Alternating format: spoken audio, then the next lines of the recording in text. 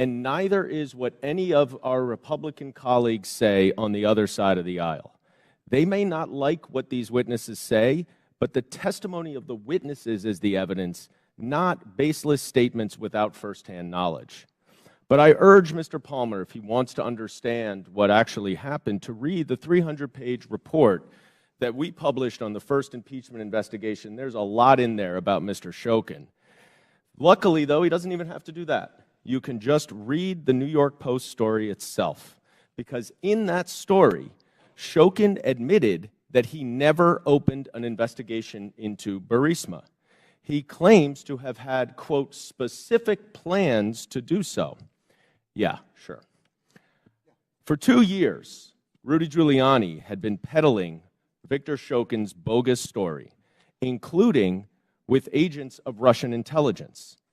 And Chairman Comer, if you question that, I urge you to look up Andrei Derkach. So who was the sole source of the hard drive to the New York Post? Rudy Giuliani.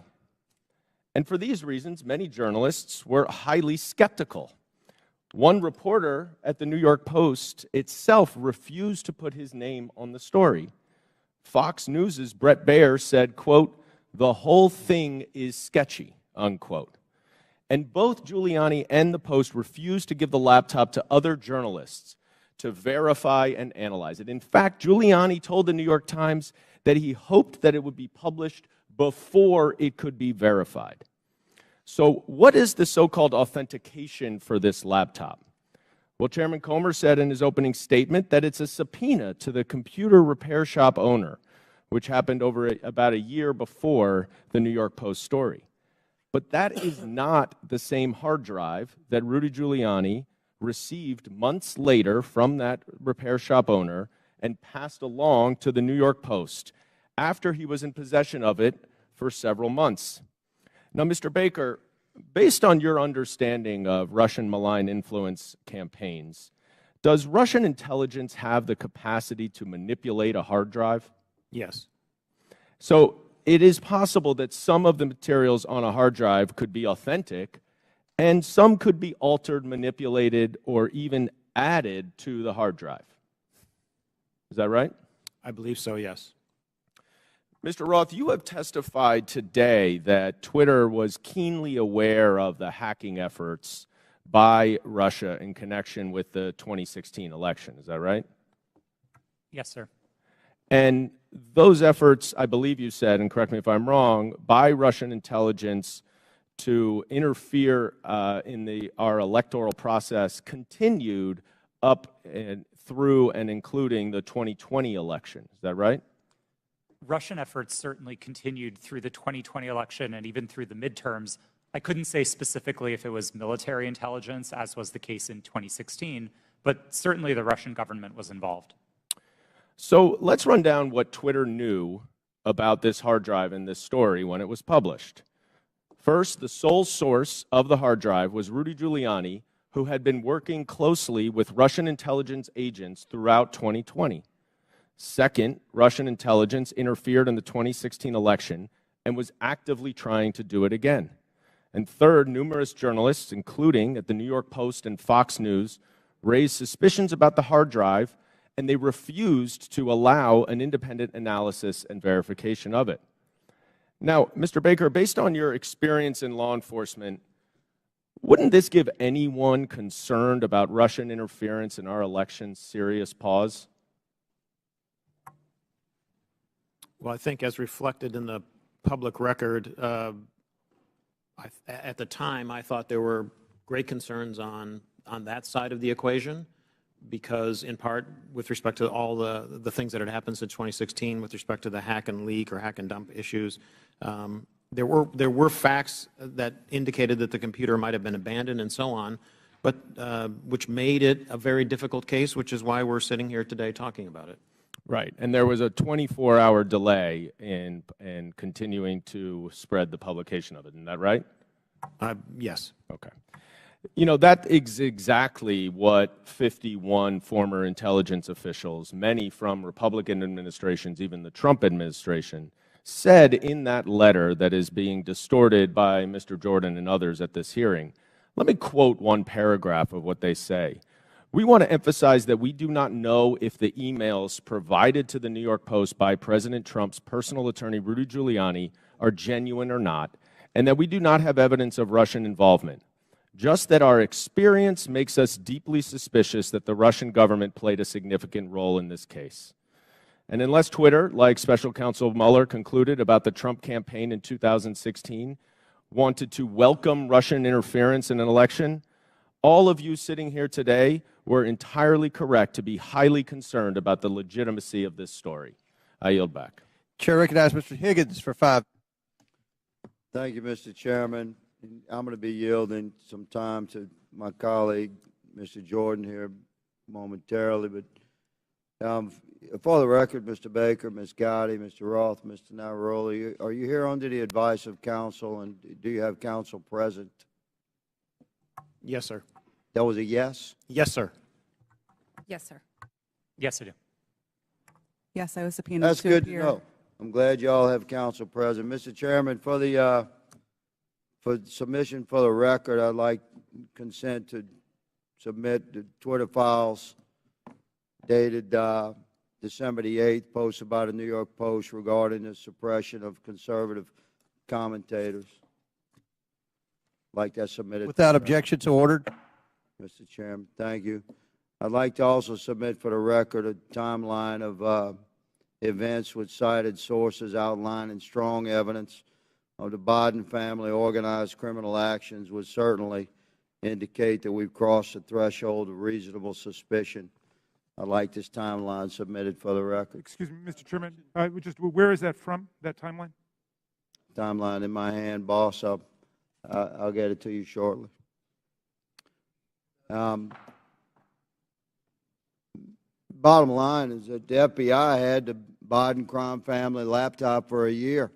They knew it was leaking. They knew it would hurt the Biden campaign.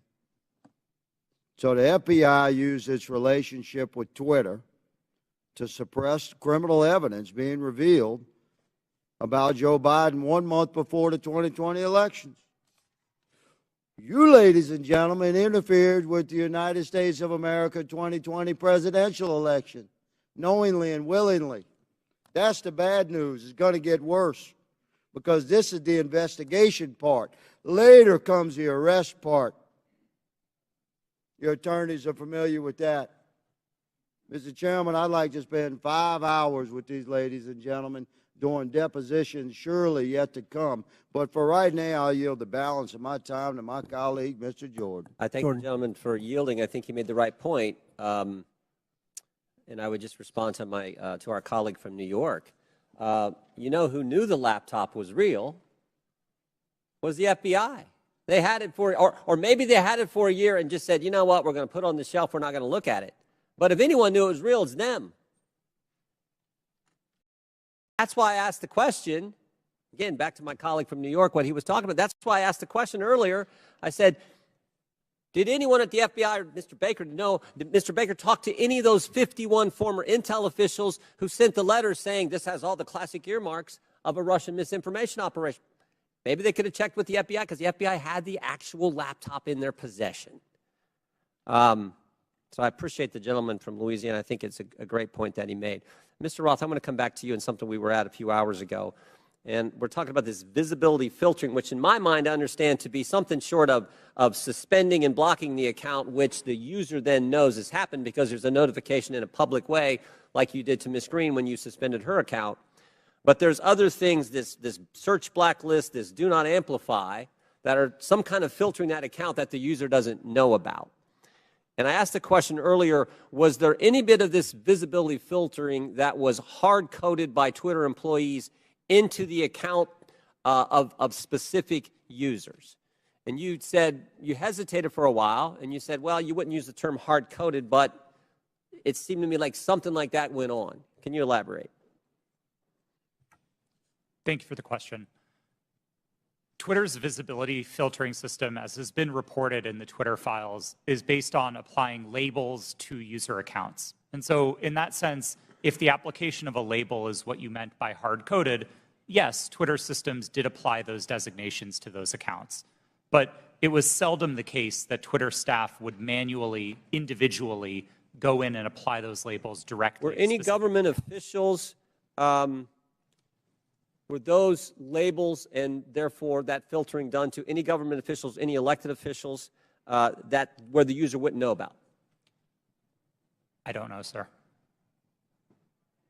I didn't have access to my Twitter computer, to any Twitter systems to prepare me to answer that question. So I'm just talking your time there, and your experience there. Do you know if that happened?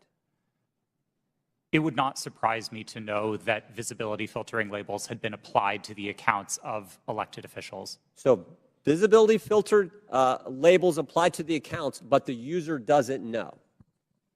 Yes, it was not Twitter's practice to notify users. But you think that happened to elected officials and government officials? Again, I couldn't say for sure.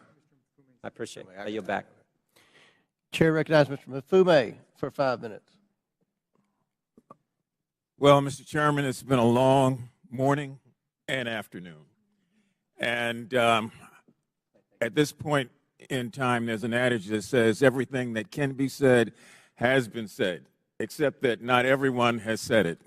So if you will indulge me for a few minutes, I'd just like to reflect on some observations having sat here and gone through this. And I'm hoping and praying that this is not a problem in search of a solution, because we're dedicating an awful amount of time here, and I don't want a few things to escape us. But having said that, I want to first associate myself with the remarks of Mr. Raskin, the ranking chair. His opening remarks succinctly, I think, encapsulated and put in place what many of us on this side of the aisle are feeling. And I also, as a point of personal privilege, would like to just express how many of us share the concern of the gentlewoman from South Carolina who indicated her ongoing medical condition, which she said she might have to live with the rest of her life. That just got me for a moment, and I wanted to make sure that that's on the record. Now, I would disassociate myself with her remarks when she said, as did the gentlewoman from Georgia, God bless Elon Musk. For me, it's God bless my country, God bless my family, God bless my friends. Mr. Musk can take care of himself. I would also caution, if I might, all of us, but particularly the gentleman from South Carolina who said earlier that there is proof that Hunter Biden committed multiple felonies. The gentleman said that without offering anything for the record. And I know we're all covered by congressional immunity in terms of when we're on the floor and when we're in these committees, but sometimes we probably don't want to feed into hot rhetoric. I mean, we campaign in that kind of poetry, but we are elected to govern in prose. And when you do that, there's a different sense of responsibility that goes with all of us. Mr. Roth, I listened to you, and I feel bad that you were attacked. And, you know, you had to sell your home. You had to move your family. And I just want to remind you and remind myself that there are members of this committee who are also always under attack because of their race or because of their surname or because of their political affiliation. That kind of reckless incitement, I think, is best dealt with when you have content moderation. Otherwise, we gin up the rhetoric. The people who can't control themselves oftentimes don't, and then we see violence occurring against whether it's members of Congress through threats or persons like yourself in the private sector. Ms. Navaroli, you in your testimony stated that on the morning of January the 6th that you sent lawyers a message warning them that your team was hamstrung by leadership. And 2 days later, when it looked like that might happen again, you asked management whether or not they wanted more blood on their hands. What was their response, and what did they do? Yes, thank you for that question. On the morning of January 6th, I did send that message to a Twitter lawyer, specifically because I believe that Twitter was going to be facing liability for what was going to occur that day. I do not remember their exact response, but I do remember there coming in a response of confirming that the information had been received. Would you repeat the second question that you asked? I wanted to know, what was their response? What did they do? Nothing. Okay, you went on to say that in January of 2020, after the United States assassinated an Iranian general, that the president at that time, Mr. Trump, decided to justify it on Twitter, and management literally instructed you to make sure that we were not about to start World War III on that platform. Is that correct? Yes, that did occur. And what happened after that? It was up to me and my team to create what we called enforcement guidance, so a document that explained how we would apply our policies specifically related to content moderation in that specific instance. I believe the document was relating to foreign policy discourse. So my point here about content moderation on the front end prevents some of the crazy things we see on the back end. Mr. Chairman, I have from the Anti-Defamation League their latest report on murder and extremism in the United States, oftentimes fueled by the lack of content moderation, that I would ask unanimous consent be entered into the record. And I also have the National Threat Assessment done by the Secret Service of our country. This was just released, and it talks about how 25% of all of these acts are being conducted by people who are not moderated, but who in fact end up breaking the law and threatening the lives of people. And I would ask unanimous consent that also be. Without objection, so ordered. Thank you, sir. Chair recognizes Mr. Sessions for 5 minutes. Mr. Chairman, thank you very much. So I will say it, God bless Elon Musk, because I think I feel that way. It was Elon Musk that revealed data that uncovered a disturbing cabal. Let's be clear, we're here today because Twitter got caught, not because people wanted to admit mistakes got made, or perhaps because they got bought. If not for the Twitter files released by Mr. Elon Musk, this activity we're discussing today would still be going on. It's no secret that the political bias of Twitter and their previous leadership bled into politics and merged that with practices of the company. And that is a big concern. But a bigger concern is where our government, on a political basis by law enforcement, becomes engaged in things that a timeline would show were not truthful. That's the concern. The fact that Twitter was working hand in glove with the Federal Bureau of Investigation and the intelligence community to suppress free speech and things that were not true is disturbing. That is why we are here today. So, Mr. Roth, I would engage you, if I could, for a minute. By the way, I want to compliment all four of you. You've been here all day. This is hard to do. You've kept your cool. To the best of your ability, you're expressing honesty. I admire that. Mr. Roth, can you please tell me about the meetings with the FBI? How many? Where did they take place? How do they accomplish what they wanted? Thank you for the question. Yes, sir. Twitter met with the FBI, I would estimate, several dozen times over the course of multiple years. These meetings happened in person, in the Twitter office, in the offices of other technology companies, and at times they happened virtually. We issued press releases about these meetings. They were not happening in secret. They were not anything that the public sector or the private sector strove to hide from anybody. But in these meetings, we used it as an opportunity to discuss the shared threats of foreign malign interference, to discuss the preparations that the public and private sector were implementing, and to use that as an opportunity to make sure that we were having open channels of communication about those malign interference threats. Ms. Roth, did you at any time believe that the Bureau might not be honest about the things they knew and the information that they shared and passed to you?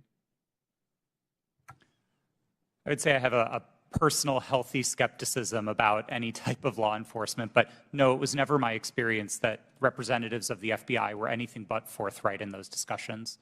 Do you believe that they, today, in looking back, misled you? I don't believe so, no. So you believe that the things which they told you, in looking back, are truthful even today? To the best of my recollection, yes.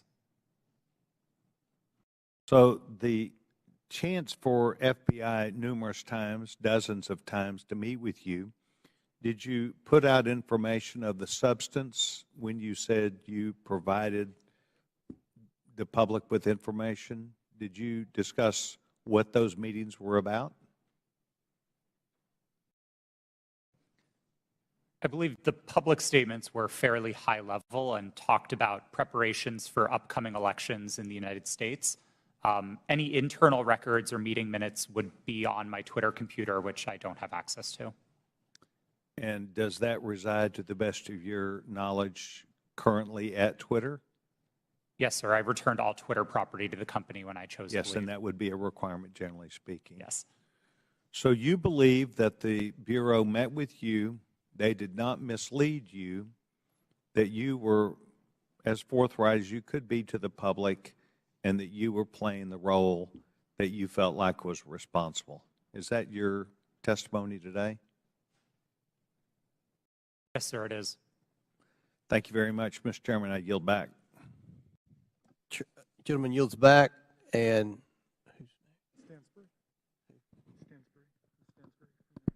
Stansbury. Yeah. Oh, yeah, yes.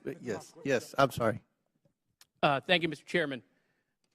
You know, I'm beginning to feel like a little bad for the majority. Like I just feel guilty because you guys have come today to try to prove that the Biden administration in coordination with Twitter is impugning free speech. And the problem is that Donald Trump, he is just this thing that hangs around your neck. Because at every turn, he undermines whatever credibility you want to have on this subject.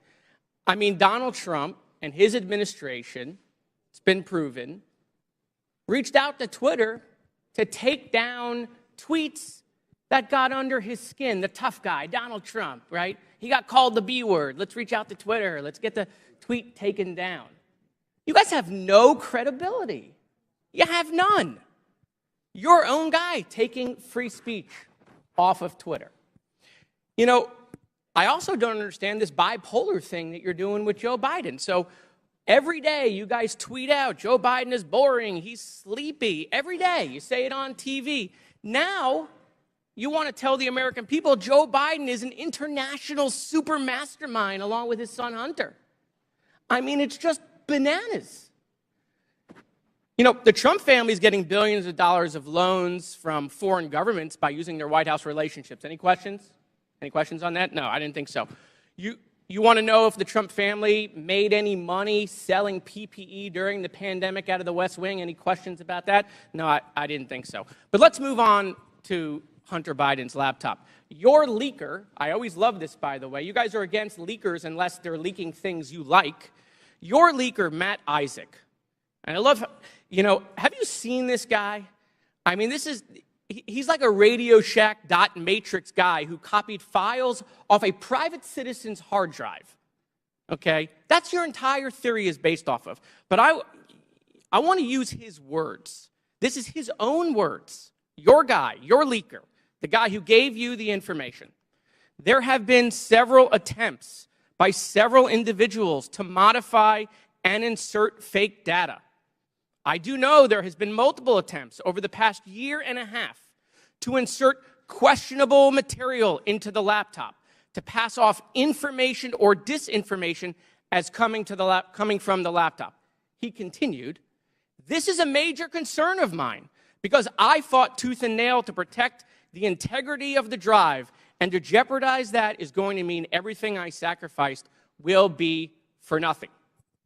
Your guy, your leaker, questioning the integrity of the information you guys are peddling. By the way, why isn't he here? Bring him here. Let's ask him questions. And why haven't we seen the hard drive? You guys aren't shy. Why won't you show it to the American people? Let's talk about Twitter. Let's talk about God bless Elon Musk. See these? God bless the guy who is allowing Nazis and anti-Semitism to perpetrate Twitter. There's been a 66% increase of anti-Semitism on Twitter since Elon Musk set it free. Mr. Chairman, I agree with you. It's not fair to say all conservatives are Nazis. That's preposterous. That's not true. But your Lord and Savior Donald Trump is having tea and dinner with them at Mar-a-Lago. Nick Fuentes right here, who is a picture that is tweeted at me all the time saying Jews are a virus in response to my tweets. Donald Trump's having dinner with him. Nazis at Mar-a-Lago. And so, no, not all Republicans are Nazis, but I got to tell you, Nazis seem really comfortable with Donald Trump. So I have questions about that, Mr. Chairman. Why is that? Why do I get these tweets? Let's talk about Kanye West, right? The chairman of the Judiciary Committee for 3 months praising Kanye West. We love Kanye, right? A Nazi. Clearly now. It took months for that tweet to come down. How come? I mean, these are things I'd love to know. Is it because maybe they're your voters? I mean, they certainly aren't voting for me. I yield back. Chair recognizes Mr. Langworthy for 5 minutes. The Twitter files revealed the unrestricted power and censorship regularly exercised by the 3 witnesses in front of us today, Mr. Roth, Ms. Gaddy, and Mr. Baker. Now, Ms. Navaroli, in your opening, you stated that too few people and companies have too much power. Well, I think you're right. The witnesses here today, they had too much power at Twitter. And they tried to play the role of God as they interfered with the natural right of the people to a free and fair election. Twitter knowingly suspended the New York Post's account, one of the most reliable conservative voices in the country, in fear that an honest story would swing the most divisive election in American history into the hands of their enemy, former President Donald Trump. Now, Mr. Roth, you were part of the secretive SIP-PES censorship team at Twitter, correct? No, sir, I'm not sure what that refers to. Mr. Roth, the Twitter files revealed that you rarely adhered to company policy in making your censorship decisions.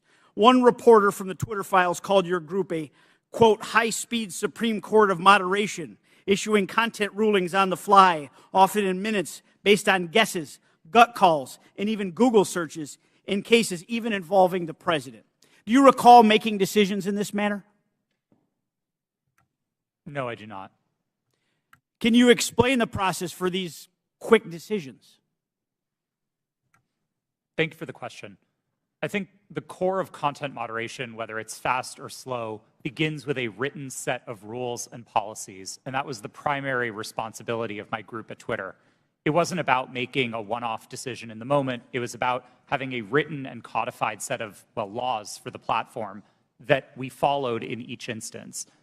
In the vast majority of cases, content moderation decisions were not made by me or by another executive or even by a member of my direct team. They were made by hundreds of content moderators enforcing those rules again and again and again. The situations in which decisions would be escalated to senior executives were few and far between and largely related to the really hard gray area calls. So, Mr. Roth, as part of the, quote, Supreme Court of Moderation at Twitter, did you have the final call over political censorship decisions? No, sir, I did not. Then who had the final call on these decisions? There was a team of people, some of whom represented on this panel today, others not, who were involved in trying to make these decisions. But a portrayal that any one person held sort of supreme or ultimate authority over these decisions would misrepresent what the process was. So your team labeled high-profile accounts as VITs, standing for very important tweeters. What was the threshold for being labeled as a VIT? That's an excellent question for which there is not a consistent answer. I don't think Twitter was particularly well put together on that definition. So was the New York Post labeled a VIT? I believe the New York Post's account is verified, and verification conferred some of that status of being a VIT. But again, the definitions here are a little squishy. Now, is it true that the Twitter comms director, Trenton Kennedy, said in regard to the Post story, I'm struggling to understand the policy basis for marking this unsafe? Yes, it's my understanding that Mr. Kennedy said that. Was the New York Post story regarding Hunter Biden's laptop marked unsafe regardless of uncertainty? It is true that Twitter marked links to that story as unsafe in a number of our systems, which resulted in restricting people's ability to tweet it. That was the decision that Twitter reversed 24 hours later. Well, it's clear from this panel that too few people had too much power. The New York Post Twitter account was suspended in an attempt by Democrats and big tech to go ahead and play God and interfere in a natural, free, and fair election in the free flow of information in this country. The censorship is unbounded. The New York Post has been a reliable source for decades, including their coverage of the nursing home scandals in New York during the pandemic. Now that you and many others are gone from the company, there is hope that this platform will once again be a place where voices can be heard and respected, and it can return to be a town hall for all points of view, no matter if you agree with them or not, sir, and that our elections will never again be controlled by big tech. I yield back. Gentleman yield? Will the gentleman yield to Jordan? Mr. Jordan. Okay, thank you. Mr. Roth, in Missouri v. Biden, your declaration to the FEC, you said, I also learned in these meetings with the government that a hack and leak operation would involve Hunter Biden. Mr. Chan has testified in his deposition in that same case. In my estimation, we never discussed Hunter Biden specifically with Twitter. Who told you about Hunter Biden in these meetings? Gentleman's time has expired, but please answer the question. My recollection is that a representative of another tech company may have mentioned it, but those meetings were several years ago. I truly don't recall. Okay. Chair recognizes Ms. Stansbury for 5 minutes. Thank you, Mr. Chairman. And I want to just start this afternoon by thanking our panelists who have been sitting here all afternoon, and many of the members of the public who are with us. I see a lot of tired faces out there, and I want to thank you all for spending your day with us. But I also want to start out by asking, what are we doing here in this committee today? Why are we here? Why is this committee devoting a day-long hearing to a political conspiracy theory that was planted in the media by Rudy Giuliani to support Donald Trump's re-election campaign? Of all the topics we could be focused on in this committee to support the American people, how people are going to put food on their table at the end of the day, how we're going to address the economy, how we're going to address critical issues that are on people's minds every day. We are devoting an entire day to this conspiracy theory involving Twitter. Now, the mission of this committee is to root out waste, fraud, and abuse, and to conduct oversight on behalf of the American people.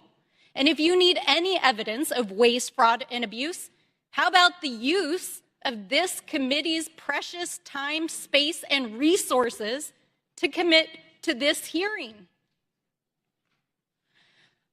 You know, I don't even understand why we're here right now, but I do want to clarify some key facts about what we've heard today.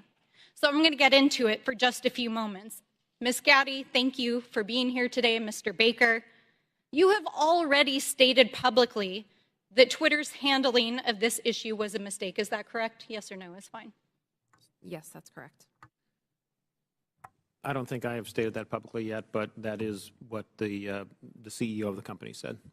Yes, and at the time, only weeks before, one of the most consequential elections of our lifetime in 2020, Twitter made a decision based on policies put into place to protect the public from political disinformation and from foreign interference. Is that correct, Mr. Roth?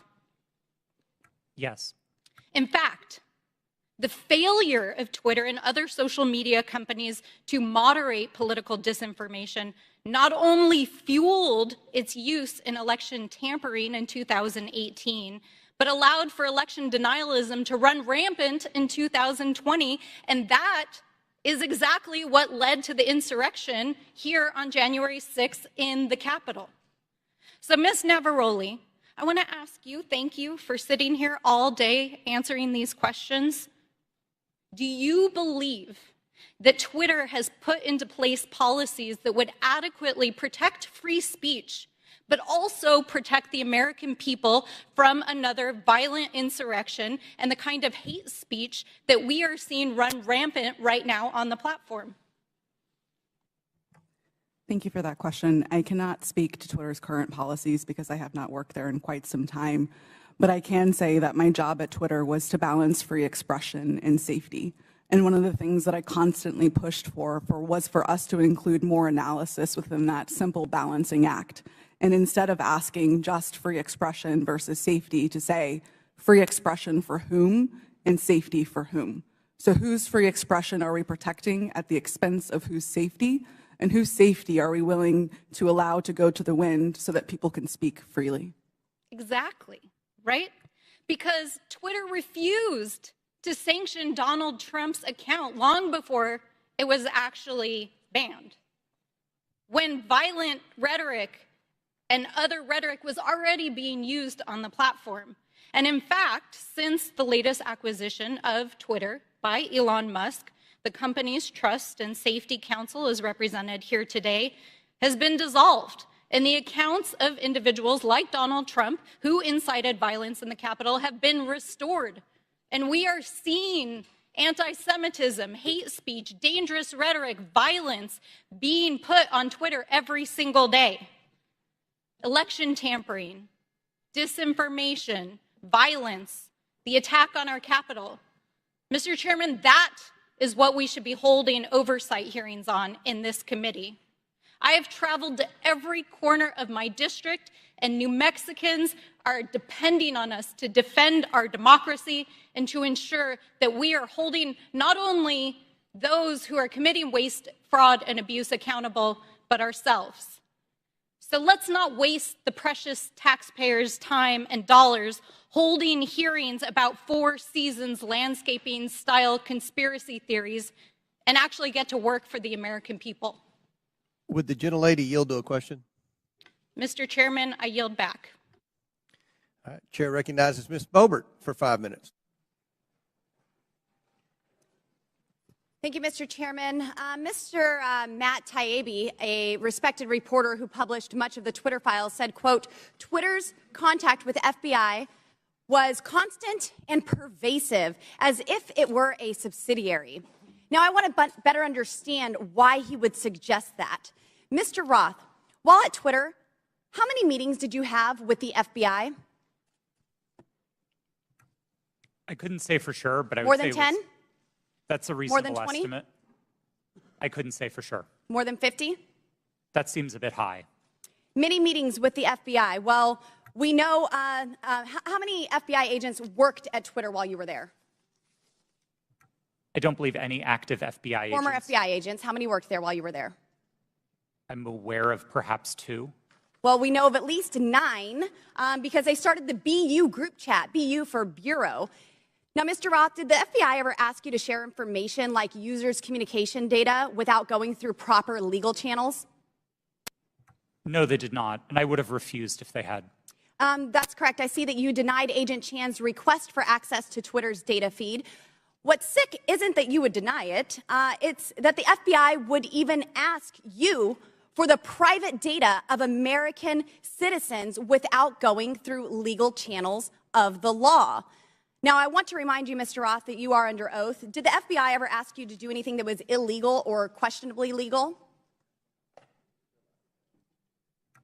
I'm not a lawyer, but certainly not to the best of my recollection or knowledge. Now, from the hearing that I've been a part of today, it's almost impossible to tell where the FBI ends and where Twitter begins. We have Mr. Baker here, a former FBI agent, and there seems to be a revolving door between the FBI and Twitter itself. Even Mr. Baker said that there was no collusion with the federal government and Twitter. But Mr. Baker, that's you. You are the collusion between the federal government and the FBI. And now with it, this is such a problem because we're seeing censorship all over. Mr. Roth, Ms. Gaddy, did either of you approve the shadow banning of my account at Lauren Boebert? Yes or no? No, I did not.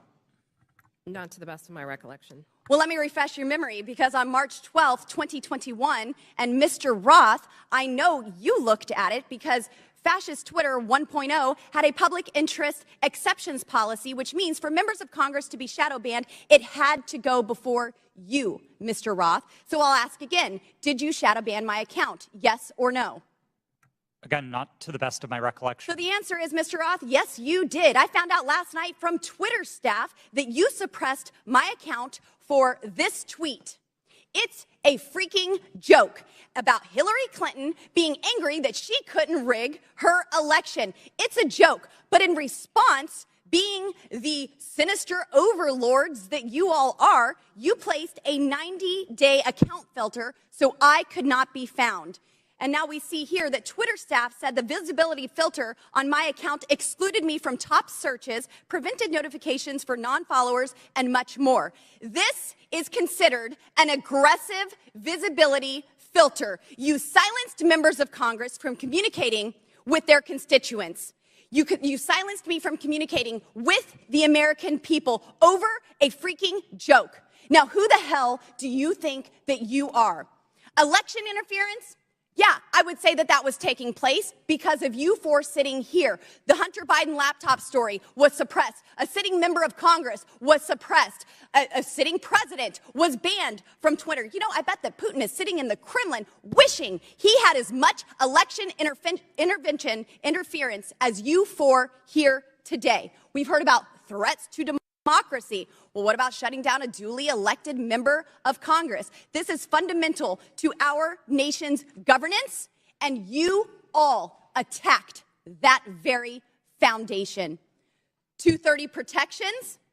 Well, those are for publishers, not for editors. And it's clear you were not acting as publishers, you were acting as editors. And Mr. Chairman, I think it's far past time that we remove 230 protections for big tech platforms who are abusing this protection. And let me just say, I'm not angry for myself. I'm not angry because I was silenced. I can reach out to Elon and to his staff, and I can see what's happened. And I can sit here today and hold you all in account. I am angry for the millions of Americans who were silenced because of your decisions, because of your actions, because of your collusion with the federal government. They can't reach out to Elon. They can't sit here today and hold you into account. We don't know where the FBI ends and Twitter begins. But I do want to thank Mr. Elon Chairman, we're Musk over for 17 firing seconds now. you four and saving free speech and even Twitter. Mr. Chairman, I yield. The lady yields. Went over 24 seconds. I'll give Ms. Porter 24 extra seconds. Well, I appreciate your indulgence, Chairman Comer, but I won't need it. So today's hearing gavelled in at 10 a.m.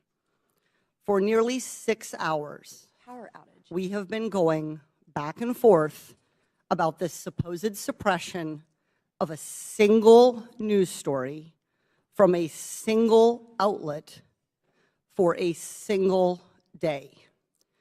This hearing has been, in its length, nearly 1/4 of the amount of time that Twitter users could not share the link. We are spending almost as much time screaming about this as this was ever a problem. Look, criminal activity is always a concern, but if there is criminal wrongdoing on Hunter Biden's laptop, that is a matter for the FBI and our law enforcement agencies. Today's hearing is merely an exercise in misinformation and disinformation. a free-for-all hellscape. That's what now CEO Elon Musk said Twitter would become if the platform became a place where anyone could say anything with no consequences. It is unbelievable to me that I am quoting Elon Musk, but that is how ridiculous this hearing has become. The Oversight Committee, like Twitter or any other social media company for that matter, cannot become a free-for-all hellscape where anything goes. With that, Mr. Chairman, I yield back. The lady yields back. Thank you. Mr. Chairman, Ms. Boebert. I ask unanimous consent to submit 2 documents into the record, both from Twitter. Without objection, so ordered. Thank you. Chair recognizes Ms. Luna for 5 minutes. Thank you, Chairman. Mr. Roth, have you communicated with government officials ever on a platform called Jira? Yes or no? Real quick answer. We're on the clock. Not yes to or the no? best of my recollection. Not no. to your recollection? Great. If you did, in the event, communicate, who would have had access to this platform? That's the nature of my confusion. Okay. Jira is, did you ever speak to government officials on Jira regarding taking down social media posts? again, not to the best of my recollection. Can you explain to me why the federal government would ever have interest in communicating through Jira, mind you, a private cloud server, with social media companies without oversight to censor American voices? I want to let you know that this is a violation of the First Amendment, and the federal government is colluding with social media companies to censor Americans. Mr. Chairman, I ask for unanimous consent to submit these graphics into record. And Mr. Roth, I'm going to refresh your memory for you. This flowchart behind me. Ordered. Thank you, Chair. This flowchart shows the following federal agencies, social media companies, Twitter, leftist nonprofits, and organizations communicating regarding their version of misinformation using Jira, a private cloud server. On this chart, I want to annotate that the Department of Homeland Security, which has the following branches: Cybersecurity and Infrastructure Security Agency, also known as CISA, Countering Foreign Intelligence Task Force, now known as the Misinfo, Disinfo, and Malinformation, MDM. This was again used against the American people. The Election Partnership Institute, or Election Integrity Partnership, EIP, which includes the following: Stanford Internet Observatory, University of Washington Center for Informed Public, Graphica, and Atlantic Council's Digital Forensic Research Lab, and potentially, according to what we found on the final report by EIP, the DNC. The Center for Internet Security, CIS, a nonprofit funded by DHS, the National Association of Secretaries of State, also known as NASS, and the National Association of State Election Directors, NASED, and in this case, because there are other social media companies involved, Twitter. What do all of these groups, though, have in common? And I'm going to, again, refresh your memory. They were all communicating on a private cloud server known as Jira. Now, the screenshot behind me, which is an example of one of thousands, shows on November 3rd, 2020, that you, Mr. Roth, a Twitter employee, were exchanging communications on Jira, a private cloud server, with CISA, NASS, NASED, and Alex Stamos, who now works at Stanford and is a former security officer at Facebook, to remove a posting. Do you now remember communicating on a private cloud server to remove a posting? Yes or no? I wouldn't agree with the characterization. I don't care if you agree. This is your stuff. Yes or no, did you communicate with a private entity, the government agency, on a private cloud server? Yes or no? The question was if I Yes or no? Yeah, I'm on time. Yes or no? Ma'am, I don't believe I can give you a yes or no. Well, I'm going to tell you right now that you did, and we have proof of it. This, ladies and gentlemen, is joint action between the federal government and a private company to censor and violate the First Amendment. This is also known, and I'm so glad that there's many attorneys on this panel, joint state actors. It's highly illegal. You are all engaged in this action, and I want you to know that you will be all held accountable. Ms. Gaddy, are you still on CISA's Cybersecurity Advisory Council? Yes or no? Yes, I am. Okay. For those who have said that this is a pointless hearing, and I just want to let you guys all know, we found that Twitter was indeed communicating with the federal government to censor Americans. I'd like to remind you that this was all in place before January 6th. So to say that these mechanisms weren't in place and to make it about January 6th, I want to let you know that you guys were actually in control of all of the content, and clearly we have proof of that. Now, if you don't think that this is important to your constituents and the American people from those saying that this was a pointless hearing, I suggest you find other jobs. Chairman, I yield my time. Mr. Chairman, point of order. Chair. Yeah, I just want to call to the attention of the chair and members yes, that we're getting awfully close to witness intimidation, and I would ask the chair to intervene. I'm sorry, I didn't hear what you said, Mr. Mafui. I said I would caution all members that we were getting very close to witness intimidation, right on the verge of it, and I would ask that the chair and the ranking member agree how we will proceed from this point on. It was the threats that were just made. Ms. Ocasio-Cortez. Thank you, Mr. Chair. And in follow-up to that, I am curious about the committee's rule or the committee's disposition. Accusing witnesses of a crime, discussing arrest, discussing, making these allusions and threats. I want to clarify for the record, what is the committee's policy around threatening a witness?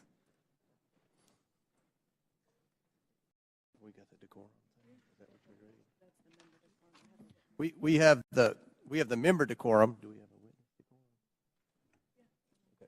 And around the rules of decorum, can we agree that threatening a witness comes close to broaching general decorum? It does broach general decorum of the committee? With all due respect, Ms. Ocasio-Cortez, we don't agree that there was any witness threatening. In threatening, when we discuss arrest, when we discuss a potential arrest of a witness and alluding to a witness or suggestion of a witness committing a crime without evidence and without documents being supported to the record. Can you be more specific? When we talk about arresting a witness, or when we talk about a witness, insinuating that a witness is lying without documentation, I fear that this constitutes threatening a witness, and that will broach the rules of decorum of this committee. And I'd like to ask that we request witnesses be treated with respect. Thank you. Appreciate that, and I will remind everyone of the member decorum and witness decorum to treat everyone with respect. Thank you, Ms. Ocasio-Cortez. Do you have anything to add? No, thank you. I agree with you, Mr. Chairman. I have a separate point of order I just wanted to raise, which is it seems as if several members now seem to have access to some information from Twitter that people on our side don't have, and I would just hope that anybody who's communicated directly with Twitter or received any information relating to the witnesses who has that, who plans to use it, distribute it to the committee in advance. If that's okay. I think that most of the evidence is coming from. I think a lot of the quotes and emails are on the laptop. Well, I think that at least one member indicated the Twitter files that Elon Musk has. Well, one member had indicated that she had received information directly from Twitter. Okay. Chair recognizes Mr. Edwards for 5 minutes. Thank you, Mr. Chair, and to our witnesses, thank you for being with us today. I know it has been a long one. Just so that we're clear, and to stage my next line of questioning, in December 2019, we've established that the FBI subpoenaed Hunter Biden's laptop from a computer store owner. And then we've established that nearly a year later, in October 2020, the Hunter Biden laptop story is published by the New York Post. Within hours, Twitter and other social media companies began limiting the distribution of the Hunter Biden story. My question is for Mr. Roth. In September 2020, a few weeks before the New York Post published the first story on the Hunter Biden trading on his name, you participated in an exercise hosted by the Aspen Institute with other media outlets, social media companies, and national security reporters. Isn't that correct? Yes, I did. And Mr. Roth, that event was hosted specifically by the Aspen Digital Hack and Dump Working Group. Is that correct? I know it was hosted by the Aspen Institute. I couldn't say who specifically within that. Mr. Roth, this event was before the release of the Hunter Biden laptop story, correct?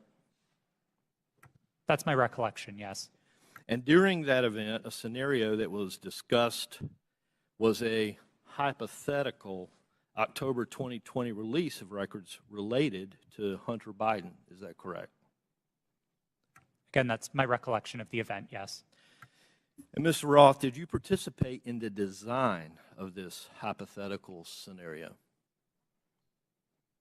Not to the best of my recollection, no. Are you telling me that you never had any conversation with anyone regarding the contents of this scenario? No, sir, I didn't say that. I met with the Aspen Institute on a number of occasions. I wouldn't say that I was involved in the development of the scenario in a specific way, no. So you're telling me that I will find no witnesses that would testify they had conversation with you regarding the development of this scenario? I genuinely could not say what other witnesses might or might not say. Why was Hunter Biden chosen as the subject of this scenario just weeks before the October 14th, 2020 publication of the first Hunter Biden story?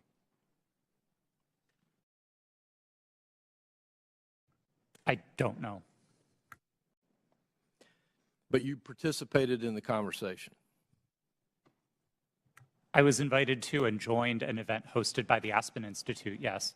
And so surely there had to be some level of conversation as to why Hunter Biden was the topic in that scenario. Not that I can specifically recall. Mr. Roth, representatives from Facebook attended this event also, correct? To the best of my recollection, yes. And Mr. Roth, the FBI had Hunter Biden's laptop nearly a year before it was uncovered by the New York Post and before the Aspen Institute event. Did members of the U.S. intelligence community participate in the September 2020 Hunter Biden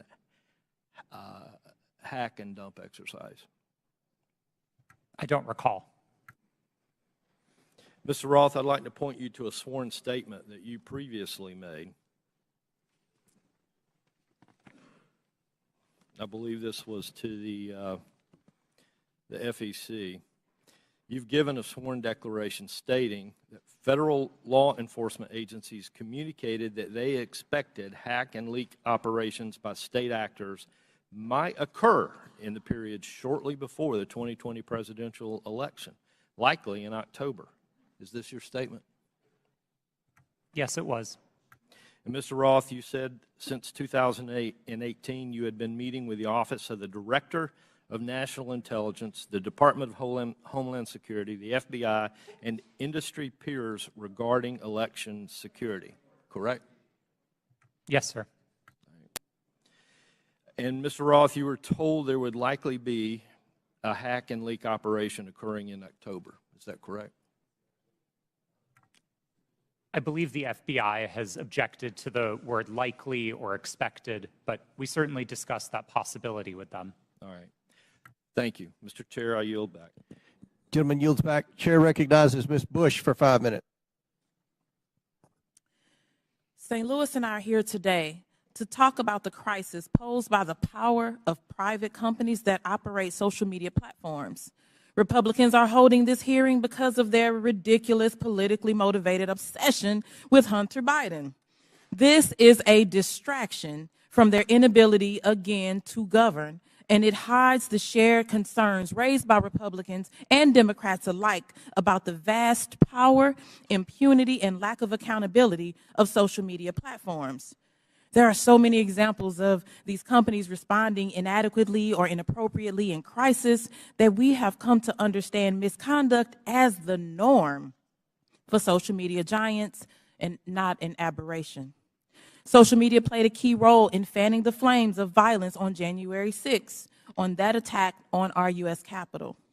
The impact has spread all over the world.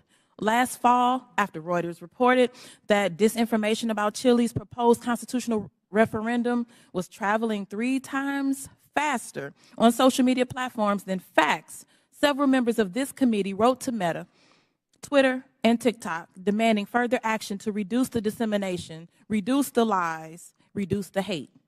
They did nothing.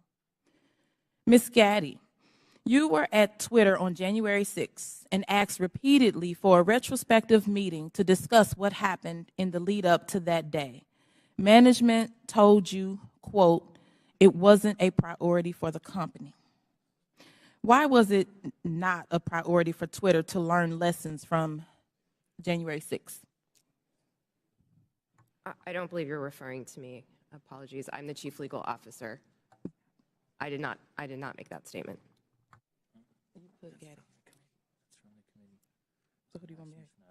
Okay, Ms. Navaroli. Would you mind repeating the question? Sure. On January 6th, you were at Twitter and asked repeatedly for a retrospective meeting to discuss what happened in the lead up to that day. Management told you, quote, it wasn't a priority for that company. Why was it not a priority for Twitter to learn the lessons from January 6th? I can't speak to leadership's motivations or why it would not have been a priority for them. What I can say is myself and individual members of my team repeatedly asked that we do a retrospective to understand not just what happened on January 6th, but leading into January 8th and the permanent suspension of the president. What can you say is Twitter's top priority? I can't speak to Twitter's top priority at this moment. I can say that, again, my team's responsibility was to balance free expression and safety and to ensure the safety and lack of harm for people on the ground. Thank you. Twitter's top priority seems to be to maximize its profit. The people on this panel were among the top experts moderating content for equity and safety at Twitter, and your concerns were consistently steamrolled by executives pursuing profit. We know this situation must change, but I would argue that the structure of these corporations ensures this malpractice will continue. These social media companies have shown themselves unfit to maintain a digital public square with almost universal usage and vast power. Their purpose is not to facilitate healthy, fact-based discourse. It is to aggressively pursue profit for their billionaire executives and shareholders. Even when they make a good decision about removing a post or a user, it is only to make a profit. This existential problem will not be solved by asking these for-profit corporations to tweak their approach around the edges. We need to re-envision what the internet can be. Digital platforms, including social media, are here to stay, but we need to make sure that they operate for the public good and not the private interests.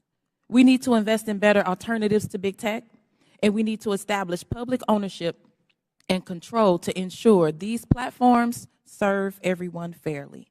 Thank you, and I yield back. Chair recognizes Mr. Perry for 5 minutes. Thank the chairman. I thank the witnesses. It's been a long day.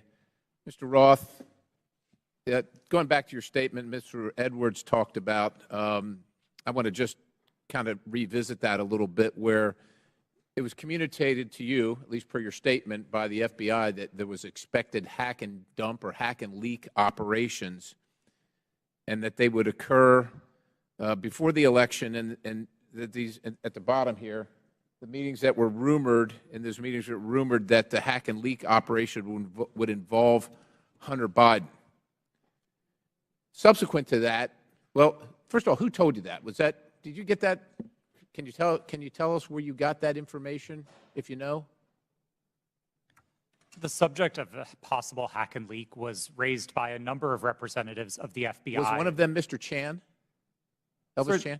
Yes, Mr. Chan was a part of it. So are you familiar with the fact that in his testimony in November of 2022 that he says we did not see any similar competing intrusions to what happened in 2016? And of course, you had been talking to intelligence agencies and law enforcement agencies for some time, and they were referring to the 2016 hack and dump operation. Are you familiar that he said that subsequent to you saying this? They didn't have any evidence? I was not aware of Okay, Mr. that's fair. Chan's deposition. That's fair. No. Did they ever give you any evidence of the hack and dump operation that happened in 2016? And what I think I'm referring to is the allegation that the Clinton campaign, the DNC server was hacked and that information was spread about through WikiLeaks or other information channels. Did they ever give you any evidence of that occurrence during these discussions? That information was made public by the intelligence community in the Mueller report and by the Senate Intelligence. Yeah, evidence. Did they ever give you evidence? Because as far as we know, CrowdStrike looked at the servers. Did the FBI ever look at the servers from the DNC, to your knowledge? I think that would be a question better directed at the Fair FBI. enough, but the point is you never saw any evidence, right? You're just taking it on, and I'm not blaming you, because a lot of people want to believe the FBI. I've always wanted to believe the FBI. The question is, did they ever give you any evidence to believe that? Because they're making the case. They're making the case that there's a hack and leak operation coming, and it's going to be about Hunter Biden right before the election. Did they ever give you any evidence? It didn't come up. Okay, yeah, I didn't figure it did. And then you all set up a secret channel between Twitter and the FBI. Who did that from the FBI? Was that Roth? Or, you're Roth. Was that Elvis? I'm sorry.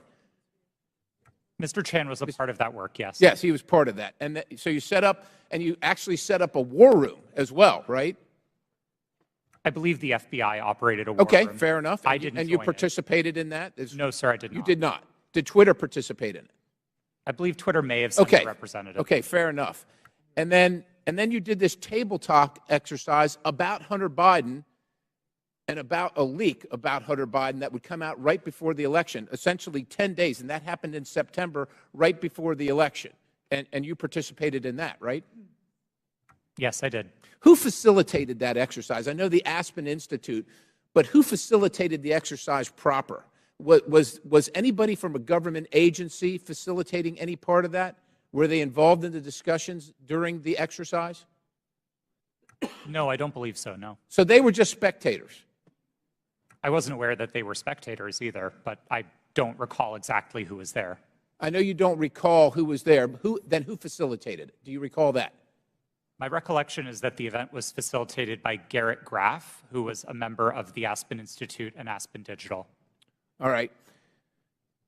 Do you find it odd now, after the fact, and I know you've already testified here, that you don't see, to Mr. Sessions, that you didn't see that you were misled or potentially duped? It sure seems highly coincidental.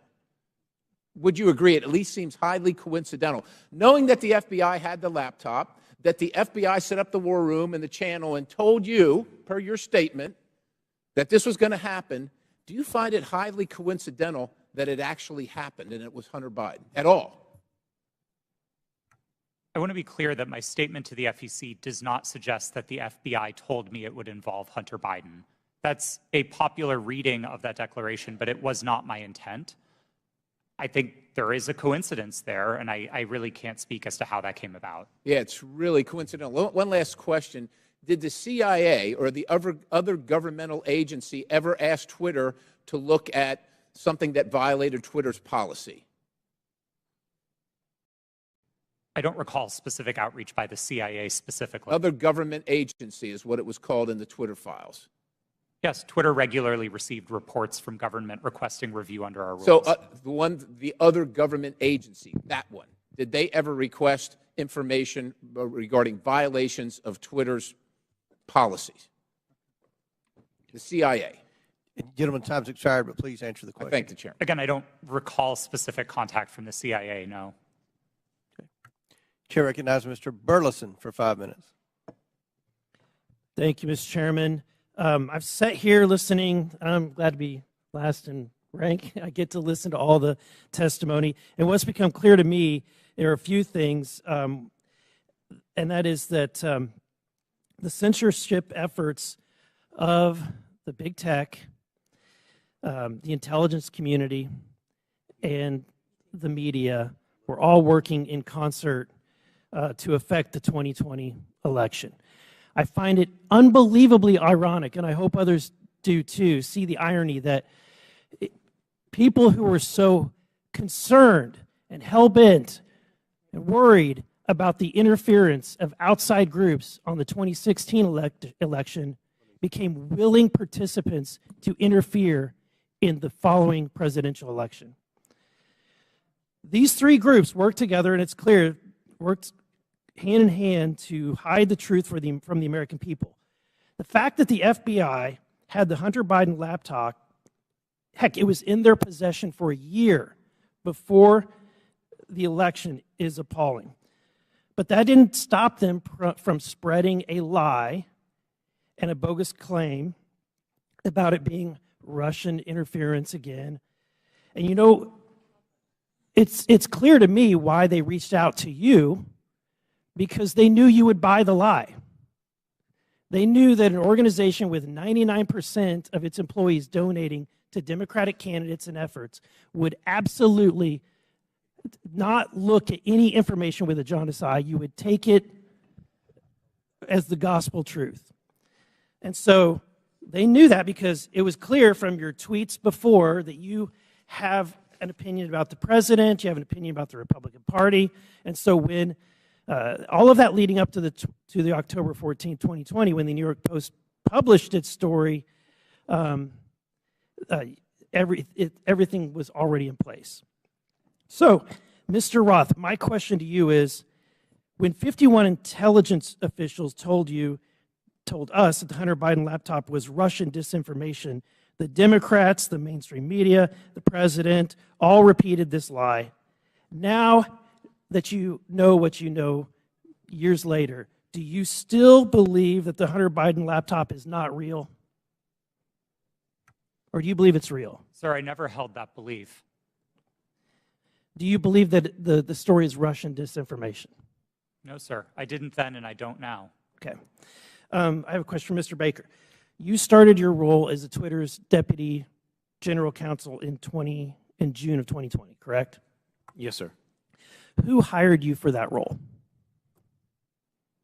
Who specifically hired me? My boss was a person named Sean Edgett, who was the general counsel. Sean Edgen? Edgett. Edgett. E-G-E-T-T. And that's who you interviewed with? I interviewed with numerous people, but Sean was my boss. Anyone that comes to mind outside of Sean? Ms. Gotti I interviewed with. You're saying other people that I interviewed with at Twitter? But ultimately, the hiring agent was Sean Edgen. I'm not sure exactly who made the decision, to be frank with you, but Sean was my boss. Okay.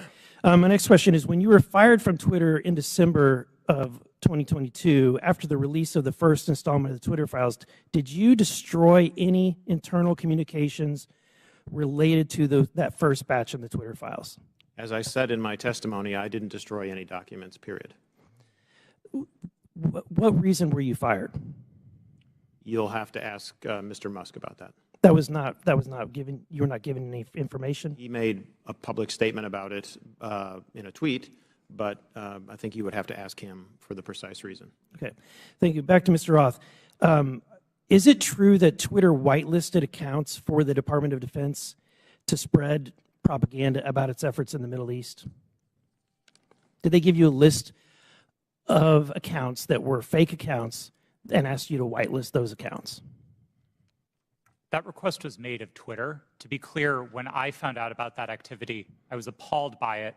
I undid the action, and my team exposed activity originating from the Department of Defense's campaign publicly. We've shared that data with the world, and research about it has been published. Was that only in efforts against foreign entities, or were there any efforts against citizens of the United States?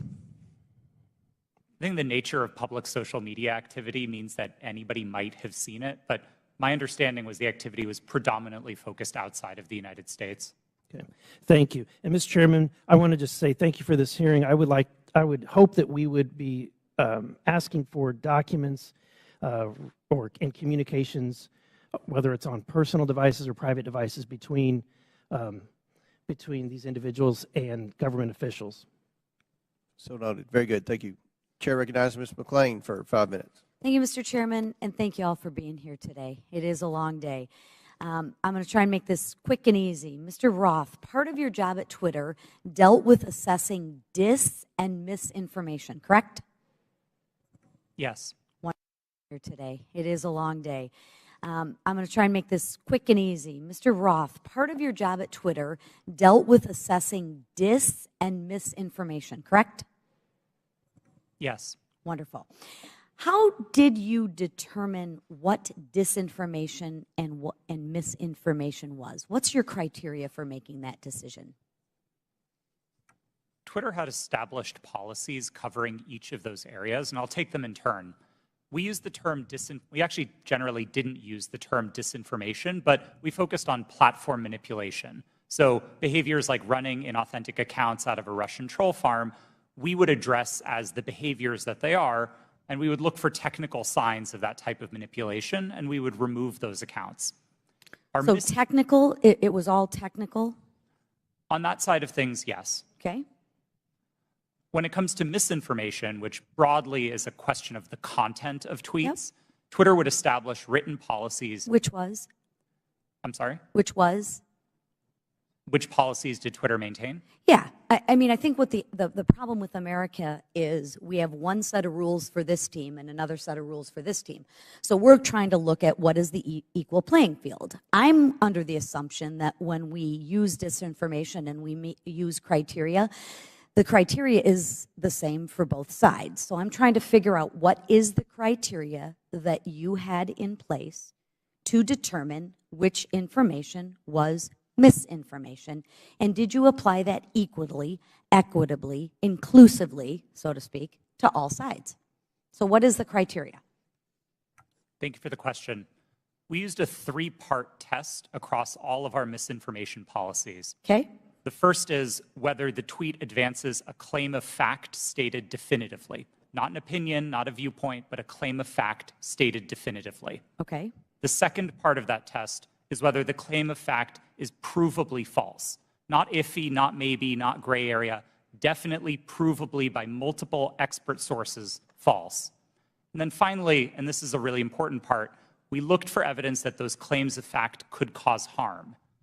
So if a tweet met all three parts of that test, that it's a claim of fact, that it's provably false, and that it's dangerous, Twitter might intervene under its policies. No part of that test is viewpoint-based. And in your opinion, was that applied to all tweets? No. Thank you. Mr. Roth, you're familiar with the reports that the Biden administration was considering establishing a disinformation governance board under the Department of Homeland Security. I am aware of public reporting about that, yes. Thank you. And that board was never established, correct? That's my understanding. That is correct. It seems to me that the federal government had far more powerful disinformation governance board in its relationship with Twitter. Again, Mr. Roth, question, how often were you meeting with people from the federal government while you were at Twitter? Weekly, daily, monthly? I would estimate somewhere between weekly and monthly. Okay. And were you aware that Mr. Baker was also taking these meetings with the federal government as well? I was not aware of Mr. Baker's calendar, no. So you had no idea that he was meeting, there was no you just worked in silos? I mean, Mr. Baker and I were in some of the same meetings together, but no, I did not know the ins and outs of what he was doing. Okay. What did you understand Mr. Baker's role to be at Twitter besides offering general legal advice? Mr. Baker supervised the primary legal team that advised the trust and safety team. He was the supervisor of the attorneys who advised my team. Okay. And how about Ms. Gaddy's role at Twitter besides offering general legal advice? For the final, I believe, year and a half of my tenure at Twitter, Ms. Gaddy was my direct supervisor. Oh, okay. What was her role? Just to supervise you, to make sure you followed those three claims?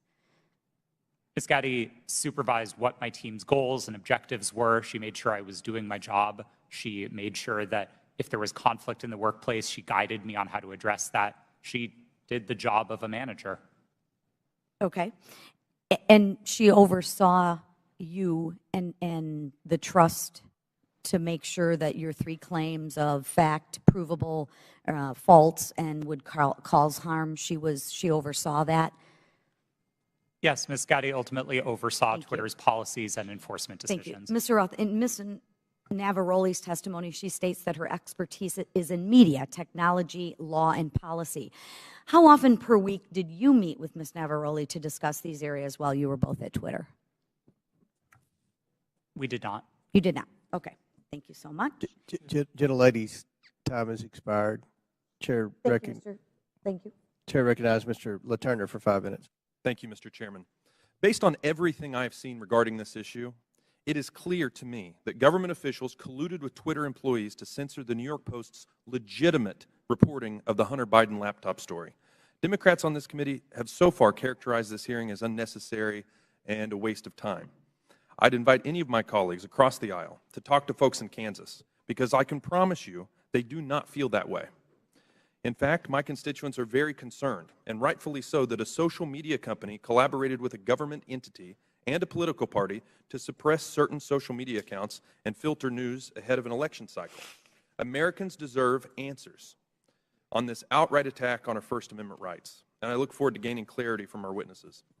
Mr. Baker, your testimony focuses heavily on the fact that Twitter acted lawfully in its reaction to the Hunter Biden laptop story, but this isn't a criminal trial. It's a congressional hearing. I'm here because my constituents are genuinely concerned that they will be kicked off these platforms for any statement that managers at those companies disagree with. They feel that social media companies like Twitter are forcing them to play a game that they don't know the rules to. I want to know your opinion on if you think it is appropriate for people in positions of power to determine what information gets shared. If not, what criteria is acceptable for making those determinations? That's a, excuse me, sir, that's a very broad question on people in power. I'm not sure I can answer that effectively and address your... Could you try? Well, I mean, the Congress is in power. Congress is restricted by the Constitution of the United States. Congress passes laws. Those laws impact how, for example, private sector actors exercise their power or spend their money, that type of thing. Government agencies have to act in accordance with the Constitution, the laws you pass, internal regulations, executive orders. There's a whole panoply of ways that that people in power, writ large, are held accountable and have to comply with rules and regulations and laws and the Constitution. Mr. Chairman, I would like to yield the rest of my time to Mr. Jordan. Mr. Jordan. I thank the gentleman. Mr. Roth, I want to go back to your statement in your declaration to the FEC. I learned that a hack and leak operation would involve Hunter Biden. Who did you learn that from?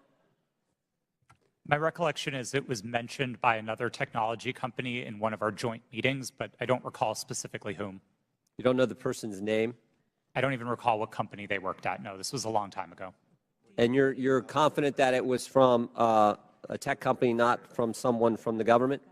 To the best of my recollection, yes. Did anyone from the government in these periodic meetings you have, did they ever tell you that a hack and leak operation involving Hunter Biden was coming?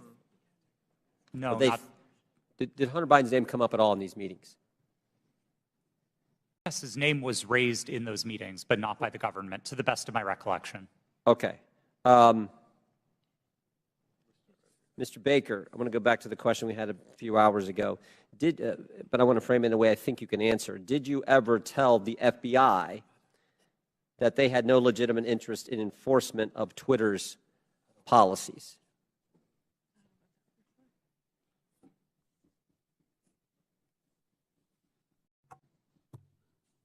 I don't think I understand. I think I understand the question. I don't recall ever having such a conversation with the FBI.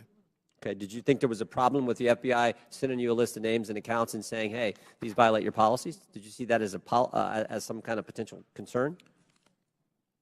I was always concerned that the FBI adhered to the Constitution and laws of the United States. Period. And you didn't think that crossed the line? Well, what crossed the line, sir? What I just asked you. That the idea that they're sending you a list of accounts that they say these violate your terms of service. Again, I'm making sure that I can answer the question. Had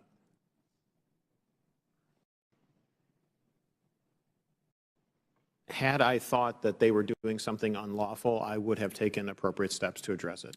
Okay, Mr. Roth, why were you reluctant, based on what I read in the Twitter files, why were you reluctant to work with the GEC?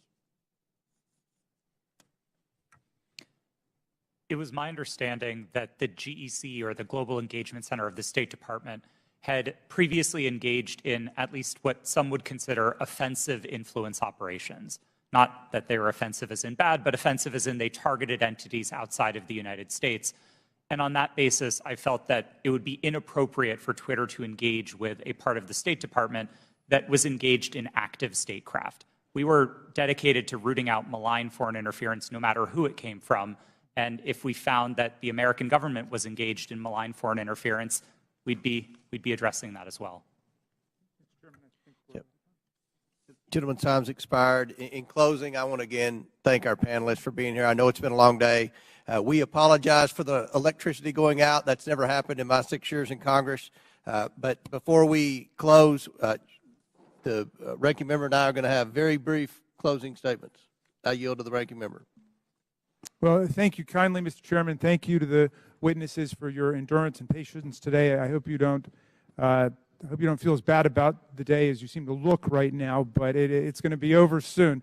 I want to start with a simple point that I hope will be sympathetic to you, and I began the long day with this. It's even more important now that we have members who are actually threatening witnesses with arrest and prosecution for clearly imaginary offenses, or at least offenses that might make sense in their minds, but I don't quite know what they would be. But Twitter is a private First Amendment protected media entity, and you make your own decisions like Fox News makes its decisions. And I might get kicked off of Fox News, or they might not cover me, or Wall Street Journal, or MSNBC. I've got no constitutional right to go there. So I think there's just a fundamental legal fallacy and logical fallacy that pervades most of the questioning today. And my friend, the chairman, and my friend, Mr. Jordan, certainly know that under our First Amendment, there's a state action requirement. There is no state action here. Now, there's an attempt to perhaps jerry-rig some state action by claiming, well, it was really the FBI that committed whatever offense was there. But what do we have in terms of what we found today? Well, today's witnesses, each and every one, testified that no U.S. government official directed any of them to censor, remove, or take down the New York Post story. That was their mistake. 2, today's witnesses all testified that the Biden campaign did not direct Twitter to take action against the New York Post story. And 3, the whole hearing was predicated on the idea that the FBI directed Twitter to take down the New York Post story to protect Biden, but once again, not a single witness testified that the FBI even communicated with Twitter about the New York Post story. So to me, this has been a wild cyber goose chase all day. It has turned up absolutely nothing. But there was one serious point made by our witness, Ms. Navaroli, who said that the violence and the chaos that was wreaked upon this institution, not far from where we sit today, on January 6th, the attempt to topple a presidential election and install someone who had not been elected as president, was facilitated by Twitter and other social media entities. And at Twitter, at least, the brass there specifically rejected the pleas of employees to take seriously all of the signs and clues of coming violence in the insurrectionary action that took place. That's a serious problem that we're going to have to deal with at some point at a serious hearing, Mr. Chairman. I yield back to you. Gentleman yields back. I will conclude by reminding my friend, the ranking member, that you've gone through quite the transition at the beginning of the hearing. You, as well as many of your colleagues, said this was a conspiracy theory. After listening to the witnesses, now you say it's a simple mistake they made in suppressing the laptop story. Twitter is a private company, but they enjoy special liability protection, Section 230. They also, according to the Twitter files, receive millions of dollars from the FBI, which is tax dollars, I would assume. And that makes it a concern of the Oversight Committee. The reason that we've had this hearing is because the laptop has been mislabeled by many in the mainstream media as being Russian disinformation, and that started with Twitter, as well as being tampered with, and you had several people including Mr. Goldman, that implied that it had been tampered with, even though CBS News and other credible media outlets. You mean mainstream media outlets? CBS? Yeah. You don't think CBS is credible? No, I thought you were just calling the mainstream media. No. Okay. CBS News. CBS News has done a forensic audit that shows that the hard drive is legitimate and it was not tampered with.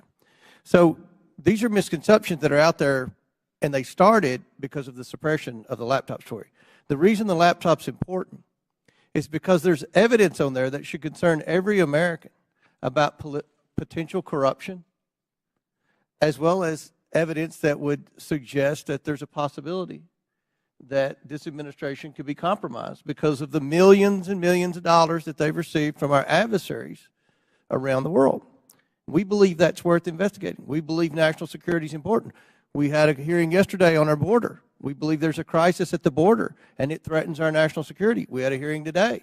We believe that we need to make sure that this administration is not compromised because of the millions of dollars that they've received from our adversaries around the world.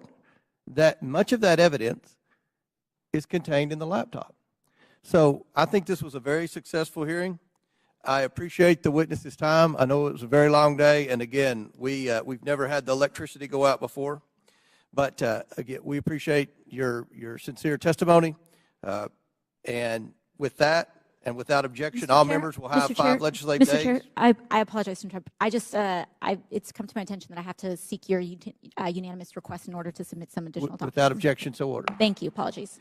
With that, and without objection, all members will have 5 legislative days within which to submit materials and to submit additional written questions for the witnesses, which will be forwarded to the witnesses for their response. If there's no further business, without objection, the committee stands adjourned.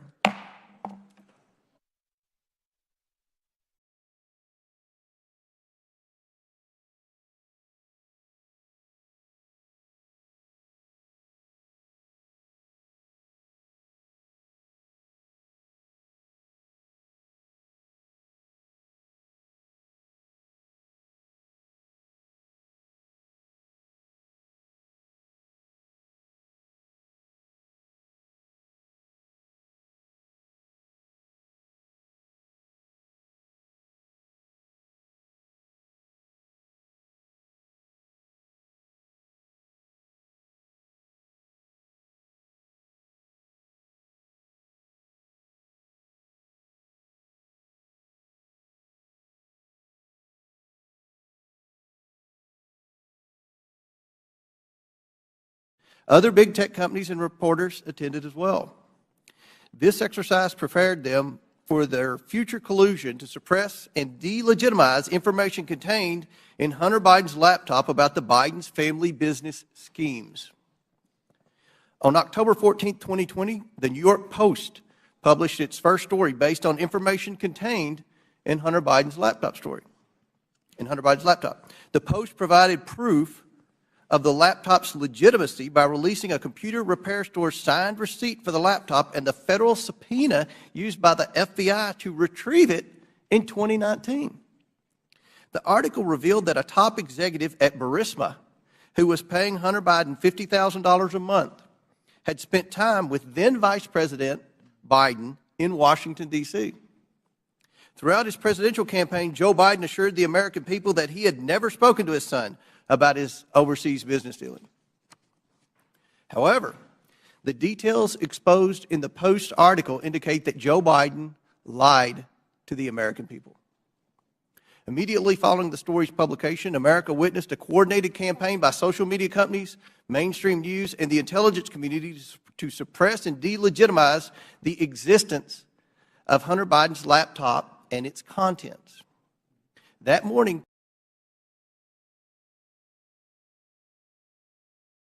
Twitter and other social media companies took extraordinary steps to suppress that story. Twitter immediately removed the story and banned the New York Post account. Twitter also banned accounts who shared the story, including White House Press Secretary Kayleigh McEnany, and blocked its transmission via direct message. This episode marked the first time Twitter directly limited the spread of information from a mainstream news organization.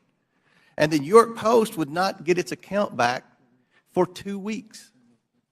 Twitter would finally admit its mistake, but the damage had already been done. On October 19th, 51 former intelligence officials published a letter that Hunter Biden's laptop was Russian disinformation, which Joe Biden used as a talking point at a presidential debate on October 22nd. But we all know now this was not Russian disinformation. It wasn't disinformation.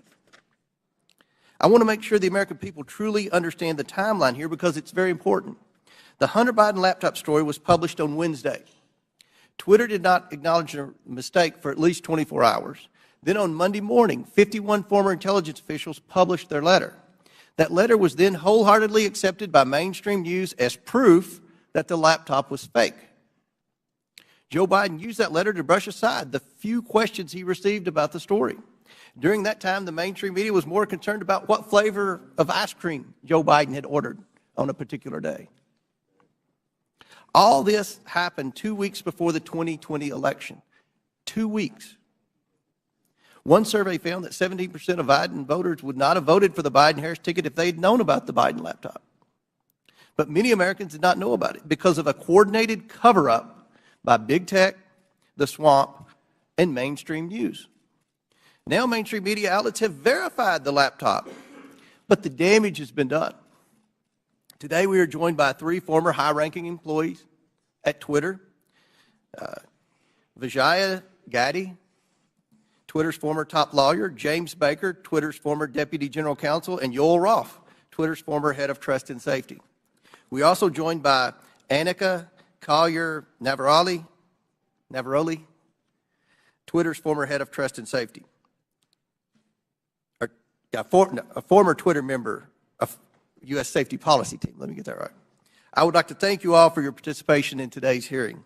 We owe it to the American people to provide answers about this collusion to censor information about Joe Biden's involvement in his family's business schemes.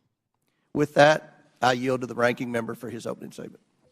Thank you kindly, Mr. Chairman. Last night in his State of the Union address, over all the heckling, President Biden reviewed significant achievements his administration and congressional Democrats are delivering for the American people. The lowest unemployment rate in over 50 years, a manufacturing boom in clean energy, semiconductors, and infrastructure, expanding health care for veterans and lowering prescription drug costs for seniors and people with diabetes, beating the opioid epidemic and addressing our national mental health crisis, historic action on climate change. But this morning, we return not to focus on advancing this robust agenda of progress, but instead to take up an authentically trivial pursuit, all based on the obsessive victimology of right-wing politics in America. The majority has called a hearing to revisit a 2-year-old story about a private editorial decision by Twitter not to allow links to a single New York Post article made for a 2-day period that had no discernible influence on anyone or anything. The New York Post published the article on its own pages, and it was carried by lots of other media outlets. It was widely discussed, including on Twitter itself, even during the brief moment in time when links weren't provided, and it was a fixture in right-wing media for the next 3 weeks before the election. I think even the chairman and other members of this committee were out on TV and social media talking about it. But instead of letting this trivial pursuit go, my colleagues have tried to whip up a faux scandal about this 2-day lapse in their ability to spread Hunter Biden propaganda on a private media platform. Silly does not even begin to capture this obsession.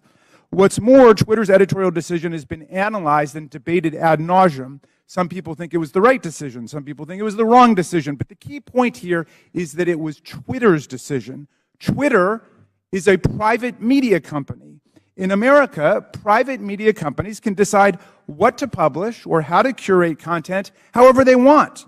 If Twitter wants to have nothing but tweets commenting on New York Post articles run all day, it can do that. If it makes such tweets mentioning the New York Post never see the light of day, they can do that too. That's what the First Amendment means. Twitter can ban Donald Trump for inciting violent insurrection against the Union, as he was impeached by the House of Representatives, and as 57 of 100 senators found he did. And it can also try to resurrect his political career. Elon Musk just purchased Twitter and therefore controls its editorial content. And among the first things he did was to fire some people, hire some people, denounce some prior decisions, and reinstate an unrepentant and still clearly lying Donald Trump to the platform. Those decisions, however heroic or imbecilic you think they might be, are protected by the First Amendment in the United States of America. Officially, Twitter happens to think they got it wrong about that day or two period. In hindsight, Twitter's former CEO, Jack Dorsey, called it a mistake. This apology might be a statement of regret about the company being overly cautious about the risks of publishing contents of potentially hacked or stolen materials, or it may reflect craven surrender to a right-wing pressure campaign. But however you interpret it, the apology just makes the premise of this hearing all the more absurd. The professional conspiracy theorists who are heckling and haranguing this private company have already gotten exactly what they want, an apology. What more do they want? And why does the U.S. Congress have to be involved in this nonsense when we have serious work to do for the American people? But what makes this hearing tragic is that if our colleagues really wanted to examine a serious problem involving American democracy and social media, my friends, it is staring us in the face right now. Twitter and other social media companies acted as central organizing and staging grounds for the January 6th violent insurrection against Congress and against Vice President Pence. Twitter became the national and global platform for incitement to seditious violence against our government, and a forum on the day of attack for coordinating logistical movements and tactical maneuvers in the mob violence against our police officers. In the lead up to January 6th, Twitter decided to allow Donald Trump and countless MAGA extremists to use the platform to spread Trump's ridiculous big lie and disinformation about the election. And soon the internet was replete with incitement for civil war, race war, insurrection, revolution, and mob violence. Twitter did so despite increasingly desperate appeals from its own employees to act in the interests of public safety approaching January 6th. The First Amendment is robust and expansive, but it stops at this point. It does not protect anyone's right to engage in incitement to imminent lawless action and violent action against the government or against other people. This is the Brandenburg Principle. There's no carve-out to free speech for speech relating to the New York Post or Hunter Biden or laptops, but there is a significant carve-out when the speech is deliberately calculated to produce imminent violence and chaos against the government. That's why Twitter's deliberate indifference to Trump's big lies and incitement, its decision to ignore the pleas of its own employees to deal with the impending explosion against our police and against Congress on January 6th are matters that require real investigation and reflection.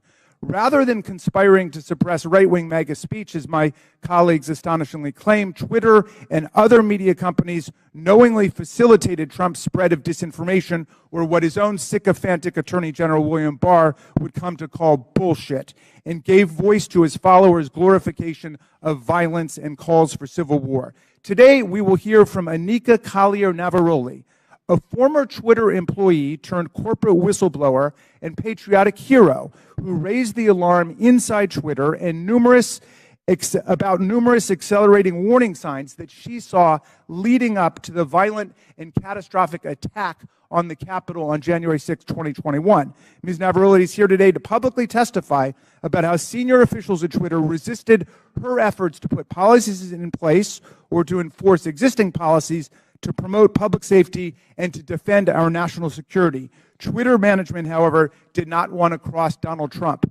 I don't know precisely how we will solve the problem of private social media platforms being used for the organization of coups and incitement of violent insurrections against the United States or Brazil or any other country. But this is a grave problem confronting democracy, not just in America, but all over the world. It is not a silly, concocted partisan issue. We must analyze it carefully and legislate effectively to address it, and we must never forget that the enemies of democracy, led by autocrat and war criminal Vladimir Putin, are spending hundreds of millions of dollars on social media propaganda and disinformation to destabilize democracy all over the world, even as they wage their genocidal, illegal, aggressive war against the people of Ukraine? How are we going to prevent the liberal democracies from being overrun by propaganda, disinformation, and violent incitement? We'll listen to Anika Collier-Navaroli because she has something important to say. She poses a problem that would be worthy of a serious congressional hearing, and we should have one. Thank you, Mr. Chairman. I yield back. Gentleman yields back. I want to thank again the witnesses for appearing here today. Today's witnesses are former Twitter employees. Vijaya Gaddy, Twitter's former general counsel; James Baker, Twitter's former deputy general counsel; Yoel Roth, Twitter's former head of trust and safety; and Anika Collier-Navaroli, a former member of Twitter's U.S. safety policy team. I want to remind everyone you all are appearing under subpoena by your own request. Pursuant to Committee Rule 9G, the witnesses will please stand and raise the right hands. Do you solemnly swear or affirm that the testimony you are about to give is the truth, the whole truth, and nothing but the truth, so help you God? Let the record show that the witnesses all answered in the affirmative. We will begin the 5-minute question portion of our hearing today. The chair recognizes. Oh, I apologize. Ready to get to the questions. We'll start with the opening statements, then we'll go to the questions. So each witness will get 5-minute opening statements, and we'll begin with you, Mr. Baker. Thank you, Mr. Chairman. Mr. Chairman, Ranking Member Raskin, and members of the committee, thank you for the opportunity to appear before you today. I hope that we will have a useful conversation about matters that are of great importance to the nation and the world. My main goals for this statement are simply to attempt to set the record straight with respect to certain false assertions that have been made about me in public, in the public arena, and to offer a suggestion with respect to potential legislation in the area of social media regulation. As the committee is aware, however, based on the advice of counsel, I believe in good faith that I'm constrained today by my legal and ethical obligations as a former lawyer for Twitter, as well as by certain non-disclosure agreements. Within those constraints, however, I will endeavor to respond to the committee's questions as fully as I possibly can. And I believe I can make the following statements. First, I was not aware of and certainly did not engage in any conspiracy or other effort to do anything unethical, improper, or unlawful while I was at Twitter, period. I did not act unlawfully or otherwise inappropriately in any manner with respect to Hunter Biden's laptop. Indeed, documents that Twitter has disclosed publicly reflect that I urged caution with respect to the matter and noted that we needed more information to fully assess what was going on and to decide what to do. Hardly a surprising piece of advice from a corporate lawyer. Moreover, I'm aware of no unlawful collusion with or direction from any government agency or political campaign on how Twitter should have handled the Hunter Biden laptop situation. Even though many disagree with how Twitter handled the Hunter Biden matter, I believe that the public record reveals that my client acted in a manner that was fully consistent with the First Amendment. I think that the best reading of the law is that as a private entity, the First Amendment protects Twitter and its content moderation decisions. And I do not believe that the facts in the public record indicate that Twitter became a state actor as that concept is defined under existing precedent, such that the First Amendment would have constrained it. Second, I believe that at all times I executed my duties and responsibilities to my client, Twitter, lawfully and ethically. At no time was I an agent or operative of the government or any political actor when I worked at Twitter. To the contrary, I believe that I worked zealously and diligently within the bounds of the law in pursuit of my client's best interests. Third, I did not destroy or improperly suppress any documents at Twitter regarding information important to the public dialogue. At all times, I sought to help my client understand and comply with its legal obligations. It is worth noting that the public record indicates that after I left the company, attorneys or other unidentified third parties collected and or reviewed the contents of at least some of the Twitter files prior to their release.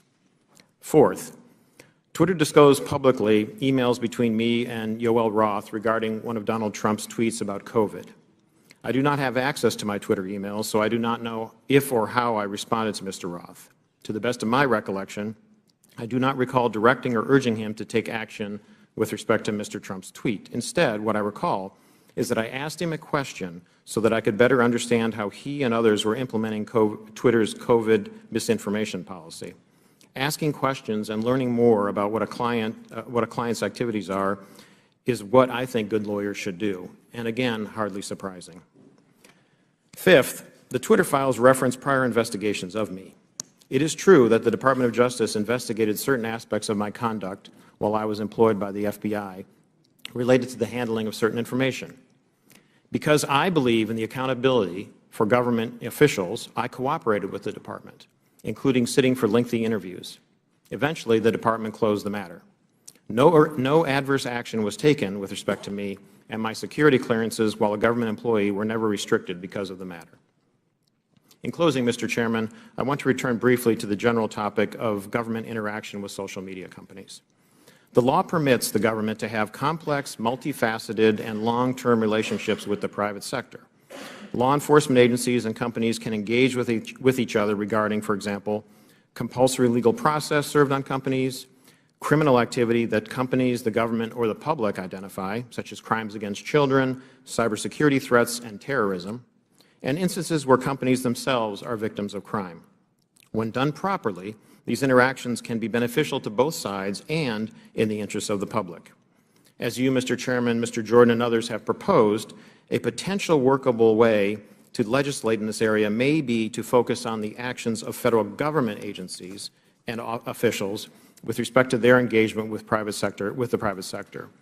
Congress may be able to limit the nature and scope of those interactions in certain ways, require enhanced transparency and reporting by the executive branch about its engagements, and require higher-level approvals within the executive branch prior to such engagements on certain topics, so that you can hold Senate-confirmed officials, for example, accountable for those decisions. In any event, if you want to legislate, my recommendation is to focus first on reasonable and effective limitations on government actors. Thank you, Mr. Chairman. Thank you, Mr. Baker. Ms. Gaddy. Chairman Comer, Ranking Member Raskin, and members of the committee, thank you for this opportunity to provide this opening statement. After a decade as a corporate lawyer, I joined Twitter in 2011 as the first member of the corporate legal team. In 2013, I was promoted to general counsel. In 2018, I became the chief legal officer and continued in that role until October of 2022. During my time at Twitter, I had many distinct teams reporting to me, including legal, trust and safety, public policy, corporate security, and compliance. I was drawn to work at Twitter because I was inspired by how people were able to use the platform and awed by its potential. Twitter enabled anyone to hear directly from any individual instantly. People from around the world were coming together on Twitter for an open and free exchange of ideas. The work was challenging and fulfilling. After Jack Dorsey returned as CEO in 2015, one of his top priorities became what we called the health of the public conversation. This was based on customer research, advertiser feedback, Twitter's declining revenue, user growth, and stock price. Teams across Twitter were focused on making the platform safer, better, and more profitable. As an executive of the company, I also was responsible for helping to achieve the corporate goals set by Mr. Dorsey, and I was accountable to him, the board of directors, and ultimately Twitter's public stockholders. As we prioritized the health of the public conversation, we did not lose sight of what Twitter was for most people, a place to talk about their favorite things. Topics that animated the platform range from K-pop to the World Cup to video games and movies. We needed to ensure that differences of opinion would not cross the line, for example, into sending death threats to soccer players who missed important goals, distributing non-consensual intimate photos, or cyberbullying so vicious that it could compromise a teenager's mental health. Twitter's platform rules covered a wide range of conduct and changed over time based on new behaviors and harms on the platform and feedback from customers, regulators, governments, advertisers, researchers, and others. This feedback led to a principles-based approach, which we applied to an array of difficult yet equally complicated situations around the world. These rules were also benchmarked against industry standards. We all knew how difficult it would be to design, much less apply, one set of global rules for hundreds of millions of accounts that shared billions of tweets a week. While I was at Twitter, the company never lost sight of its deep commitment to promoting and defending free expression around the world. For example, to protect human rights defenders, we fought for the right of people to use pseudonyms on the platform. We litigated in courts around the world to protect the rights of people to express their opinions, often defending them against their own governments who are acting unlawfully or violating international human rights. And we took extra precautions to ensure we scrutinized or challenged and never just acquiesced to government legal demands. Defending free expression and maintaining the health of the platform required difficult judgment calls. Most applications of Twitter's rules were fact-intensive, subject to internal debate, and needed to be made very quickly. We recognized that after applying our rules, we might learn that some of them did not work as we imagined and that we would need to update them. We always remained open to new information from our customers and critics regarding our policies and enforcement. At times, we also reversed course. For example, on October 14, 2020, the New York Post tweeted articles about Hunter Biden's laptop with embedded images that looked like they may have been obtained through hacking. In 2018, we had developed a policy intended to prevent Twitter from becoming a dumping ground for hacked materials. We applied this policy to the New York Post tweets and blocked links to the articles embedding those source materials. At no point did Twitter otherwise prevent tweeting, reporting, discussing, or describing the contents of Mr. Biden's laptop. People could and did talk about the contents of the laptop on Twitter or anywhere else, including other much larger platforms, but they were prevented from sharing the primary documents on Twitter. Still, over the course of that day, it became clear that Twitter had not fully appreciated the impact of that policy on free press and others. As Mr. Dorsey testified before Congress on multiple occasions, Twitter changed its policy within 24 hours and admitted its initial action was wrong. This policy revision immediately allowed people to tweet the original articles with the embedded source materials. Relying on its long-standing practice not to retroactively apply new policies, Twitter informed the New York Post that it could immediately begin tweeting when it deleted the original tweets, which would have freed them to retweet the same content again. The New York Post chose not to delete its original tweets, so Twitter made an exception after 2 weeks to retroactively apply the new policy to the Post's tweets. In hindsight, Twitter should have reinstated the Post account immediately. There is no easy way to run a global communications platform that satisfies business and revenue goals, individual customer expectations, local laws, and cultural norms, and get it right every time. Still, while I was at Twitter, we worked hard every day to make Twitter a healthy platform and ultimately a healthy business. Thank you for your attention. I look forward to your questions.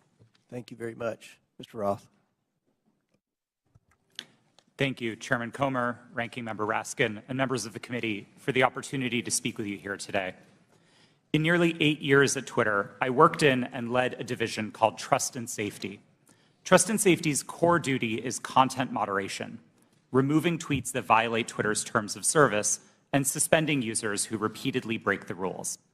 This work is sometimes dismissed merely as censorship, but it represents a key way that Twitter and other companies live up to their responsibility to keep the users of their products safe.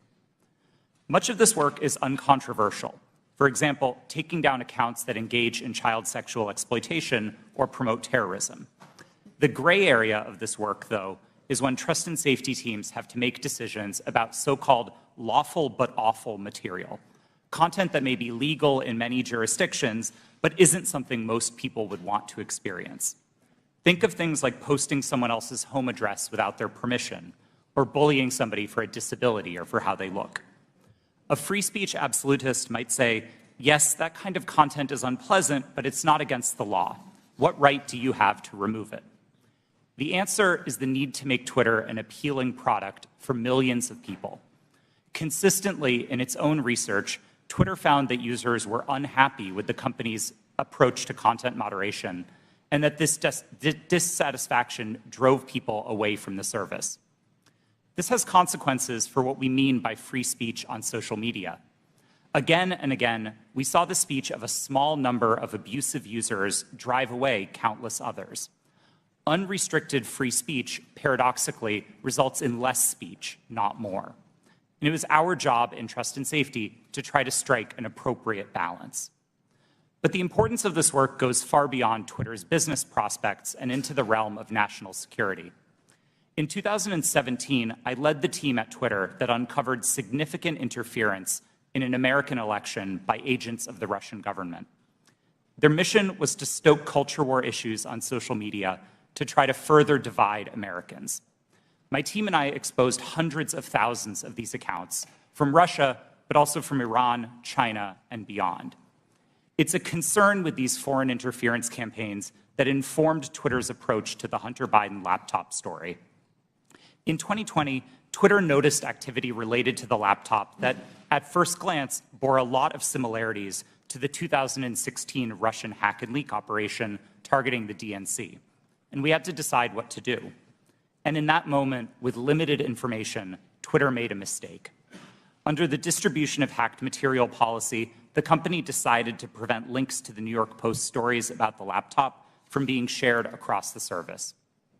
I've been clear that in my judgment at the time, Twitter should not have taken action to block the New York Post's reporting. And just 24 hours after doing so, the company acknowledged its error. But the decisions here aren't straightforward, and hindsight is 2020. It isn't obvious what the right response is to a suspected but not confirmed cyber attack by another government on a presidential election. I believe Twitter erred in this case because we wanted to avoid repeating the mistakes of 2016. And so the basic job of trust and safety is to try to strike this balance between the harms of restricting too much speech and the dangers of doing too little. I'll be the first to admit that we didn't always get it right. Even rare mistakes add up when you're carrying out content moderation at the scale of hundreds of millions of unique posts per day. While I was head of trust and safety at Twitter, I strove to do this work with impartiality and with a commitment to the fair enforcement of Twitter's written rules. But whether it's me or Elon Musk or someone else in the future, someone will have to make choices about the governance of online spaces. Those decisions should not be made behind closed doors or based on personal whims. I hope that we can work together to find ways to bring greater trust and transparency to social media, and I look forward to answering the committee's questions about any of these topics to the best of my ability. Thank you. Ms. Navaroli. Good morning, Chairman Comer, Ranking Member Raskin, and members of the committee. Thank you so much for the opportunity to speak with you all today. I'm here because there is an urgent need for us to understand the impact that social media companies are having on our democracy. I will be very clear. I was not involved in the decision around Hunter Biden's laptop, but I was involved in decisions that were made leading up to, during, and after the January 6th attack on the Capitol. If we are going to talk about social media in the government, we need to talk about Twitter's failure to act before January 6th. I am here to tell you that doing nothing is not an option. If we continue to do nothing, violence is going to happen again. My background is as a trained lawyer and journalist, and my expertise over the past decade has been in the areas of media, technology, law, and policy, with a particular focus on social media and free expression. I joined Twitter in 2019, and by 2020, I was the most senior expert on Twitter's US safety policy team. My team's mission was to protect free speech and public safety by writing and enforcing content moderation policies around the world. These policies included things like abuse, harassment, hate speech, violence, and privacy. So if no other algorithm or no other human could decide if a tweet violated my team's policies, the safety team policy acted as the final moderators. If a high-profile individual like any member of this committee or President Trump tweeted something controversial, it was sent to my team's desk. Every day, we had to decide whether a particular piece of content equated to yelling fire in a crowded theater. My work at Twitter and subsequently at Twitch put me in the middle of key events in history. What I've learned from them is that social media played and continues to play a role in these events. And 2 years after January 6th, we still need to better understand the role that Twitter played in order to prevent it from happening again. So what do we need to understand? First, Twitter's leadership bent and broke their own rules in order to protect some of the most dangerous speech on the platform. I'm going to talk a little bit about what happened in the months leading up to January 6th. During this time, my team worked to try to minimize the threat of violence that we saw coming. After President Trump instructed the Proud Boys to stand back and stand by in a debate, we considered the danger that that statement would have if it was tweeted. So we crafted what we called a coded incitement to violence policy to address dog whistles like this. Instead of approving it, management bent over backwards to find ways to not approve it. On January 5th, when the policy was still not approved, I led a meeting where one of my colleagues asked management whether someone was going to have to get shot before we were allowed to take down tweets. Another colleague looked up live tweets and read them to management to try to convince them of the seriousness of the issue. Still, no action was taken. On the morning of January 6th, I sent Twitter lawyers a message warning them that our team was hamstrung by leadership. 2 days later, when it looked like it was going to happen all over again, I asked management whether they wanted more blood on their hands. Only then did they act. The second problem is that there is way too much power concentrated in the hands of too few. With January 6th and many other decisions, content moderators like me did the very best that we could. But far too often, there are far too few of us, and we are being asked to do the impossible. For example, in January 2020, after the U.S. assassinated an Iranian general and the U.S. president decided to justify it on Twitter, management literally instructed me and my team to make sure that World War III did not start on the platform. No person, people, or company should have that kind of unchecked power or that kind of responsibility. The modern-day public conversation should not be susceptible to the whims of any one individual or any one company. Fixing the systemic issues that lead to bad decisions is not going to be easy, but people like me who have been in the trenches can help lead the way. But I must say, coming forward and offering this information is risky and it is difficult. Doxing and harassment are real, and people are afraid to tell what they know. So we need to make sure that there are protections for those who speak the truth. We need to create space to hear from people on the front lines. We need to give them protection so they can share their experiences. Only then can we begin to understand the full scope of the problem and to find solutions. There is far too much at stake for us to do nothing. Thank you. Thank you all. Excellent opening statements. Now we'll begin with the question portion. We'll begin by recognizing Mr. Biggs for 5 minutes. Thank you, Mr. Chairman. Mr. Roth, within just mere minutes or hours after the New York Post published its story on the Hunter Biden laptop, at 8:51 a.m., you sent a message to a team, part of your team, I assume, and you said, "It isn't clearly violative of our hacked materials policy," referring to the story, "nor is it clearly in violation of anything else." Do you remember sending that message? Thank you for the question, Congressman. I don't recall that message specifically, but that does sound like my judgment on that day, yes. Okay, so that was early on in the day, and yet shortly thereafter, Kayleigh McEnany, White House press secretary's, her account was locked. So an inquiry was made the next day by a person named Carolyn Strom. You know Carolyn Strom? Yes, sir, I do. Yeah, Carolyn Strom asked what's going on here, and somebody named Elaine Ong Soto said the user was bounced by site integrity for violating our hacked materials policy.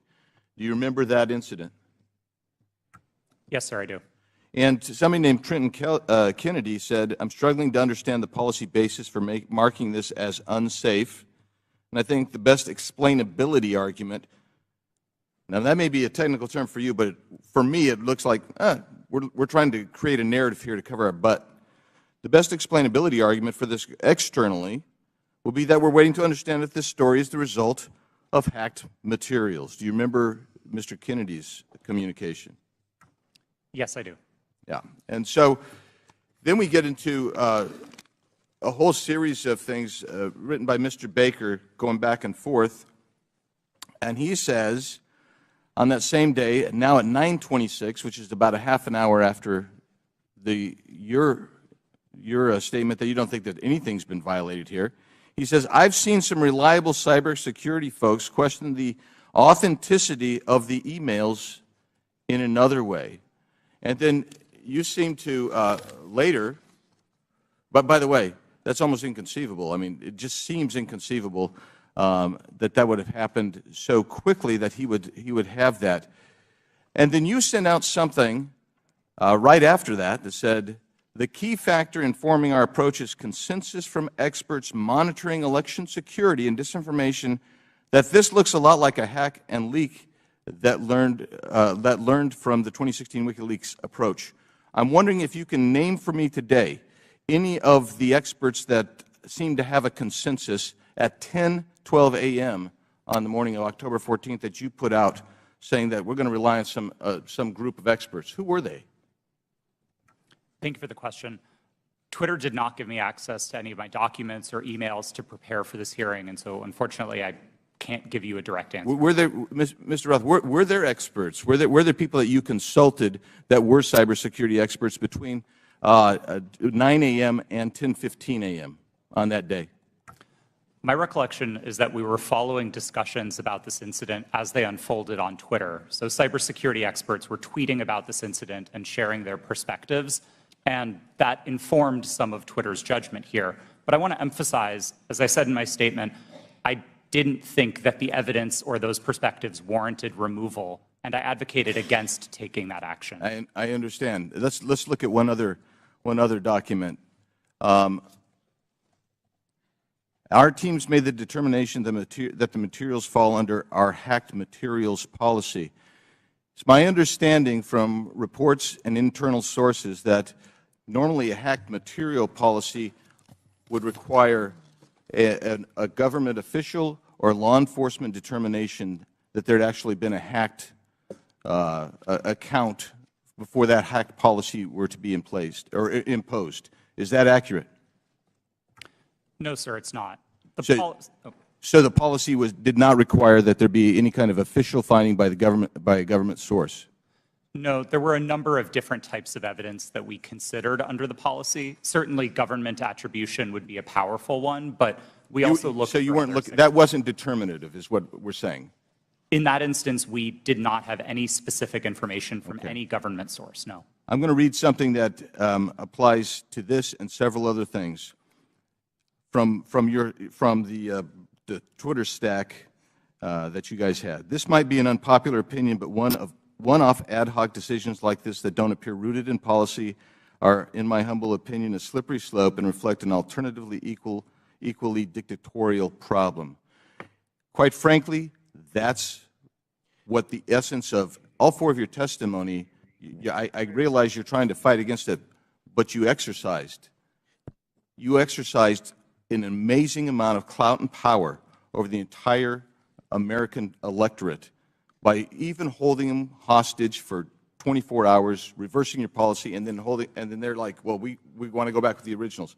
That's 24 hours, or 2 weeks, that you imposed your will on the American electorate. I'll yield back, Mr. Chairman. Gentleman, time's expired. He went 30 seconds over. I'll give the ranking member an extra 30 seconds. You're very fair-minded, Mr. Chairman. Mr. Roth, let me start with you. Did I hear you correctly to say that there were thousands or even hundreds of thousands of counterfeit Twitter accounts set up by Russian propaganda and disinformation for Vladimir Putin to pump his poison into the bloodstream of American social media? Is that right? That's right, sir. And that's not just past tense. Those accounts are active on social media today. This is an ongoing campaign. Well, we should be having a hearing about that. I appreciate your alerting to us what's taken place. Ms. Navaroli, so you've testified that in the months leading up to the November 2020 election and then in the weeks before January 6th, you were growing increasingly anxious about the violent rhetoric and incitement that you saw posted on Twitter. Can you describe specifically what made you so concerned during that period? And did you raise your concerns with people at Twitter? Thank you for that question. As I said in my opening statement, after former President Trump in his debate said the statement, stand back, stand by to the Proud Boys, my team, in discussion with other teams at Twitter, realized that we had a gap in our policies and that could not be said on the platform because it would have gone too far. What we did see continue to happen was those statements, in addition to other coded incitement to violence or dog whistles began to spring up on the platform. And so what was once fringe ideology or fringe statements that were calling for the overthrow of the government became a loud roar. And so we heard individuals beginning to say that they were locked and loaded, that they were ready for Civil War Part 2, that they were ready for another revolution, that they were ready for the day of the rope in very clear English on Twitter. And on the January 6th committee, we have tens of thousands of statements like that being made on Twitter and other parts of social media. So we got a little taste of what you were experiencing on a daily basis. Now, there was this meeting on January 5th at Twitter. I don't think it was called specifically to look at what was going to happen the next day. That just happened to be a regular meeting. But at that meeting, you and other employees raised urgently the problem of what you saw coming on January 6th. How did Twitter management respond to the concerns that you raised? That's a great question. And yes, that meeting was a regularly scheduled meeting. Within the meeting, I believe I referred to it in my testimony to the January 6th committee as I was at my wit's end. I had argued, I had asked questions, I had asked for clarification. We had found dangerous tweets within the meeting, and yet the individual who was the most senior leader within the team in that meeting told us that we were not allowed to take that content down and that we were not allowed to use the coded incitement to violence policy. The reason that she gave us mirrored what we had been told by the former head of trust and safety, Del Harvey, that individuals might be saying things like locked and loaded or stand back and stand by in ways of self-protection. That was not what we were seeing on the platform. So when you were seeing things like locked and loaded and Civil War Part 2 and race war and so on, were you warning your superiors at Twitter that you thought there was going to be real violence, that this was not hyperbole that was being spoken at that point? Absolutely. I specifically told Del Harvey herself that someone was going to get shot, as I testified to to the January 6th committee. You stated that Donald Trump described his own tweets as little missiles. Why did that stick in your mind? Yes, the quote that you're referring to, I don't remember exactly what news article that it was in, but it was a news article that I had read in which the former president said that he liked to send out his tweets like little missiles. To me, that sounded exactly like weaponization of a platform in his own words, and yet Twitter was not concerned. All right. Well, again, this bears a complete hearing on its own. This is a real issue, unlike something that happened a couple of years ago for 24 hours that has already disappeared in the sands of time. But this is facing us today. As you say, those right-wing violent forces are still out there, and the social media can still be used as a channel for incitement to violent action against state legislatures, school boards, the Capitol of the United States, Congress, and so on. How do we prevent this from happening in the future, and do you think that Twitter is dealing with this problem effectively now? As I said in my opening statement, we have to do something. There is too much at stake for us to continue to do nothing. And this question of how do we prevent it is a big one. Unfortunately, I do not believe that we are at a place that we can come to solutions because we do not know how these companies work. We must continue to hear from individuals like myself. We must have a seat at the table to be able to share our experiences, because our experiences and the ways that we have succeeded, the ways that we have failed, hold the key to our futures and the key to our democracies. All right, thank you, Mr. Chairman. I would just say I was skeptical about revisiting the whole New York Post thing, where there have already been congressional hearings and they've already apologized for their little lapse, but this is a serious issue, and so I'm glad we at least have the opportunity to begin to talk about it in public. And I yield back to you. Thank you. Gentleman yields back. I'll recognize myself now for questioning. The Biden family investigation begins with the story of how big tech, the media, former intelligence agents, and the Bidens themselves suppressed the story of Hunter Biden's laptop weeks before the 2020 election. Today, we're hearing from Twitter executives who buried the New York Post laptop story, claiming it violated the platform's hacked materials policy. In reality, the Twitter executives were hostile towards conservatives and biased towards anyone who opposed their points of view. For example, Mr. Roth, did you write this tweet? I regret the language that I used in some of my former tweets, but yes, I did post that. and I'll read the tweet so it's in the record. Yes, that person in the pink hat is clearly a bigger threat to your brand of feminism than actual Nazis in the White House. Mr. Roth, do you think all conservatives are Nazis? Certainly not, sir. What about the hundreds of people who worked in the Trump administration? Certainly not. Did Ms. Gaddy or any other lawyer at Twitter ever tell you to take down that tweet? No, Twitter did not have a practice of restricting employees sharing their personal viewpoints on the service. Turning back to the laptop, Ms. Gaddy, are you aware that Hunter Biden's lawyers, as recently as last week, wrote the Department of Justice about Hunter Biden's laptop? I've seen some articles about that. Yes, they did. And it appears that Hunter Biden's attorney is admitting that the laptop and emails on it are authentic. So, Ms. Gaddy, on October 14, 2020, did Hunter Biden report to Twitter that he was the victim of a hack? No, I don't believe he did. Ms. Gaddy, when the New York Post initially broke the story about the laptop, did you call Hunter Biden's lawyer to ask if it was authentic? No, I did not. Isn't it correct that the Biden campaign had contact with Twitter in the run-up to the 2020 election? Not to my knowledge. And you're telling this committee that you didn't ask any Biden representative if the laptop was real or for Hunter Biden's attorney's phone number to confirm its authenticity? We did not speak to anybody related to that. Mr. Baker, are you aware that the FBI had Hunter Biden's laptop since December of 2019? I'm sorry, am I aware of that now? Well, were you aware then? Then, no. I don't believe, sir, that to the best of my recollection, I don't think I knew But that. you're aware now? I've heard that now, yes.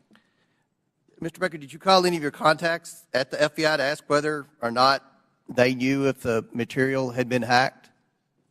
I don't recall contacting them about that on that day.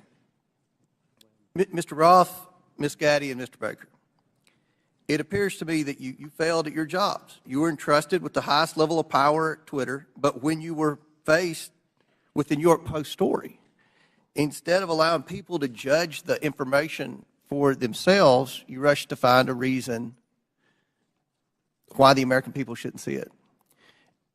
In a matter of hours, you were deciding on the truth of a story that spans years and dozens of complex international transactions.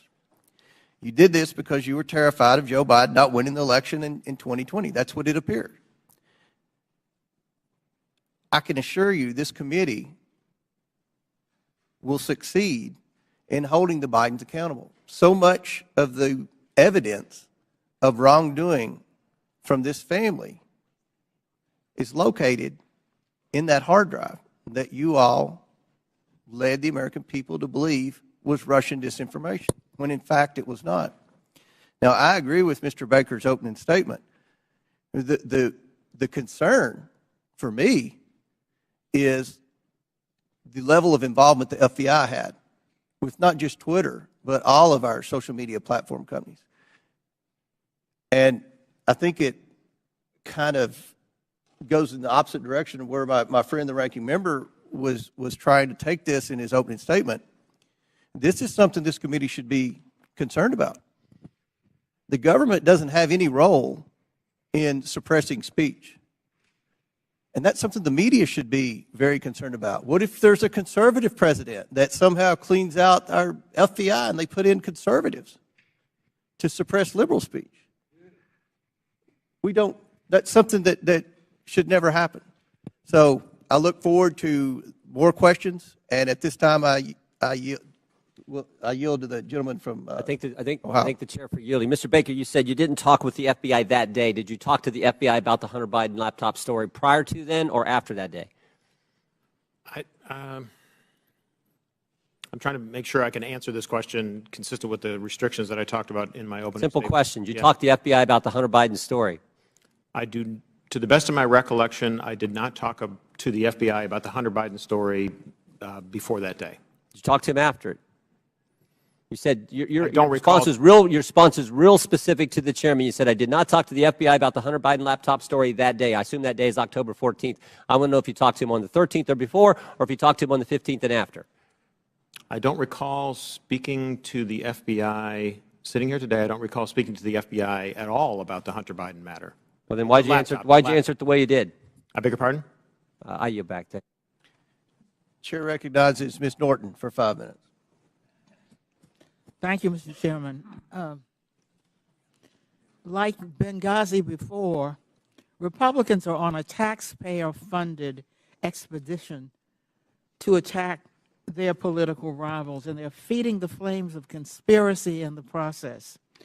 With the release of the so-called Twitter files, Donald Trump has seized the moment to further his own conspiracies about the 2020 election, writing in December, and I quote, "Do not throw the presidential election results of 2020 out and declare, do you throw the presidential election results of 2020 out and declare the rightful winner, or do you have a new election? A massive fraud of this type and magnitude allows for the termination of all rules, regulations, and articles, and even those found in the Constitution," end quote. Now, it bears repeating that this is the same man who incited an insurrection on January 6th, and just last week reposted a message on Truth Social that suggested his supporters will, quote, and I'm quoting him now, "physically fight for him this time," and added, "They got my 6 and we are loaded, and I mean loaded." This is a question for Ms. Navaroli. What did the phrase "locked and loaded" mean to you while you were at Twitter prior to January 6th? Yes, thank you for that question. The way that I read "locked and loaded" to be interpreted by the tweets that I saw coming on Twitter prior to January 6th was that individuals were loaded, were armed, and that they were ready to commit violence. Are you concerned that the use of this language will continue to incite and legitimize political violence leading to the next election? Absolutely. We are sitting exactly 1 month in which the exact same playbook was played in Brazil when we saw almost deja vu happening again. As I said in my opening statement, unless we do something, this will continue to happen again. Thank you, Ms. Navaroli. Mr. Roth, you are no stranger to conspiracies and their real-world consequences.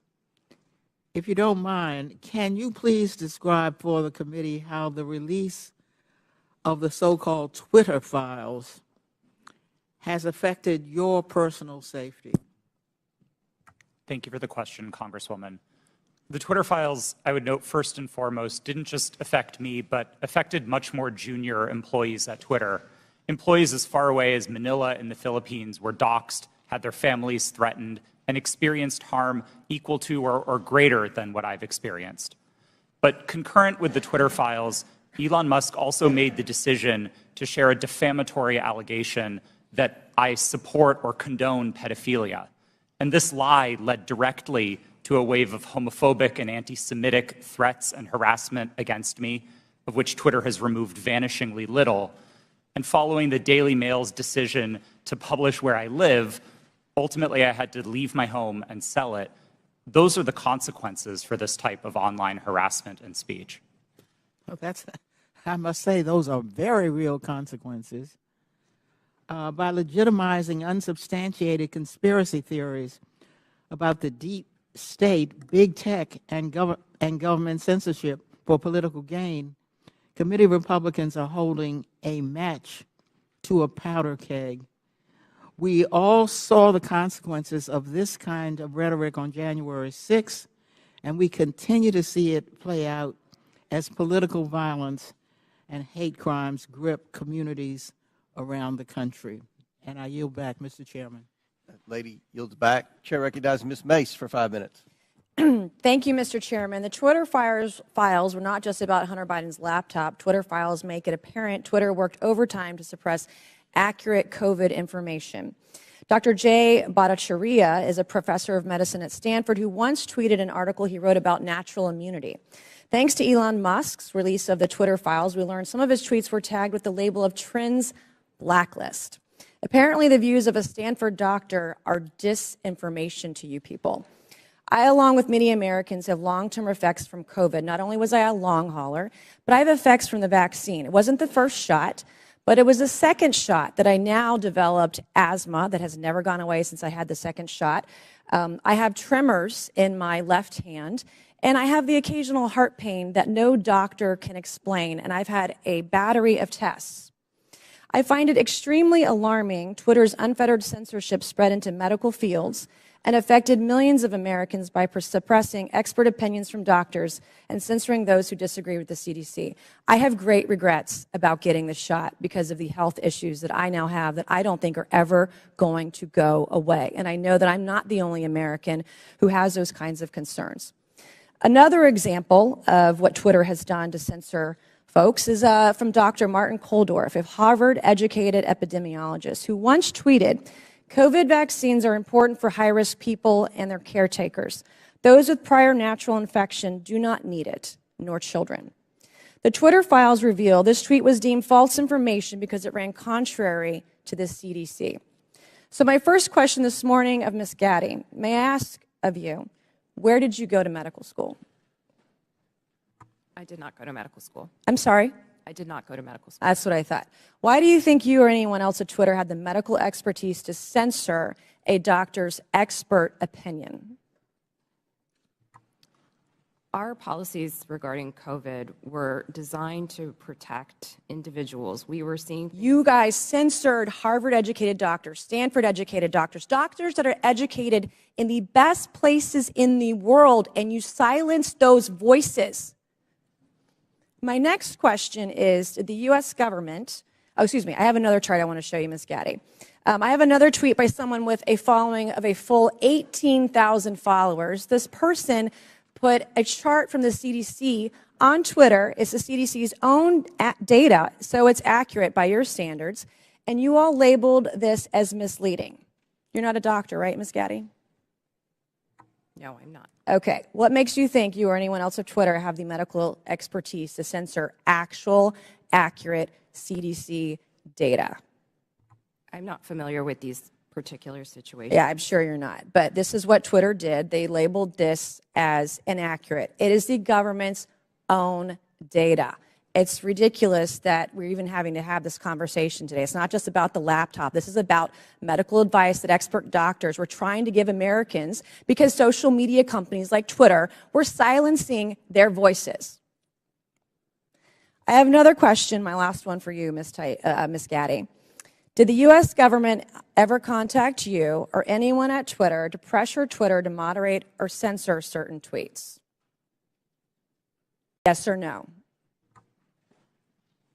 We have a program. Did the U.S. government ever contact you or anyone at Twitter to censor or moderate certain tweets? Yes or no? We receive legal demands to remove content from the platform from the U.S. government and governments all around the world. Those are published on a third-party website, and anyone can review Thank God for Matt Taibbi. Thank God for Elon Musk for allowing to show us in the world that Twitter was basically a subsidiary of the FBI, censoring real medical voices with real expertise that put real Americans' lives in danger because they didn't have that information. I also want to thank one of my colleagues, Ro Khanna, because as it turns out, censorship isn't just an important issue to conservatives. Some of my colleagues on the other side of the aisle, like Ro, found this censorship very concerning, and even wrote to you and to folks at Twitter that he was concerned about the First Amendment being censored. So I want to thank him for speaking up and speaking out about this issue, because this should not be a partisan issue. This should be an issue that's an American issue. Mr. Chairman, I would like to enter into the record, I ask unanimous consent, to enter into the record a Wall Street Journal article from December 9th, 2022 by Justin Hart entitled "The Twitter Blacklisting of Jay Bhattacharya." Enter the record, please, Mr. Chairman. Without objection, so ordered. Thank you, and I yield back. Chair recognizes Mr. Lynch for 5 minutes. Thank you, Mr. Chairman.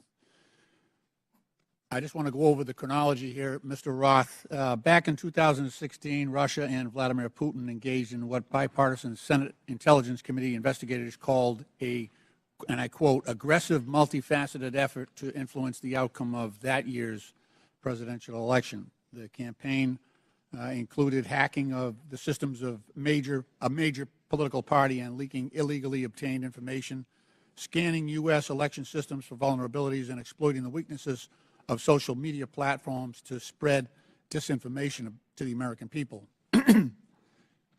Again, in a 2017 declassified report, the U.S. intelligence community assessed that Russia's 2016 election operations signaled a, quote, new normal in Russian influence efforts, and that the Kremlin would, quote, apply lessons learned going forward against the U.S. and its allies. Mr. Roth, in a December interview with journalist Kara Swisher, you state that this declassified assessment was, quote, and I'm quoting you, a watershed moment in the history of content moderation and the Internet, close quote.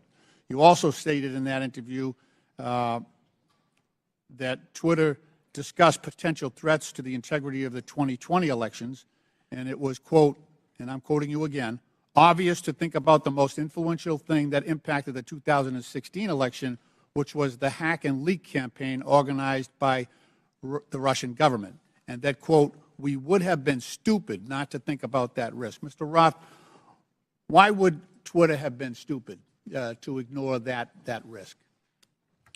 Thank you for the question, Congressman. I think Twitter and the entire social media industry were, frankly, caught with their pants down in 2016 and missed an opportunity to do the critical work of protecting election security. This isn't my judgment. This is the judgment of academics and researchers who have spent years studying Russian active measures. And most of their conclusions suggest that the #1 most influential part of the Russian active measures campaign in 2016 was the hack and leak targeting John Podesta. It would have been foolish not to consider the possibility that they would run that play again. Right. And so let me ask, was that top of mind for Twitter? You're trying to measure the credibility of incoming intelligence.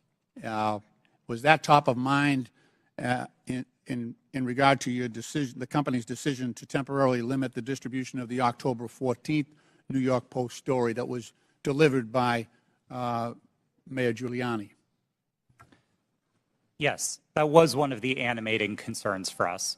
For nearly 2 years, we had engaged in scenario planning exercises for potential risks tied to the elections, and one of them appeared to be happening that day. Now, again, I think the facts were complicated, and I do believe Twitter made a mistake then, but our judgment was colored by the experience of 2016 and by the very real Russian activities that we saw play out that year.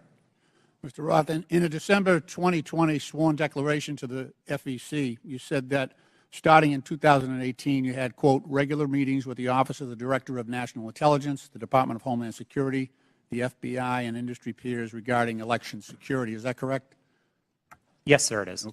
You stated that during these meetings, quote, federal law enforcement agencies communicated that they expected hack and leak operations by state actors that might occur in the period shortly before the 2020 presidential election, likely in October, and that there were, quote, rumors that a hack and leak operation would involve Hunter Biden, close quote. Is that your recollection today? It is, but I want to clarify that sentence slightly. I think it actually should have been 2 separate sentences. It is true that in meetings between industry and law enforcement discussed the possibility of a hack and leak campaign in the lead up to the election. And in one of those meetings, it was discussed, I believe by another company, that there was a possibility that that hack and leak could relate to Hunter Biden and Burisma. I don't believe that perspective was shared by law enforcement. They didn't endorse it. They didn't provide that information in that meeting. Okay.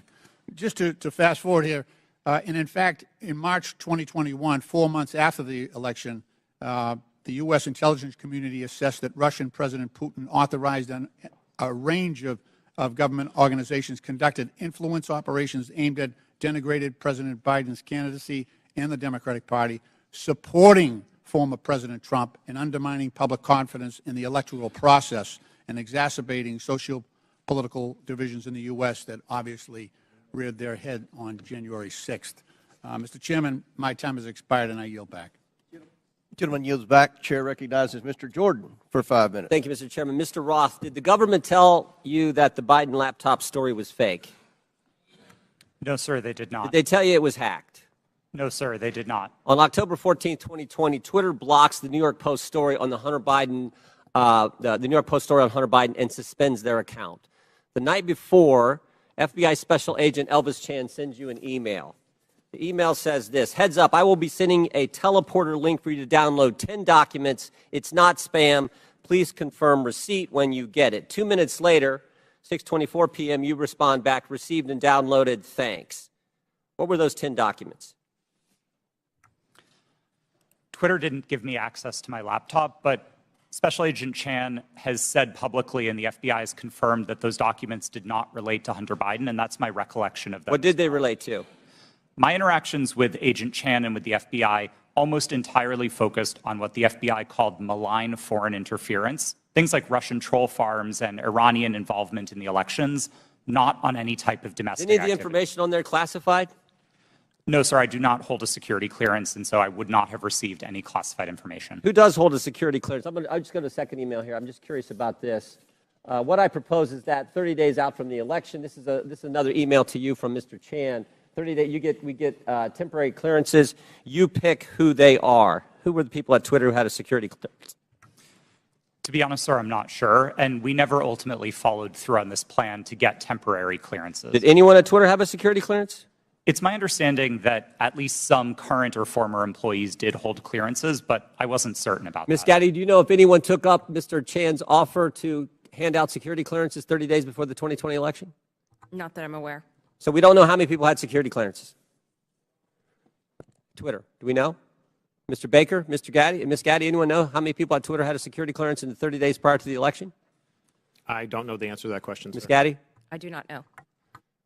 Mr. Roth, you don't know? No, sir. Well, how about the last one? Ms. Navaroli, do you know? No. I mean, it seemed like the offer was to sort of just hand them out like candy. I just wondered who had them. No one knows? Okay. So the FBI didn't tell you that it was fake, didn't tell you that it was hacked. And Mr. Roth, did the story violate your policies? In my judgment at the time, no, it did not. Yeah, that's what you said. Said what I would propose, is you said it isn't clearly a violation of our hack materials policy, nor is it clearly a violation of anything else. So I think what a lot of people are wondering is if it didn't violate your policies and they didn't tell you it was fake, didn't tell you it was hacked, why'd you take it down? The company made a decision that found that it did violate the policy. It wasn't my personal judgment at the time that it did, but the decision was communicated to me by my direct supervisor, and ultimately I didn't disagree with it enough to object to You know what I think happened, Mr. Roth? I think you guys got played. I think you guys wanted to take it deep down. We saw what the chairman put up where you said, everyone in the White House is a fascist. I think you guys wanted it to be taken down. I think you meet with these guys every week. We know that's been established in the Twitter files. You had weekly meetings with Mr. Chan in the run-up to the election.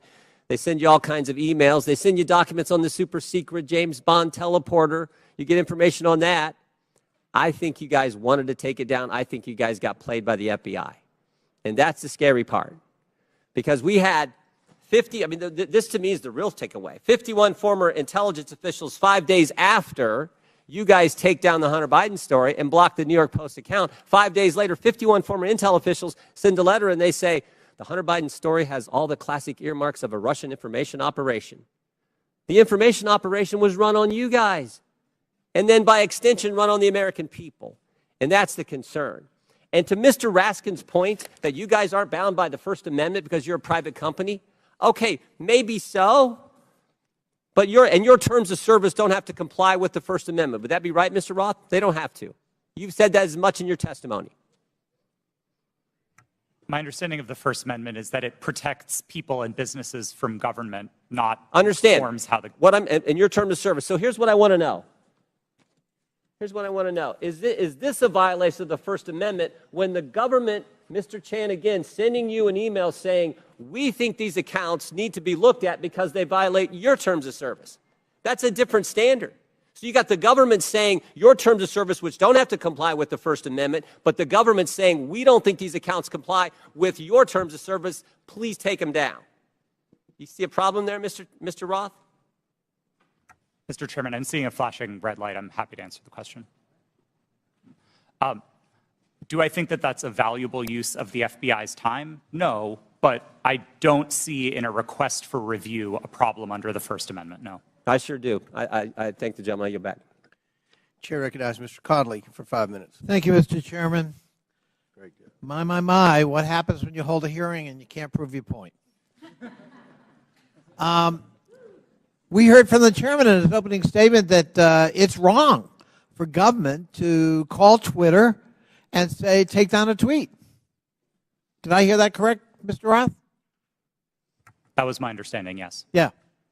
So on May 27th, 2020, President Donald J. Trump tweeted, and I quote, Republicans feel that social media platforms totally silence conservatives.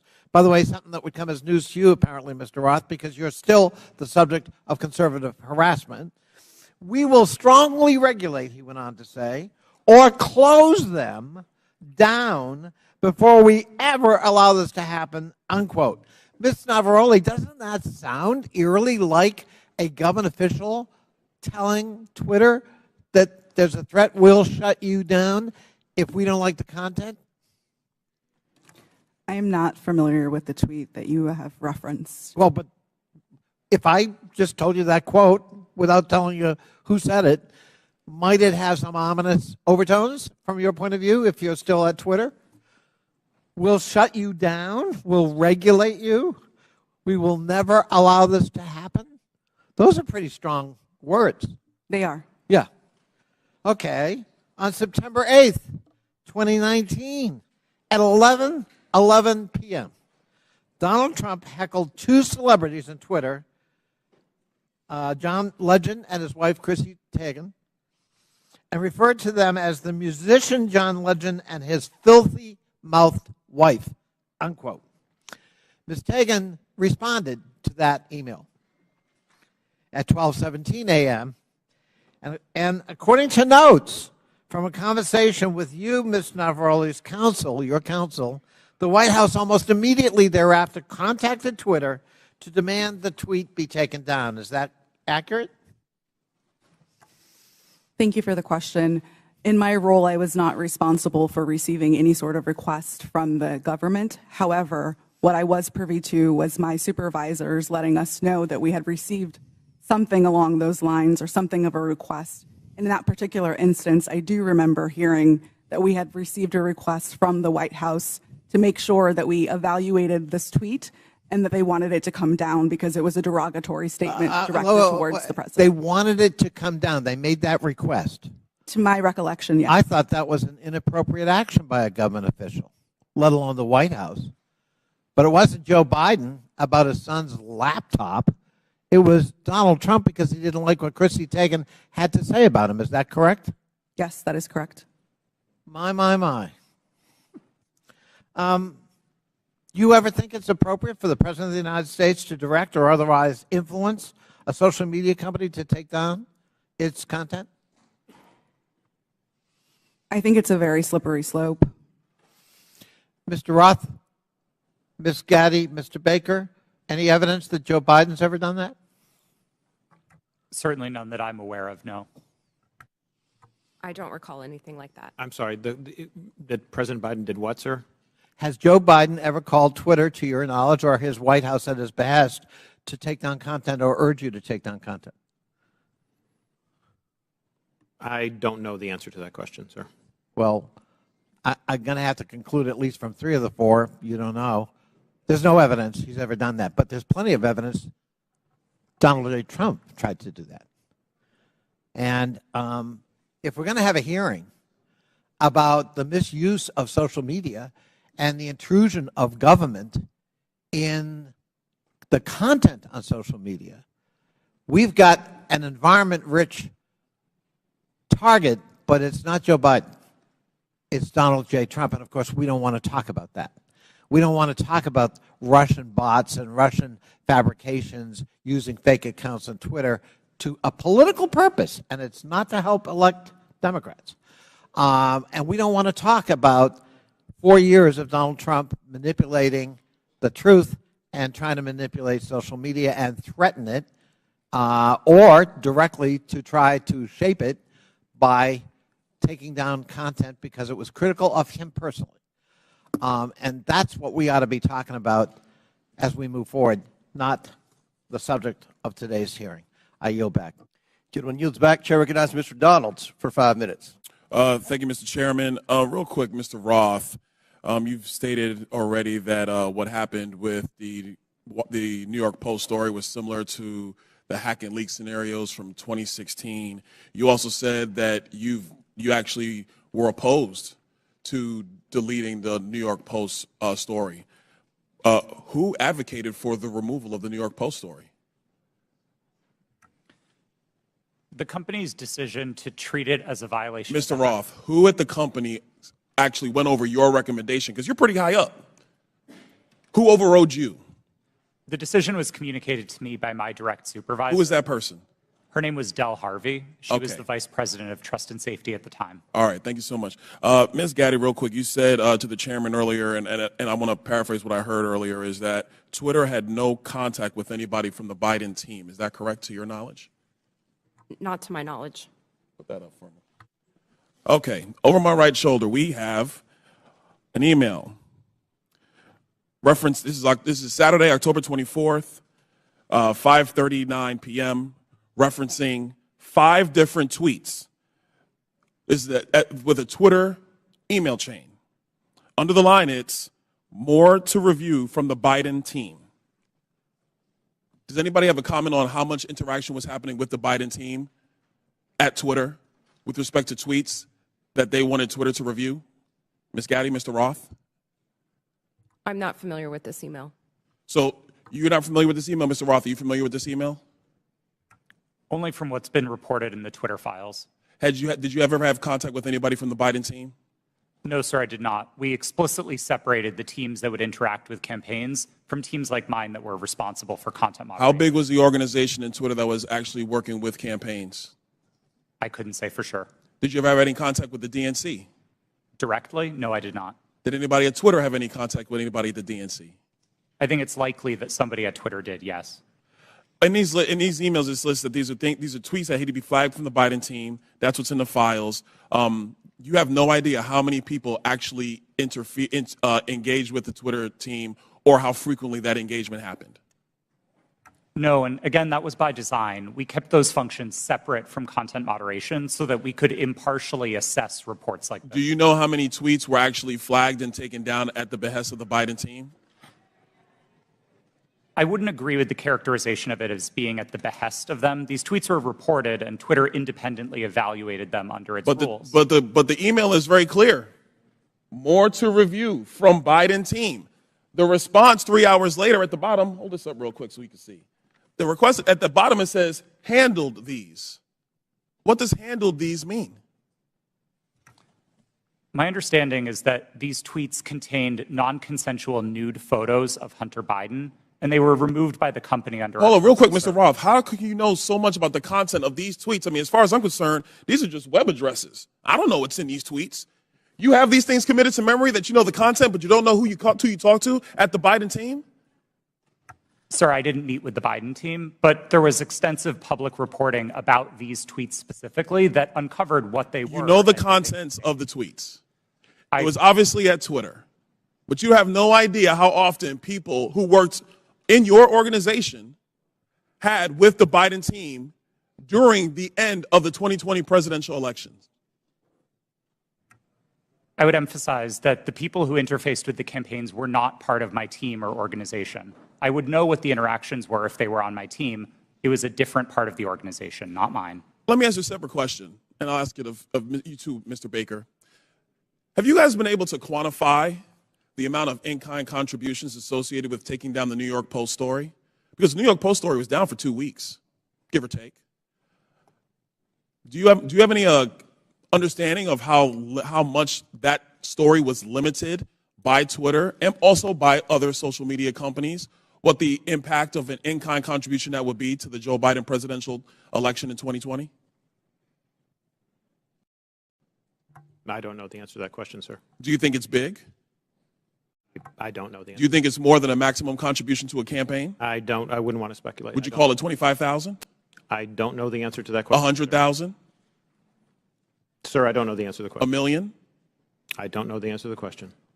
Do you think Twitter will be in violation of federal election laws with the size of an in-kind contribution to take down a story, which is true, by the way, because you guys thought you knew something with limited information? I'm not going to speculate on that sitting here today, sir. I try to propound a legal analysis of election laws. I'll yield back. Gentleman yields back. Chair recognizes Ms. Ocasio-Cortez. It's your turn. You want to go? Okay. We won't start the clock till you get there. Appreciate also your generosity. I just want to start off right here at the top here. This isn't even my line of questioning, but I'd like to submit to the record a Washington Post article now warning about Hunter Biden laptop disinformation, the guy who leaked it. Here's the deal. Before I even get into my questions, I think that the story here with the Washington Post reporting is that what they're saying right here, when the New York Post first reported in October 2020 that it had obtained contents of a laptop computer allegedly owned by Joe Biden's son Hunter, there was an immediate roadblock faced by other news outlets that hoped to corroborate reporting, as many did. The newspaper wasn't sharing what it obtained. New York Post had this alleged information and was trying to publish it without any corroboration, without any backup information. They were trying to publish it to Twitter. Twitter did not let them, and now they were upset. I believe that political operatives who sought to inject explosive disinformation with the Washington Post couldn't get away with it. And now they're livid. And they want the ability to do it again. They want the ability to inject this again. So they've dragged a social media platform here in Congress. They're weaponizing the use of this committee so that they can do it again. A whole hearing about a 24-hour hiccup in a right-wing political operation. That is why we are here right now. And it's just an abuse of public resources, an abuse of public time. We could be talking about health care. We could be talking about bringing down the cost of prescription drugs. We could be talking about abortion rights, civil rights, voting rights. But instead, we're talking about Hunter Biden's half-fake laptop story. I mean, this is an embarrassment. But I'll go into it. Ms. Navarrete, let's talk about something real. I'd like to show you a tweet posted by former President Trump about my colleagues and I on July 14, 2019. It says in part, quote, "Why don't they go back and help fix the totally broken and crime-infested places from which they came? Then come back and show us how it's done. These places need your help badly. You can't leave fast enough. I'm sure that Nancy Pelosi would be very happy as quickly to work out free travel arrangements." A day or two after that, Donald Trump publicly incited, violence at a rally, targeting 4 congresswomen, including myself, saying, "Go back to where you came from." Ms. Navarrete, as I understand it, you were the most senior member of Twitter's content moderation team, or a senior member of Twitter's content moderation team when this was posted. As part of your responsibilities, did you review this tweet? Yes, it was my team's responsibility to review these tweets. And what did you conclude? My team, Ray, made the recommendation that for the first time we find Donald Trump in violation of Twitter's policies and use the public interest interstitial. For the first time? Yes. And at the time, Twitter's policy included a specific example when it came to banned abuse against immigrants, as they specifically included the phrase, "Go back to your country," or go back to where you came from, correct? Yes, that was specifically included in the content moderation guidance as an example. You brought this up to the Vice President of Trust and Safety, Del Harvey, correct? I did, yes. And she overrode your assessment, didn't she? Yes, she did. And something interesting happened after she overrode your assessment. A day or two later, Twitter seemed to have changed their policies, didn't they? Yes, that trope, "Go back to where you came from," was removed from the content moderation guidance as an example. So Twitter changed their own policy after the president violated it in order to potentially accommodate his tweet? Yes. Thank you. So much for bias against right wing on Twitter. Additionally, Ms. Navaroli, are you familiar with the account Libs of TikTok? I have heard of it from the news, yes. Mr. Roth, are you familiar with this account? Yes, ma'am, I am. Are you aware that from August 11th to August 16th, that account posted false information about Boston Children's Hospital, claiming that they were providing hysterectomies to children? Yes, I am aware of that and other claims from the account. And are you aware that this lie was then circulated by other prominent far-right influencers? Yes. And are you aware that all these claims, which I have reiterated were false, culminated in a real-life harassment and ultimately a bomb threat to the Boston Children's Hospital? Yes, I am aware. And this account is still on that platform today, isn't it? Regrettably, yes, it is.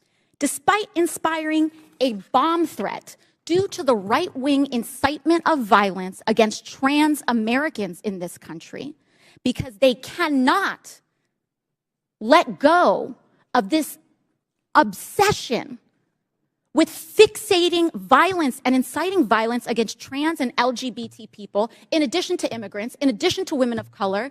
This is a party that cannot pick on anyone their own size. And they are trying to co-opt an entire social media platform and use the power of this committee and of Congress in order to pursue a political agenda. I yield back. Lady yields back. Chair recognizes Mr. Fry for 5 minutes. Thank you, Mr. Chairman. This hearing shows who really has been in control of what is said to be one of the world's most widely used websites, Twitter. The American people probably didn't know who these witnesses were today, but these witnesses were powerful enough to silence an American president with just a few clicks from their California office. We're also learning that some of those in Washington, D.C. have forgotten their role and exercised their power to achieve ends antithetical to American principles of free speech and expression. The FBI is the lead federal agency responsible for investigating foreign influence operations. However, in recent years, the FBI has devoted countless amounts of time, taxpayer money, and manpower to combating Russian foreign influence on social media. The FBI, as one reporter noted, acted as a, quote, doorman to the vast program of social media surveillance and censorship encompassing agencies across the federal government, from the State Department to the Pentagon to the CIA. End quote. Reports suggest that thousands of reports from the FBI and the Foreign Influence Task Force were sent to Twitter. This isn't what the American people are paying for. This isn't what we trust the FBI to do. FBI agents shouldn't be sitting at a desk in Washington, D.C., scrolling through Twitter and emailing with social media companies. An email from one Twitter employee to another reads, quote, the FBI San Francisco Emergency Operations Center sent us the attached report of 207 tweets they believed may be in violation of our policies, end quote. Another email revealed that there are, quote, some folks in the Baltimore field office and at headquarters that are just doing keyboard searches for violations. Mr. Roth, Twitter usually found little evidence that the accounts the FBI flagged had ties to foreign influence. Is that correct? In part, but we received many reports from the FBI, particularly related to malign foreign interference, that were highly credible and were constructive. So I would say it was a bit of a mixed bag. And you pushed back to the FBI when they would send you a list of American-based accounts. Is that correct? Politely, but yes. Mr. Roth, it appears that Twitter employees were under pressure by the FBI and other government agencies to validate these theories of foreign influence. Would you agree with that? No, I wouldn't agree with the word pressure. The FBI was quite careful and quite consistent to request review of the accounts, but not to cross the line into advocating for Twitter to take any particular action. So flagging American accounts, in your view, is not foreign or theories of foreign influence. There's not pressure there just by flagging it to you. Again, domestic accounts. I don't think it's a great use of the Bureau's time, but I wouldn't characterize how they communicated with us as pressure. Mr. Roth, you enjoyed these meetings with the FBI, it seems, based on the tweets behind me or the communications behind me. In internal communications at Twitter, you said, definitely not meeting with the FBI, I swear. Is that correct? I believe I was joking with a colleague at the time, but yes. But I can assume that you were meeting with the FBI when you were communicating with your colleague. Is that correct? Yes, one of my job responsibilities was meeting with law enforcement about election security. And just so I'm clear, the person you're communicating with here says, very boring business meeting that is definitely not about Trump. I assume that's also sarcasm. Yes, that's my assumption. And we can assume that Twitter was having these meetings with the FBI about President Trump, correct? No, sir. The meetings that I was a part of with the FBI were almost entirely and exclusively focused on malign foreign interference, so accounts being operated outside of the United States by other governments, not on the accounts of Americans. So what is the basis of this communication then where you talk about not meeting with Trump or not meeting about Trump? Again, I think those comments are sarcasm, but the context for this interaction was the need to mark my calendar private after another Twitter employee joined one of those meetings with the FBI unexpectedly. And so I had to implement additional security measures around my calendar. This was a fairly banal interaction with a colleague. Mr. Chairman, I yield the rest of my time to Mr. Jordan. Can I ask Mr. Jordan? I thank the gentleman for yielding. Mr. Roth, was there ever any visibility filtering that was hard-coded by Twitter employees into accounts of specific users?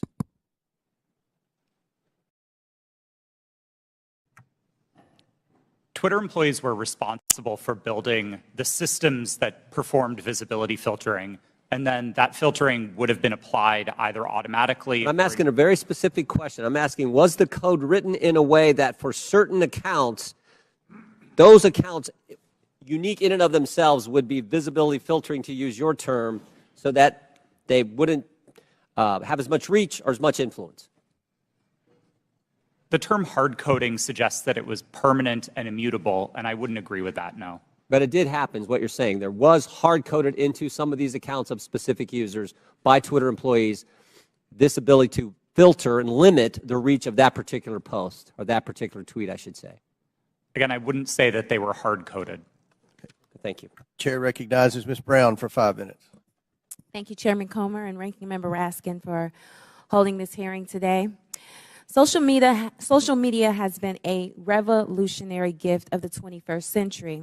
From helping people across the world build meaningful connections to learning a new skill set, these platforms have played a significant role in creating an interconnected global world. When handled responsibly, social media serves as a useful resource with many positive outcomes. However, social media is not without its flaws, and the challenges are much larger than any specific incident or decision by one private company. Recently, social media has contributed to the rise and amplification of domestic extremist content and organizing. This is extremely concerning and, unfortunately, is contributing to the division of our society. According to an Anti-Defamation League survey, 66% of the LGBTQ+ respondents, that's a full 2/3, experienced harassment online. 37% of Jewish respondents and 34% of African Americans respondents said the same. This is truly disturbing. The power that social media has to inspire real-world action, both good and bad, is well known to all of us. And sadly, the hate online does not stay online. Social media has the power to influence not just here at home, but those who are watching us abroad. For example, an online disinformation campaign by a hostile foreign power can have the power to sway a close election. So, Mr. Roth, in a recent interview, you stated, and I quote, beginning in 2017, every platform, Twitter included, started to invest really heavily in building out an election integrity function. So I ask, were those investments driven in part by bipartisan concerns raised by Congress and the U.S. government after the Russian influence operation in the 2016 presidential election? Thank you for the question. Yes, those concerns were fundamentally bipartisan. The Senate's investigation of Russian active measures was a bipartisan effort. The report was bipartisan. And I think we all share concerns with what Russia is doing to meddle in our elections. Thank you so much. Did those investments include better information sharing mechanisms with the federal government? Yes. I think one of the key failures that we identified after 2016 was that there was very little information coming from the government and from intelligence services to the private sector. The private sector had the power to remove bots and to take down foreign disinformation campaigns, but we didn't always know where to look without leads supplied by the intelligence community. That was one of the failures highlighted in the Senate Intelligence Committee's report and in the Mueller investigation, and that was one of the things we set out to fix in 2017. Thank you for that. And Mr. Roth, were those communication channels useful to Twitter as it worked to combat foreign influence operations? Absolutely. I would say they were one of the most essential pieces of how Twitter prepared for future elections. Thank you so much. So clearly, we must come together as a committee to stand up and protect our country from foreign election interference and disinformation. I sincerely look forward to spending more time with this committee, working to understand how to fight back against our adversaries and strengthen our democracy. And with that, Mr. Chairman, I yield back. Thank you very much. Chair recognizes Ms. Green for 5 minutes. Thank you, Mr. Chairman. Mr. Baker, Ms. Gaddy, Mr. Roth, and Ms. Navaroli, you can consider your speech canceled during my time because you canceled mine. You see, you permanently banned my personal Twitter account, and it was my campaign account also. So let's talk about election interference, shall we? January 2nd, 2002, you permanently banned my Twitter account. This was the account that I would put my campaign ads on, raise money on, fight back when attacked with lies, and be able to talk to my voters in my district. But you banned it. And then let me explain. My account was not reinstated until November 21st, 2022. That was after my election on November 8th. You know, at your company, or your former company where you worked, Twitter employees, over 98% of them donate to Democrats. So while you coordinated with DHS, the FBI, the CIA, our government, and outside groups to permanently shadow ban conservative Americans and candidates like me and the former president of the United States, President Donald J. Trump, you were censoring and wrongfully violating our First Amendment free speech rights. Guess what?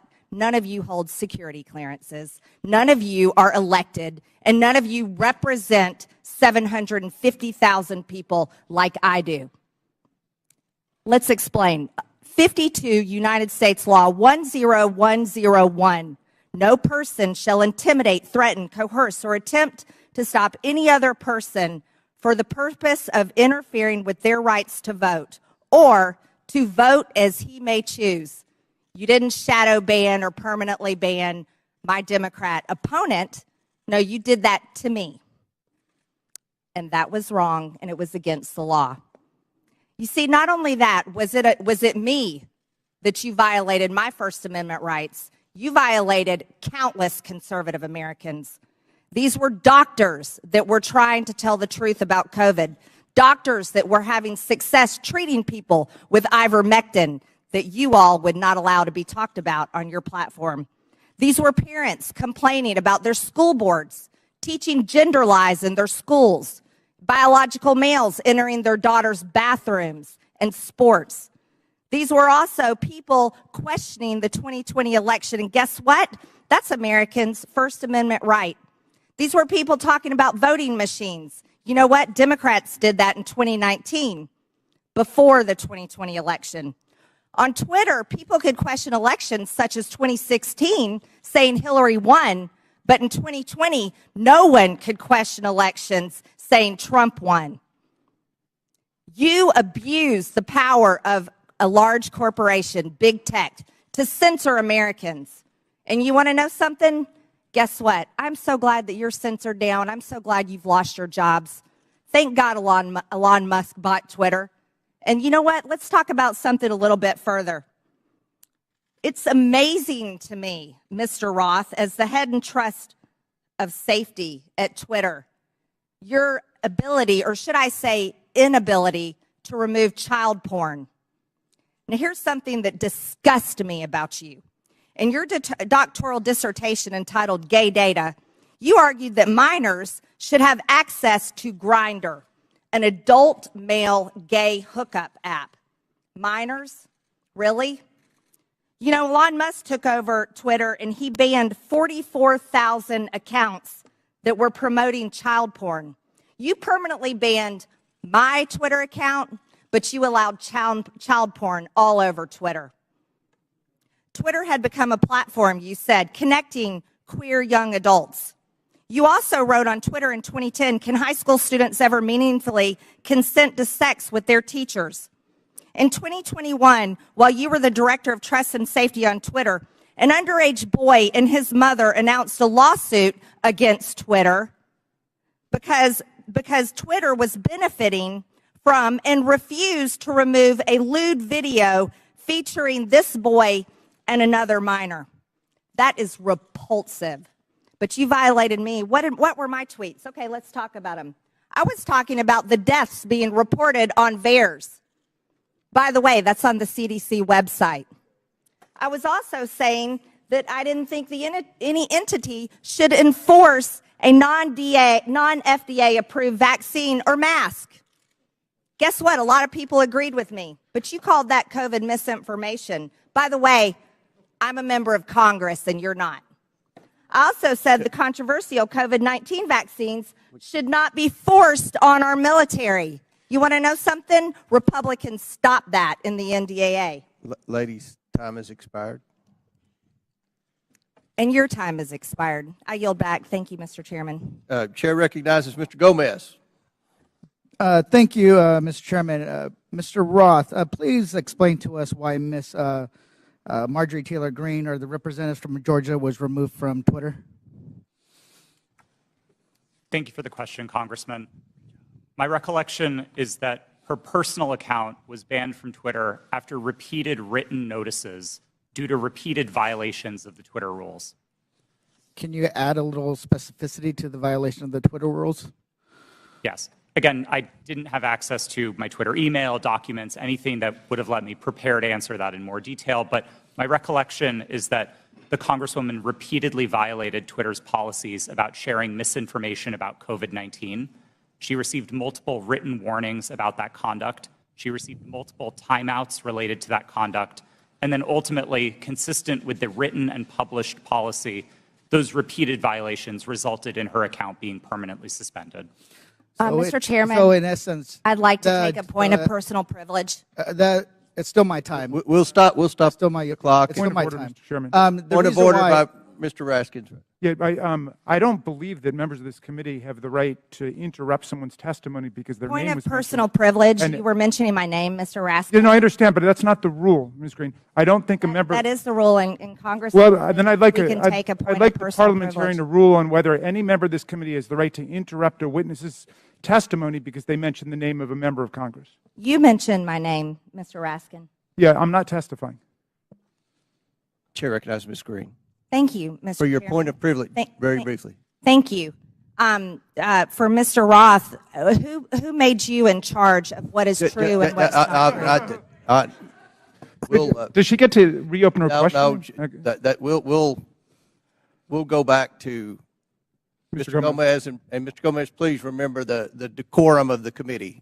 The clock. We'll restart the clock now. You didn't lose any time. Chair recognizes Mr. Gomez. Thank you so much. The gentle lady from Georgia was suspended from Twitter for knowingly and consistently spreading conspiracy theories about COVID-19 vaccine, right? Which is shameful, especially in a pandemic where a million people have lost their lives. With that, I yield my rest of my time to the gentleman from New York, Mr. Goldman. Thank you, Mr. Gomez. Let's talk about the so-called Twitter files, which my Republican colleagues seem to think are God's gift to journalism. In one about the Hunter Biden laptop, the author says that every single fact in the New York Post story was accurate. And Chairman Comer, I notice you blew up the cover of that New York Post story, which I appreciate you doing that because I'd like to dig into this article. The very first paragraph says Hunter Biden introduced his father to a top executive at a Ukrainian energy firm less than a year before the elder Biden pressured government officials in Ukraine into firing a prosecutor who was investigating the company. That is false. 100% false. Is the gentleman sure about that? Yes, in fact, I am sure about that. And as the lead counsel in the first impeachment investigation, we proved that he was actually fired because he was not prosecuting corruption, not that he was fired because he was prosecuting corruption. Corruption of the president's son's company. I'm sorry, would the gentleman yield corruption of the president's son's company? I'd like to reclaim my time. Gentleman's recognized. The fact that Joe Biden fired, consistent with U.S. policy and every single European country, the prosecutor general in Ukraine because he did not prosecute corruption, including at companies like Burisma, has been proven over and over and over. And if you want to know who actually prosecuted Burisma, Chairman Comer, you should talk to the British authorities, because they were the ones who were prosecuting Burisma, and they couldn't get any cooperation from the Ukrainian prosecutor general. So that's why he was fired. So right off the top, the very first paragraph of this so-called bombshell story is completely false. Now, what is the allegation that we are hearing from our Republican colleagues about the connection to Joe Biden and Burisma? It is an email from a Burisma employee thanking Hunter Biden for organizing a meeting with the Vice President Biden. We know nothing about the substance of that meeting. We know nothing about how long they met. It was not on Vice President Biden's schedule. And in fact, I would ask my Republican colleagues, do you meet with foreign businessmen? Do you meet with foreign diplomats? If we were to say to you every single time you met with somebody that you discussed something that you're voting on, how would you react? It's preposterous. And Chairman Comer, you have said in your opening statement that Joe Biden lied to the American people. That is a bold, bold accusation. And so far, we've seen no actual evidence of any lies or any support for Joe Biden being involved in anything having to do with Ukraine other than promoting U.S. foreign policy. And I hope that you are not abusing the power as chairman of this committee, and that you are not wasting taxpayer dollars on a fishing expedition into a civilian child of a president for political purposes. I yield back. The gentleman yield to a quick question. You don't have to. It's your choice. You yield. Yeah, please. So I would love to discuss this. Are you admitting that Joe Biden did get the prosecutor in Ukraine fired? I think it's very clear that Vice President Biden, along with all of our allies in Europe, pressured Ukraine to fire a corrupt prosecutor general who was not charging corruption cases that would have included potentially Burisma. Corruption with his son's company? Yes. In fact, if what he wanted was the prosecutor general to prosecute corruption, and the allegations that you are making and that the Russians are making, because this is all part of Russian propaganda, is that Burisma was corrupt and Joe Biden was trying to stop an investigation into Burisma. That is categorically false, and there is no evidence of it. Mr. Chairman, we're going to recognize one more speaker. We've been requested by the presenters for a brief bathroom break. If you'll allow us, we have one more questioner, and then we'll take that break. Chair recognizes Mr. Timmons for 5 minutes, and then we'll have a 5 to 10 minute break. Mr. Timmons. Thank you, Mr. Chairman. We have a big picture problem right now, and we're talking about Twitter specifically and Hunter Biden's laptop, but it's not just that. It's the general trend of the media, social media, the FBI, DOJ, doing one side's bidding. That's the issue. There's mistakes that have been made, and we keep looking back at these mistakes and say, oh, that shouldn't have happened that way. we are going to have a new policy to avoid that from happening again. But every mistake benefits one side. Every mistake benefits one side. Let's go back to 2016. The Democrat National Committee and the Clinton campaign paid Fusion GPS to fabricate the Steele dossier, which was the basis of this entire Russia collusion investigation. Special counsel, we spent $40 million pursuing it. There was no evidence of the Trump campaign colluding with Russia. There was none. It was actually fabricated by the Democrats and the Clinton campaign to create a narrative to damage President Trump. So that was a mistake. We all know that now. That was the conclusion of that investigation. So, and as a side note, that's why Adam Schiff is no longer on Intel, because he lied about that investigation. He said, as the chair of Intel, I have all this information. He abused his position, and that's why he was removed from Intel. So next, we go to 2020. Another mistake. We have something that is real labeled as something that is fake. We tell the American people that we're going to have an honest, open conversation about issues, about challenges that our country faces, and everybody has their own facts. Congressman from New York is mentioning his facts. It's just very bizarre that Hunter Biden making tens of thousands of dollars a month with no credentials from a business in Ukraine, whether they're being investigated, who knows? I mean, these are all speculation, and it's something the American people can't really digest because we don't know the answers to it. And when we're told the answers by our government, by big corporations, by big tech, and they're repeatedly wrong, it creates a trust issue. It creates a trust issue. So the American people do not trust what they're being told. They do not trust what they're being told. We're going to dig into the Hunter Biden laptop briefly. Jack Dorsey has said that he did not make that decision. Ms. Gaddy, did you make the decision to censor the Hunter Biden laptop story? Yes, I was involved in that decision. Who was the final arbiter? Because Mr. Roth has said he disagreed with that decision. Who was the final person that said, we're going to do this? I ultimately approved that decision. Okay, thank you. Mr. Roth, you have said previously that you do not believe that the New York Post story violated any policy. You've said that multiple times today. How many times, other than this one, did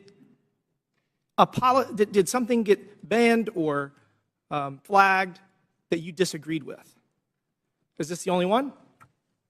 No, sir, not at all. Okay, so these are Twitter challenging. Twitter repeatedly banned and censored material that you thought shouldn't be censored. Is that fair? These are challenging judgment calls, and I think reasonable minds can differ about whether a given piece of content. Okay, but on this one you did disagree. I just want to say the American people need to have valid information to process decisions. I would argue that denying the American people the substance of Hunter Biden's laptop story was Hunter Biden's laptop was wrong. You got photos and text messages of Hunter Biden committing multiple felonies, which was never actually criminal. There were no criminal charges. Must be nice. Hunter Biden and James Biden were negotiating deals with Chinese Communist Party agents, one of whom Hunter Biden classified as the spy chief of China. We have evidence at least one of Hunter's deals with Chinese Communist Party linked entities. Joe Biden was given a 10% equity stake in the joint venture. You have evidence that the Bidens were trying to sell America's natural resources to the Chinese, and this is my personal favorite.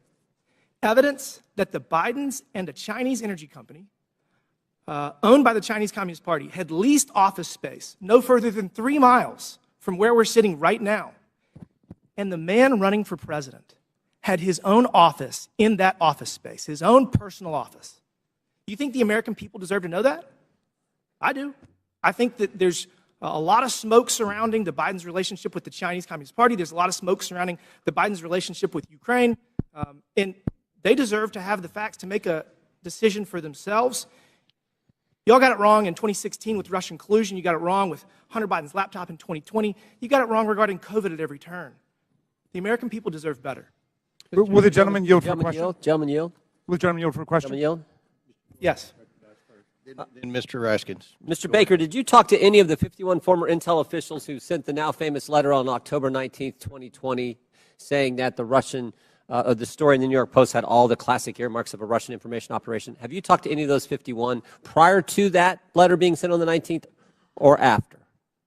Sir, I can't remember who's on that group, but Clapper, Brennan, Morrill. I've talked to those people during the course of my career, yes. Have you talked to them in your time at Twitter? I can't remember who's on that list, so I'm No, afraid. how about the three I just mentioned, Clapper and Brennan? Okay. All right. Mr. Chairman, regular order. Last Regular. question, but feel free to answer. Then we'll recognize Mr. Raskin. Well, I was going to ask the gentleman before he left whether he's denying the Russian disinformation propaganda campaign that we've heard about from witnesses, or he's just denying Russian collusion, which was something that Mr. Mueller specifically did not address in his final report. He said collusion is not a legal concept. He was looking just at conspiracy, and he said there wasn't substantial enough evidence to charge conspiracy, but there were dozens of contacts between Donald Trump and the Russians that were documented in that report. That's all I wanted to say. Chairman, if I could- Chair recognizes Mr. Jordan, then we'll recess for. Just to restate the question that's on the table to Mr. Baker. Did he talk with Mr. Clapper, Mr. Brennan, or anyone else that he knows of on that who signed that? Point of order, letter? Mr. Chairman. Whose time is this now? This going was on? Chairman's time. remaining 3 seconds of. He doesn't have remaining time. Okay. He's gone over by a minute. We're over. Mr. Baker, feel free to answer the question if you want, and then we'll take a recess. Mr. Jordan, I don't recall discussing that publication that they did about the Hunter Biden laptop with any of those people. We'll stand in recess for 5 minutes. When we return, Mr. Garcia will begin our questioning. We're in recess for 5 to 10 minutes. Now we'll resume questioning, and Chair recognizes Mr. Garcia for 5 minutes. Thank you, Mr. Chairman. Thank you, Mr. Chairman. I want to thank our witnesses, and I just want to start off also by just apologizing to our witnesses, particularly Mr. Roth, for just the homophobic rant and comments that were recently just made from the gentle lady from Georgia. That was really shameful.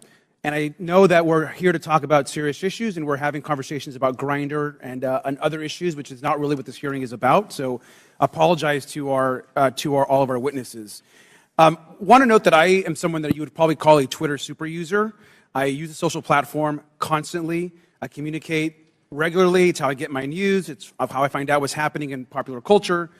And I admire what Jack Dorsey, Evan Williams, and Christopher Stone actually tried to build as a company. I wish I could say the same for what the platform is today. I think to me and to many other users, we've seen the site currently degraded. We've seen Mr. Musk more interested in attacking journalists and uplifting conspiracy theories and actually running a company. And I think we can all agree that just overall the service has substantially degraded. I think just an example is the forced For You page mess that I personally don't like, and I think most folks don't as well. But I want to know more seriously that Mr. Musk and the current team has also done damage as far as trust and safety on the platform.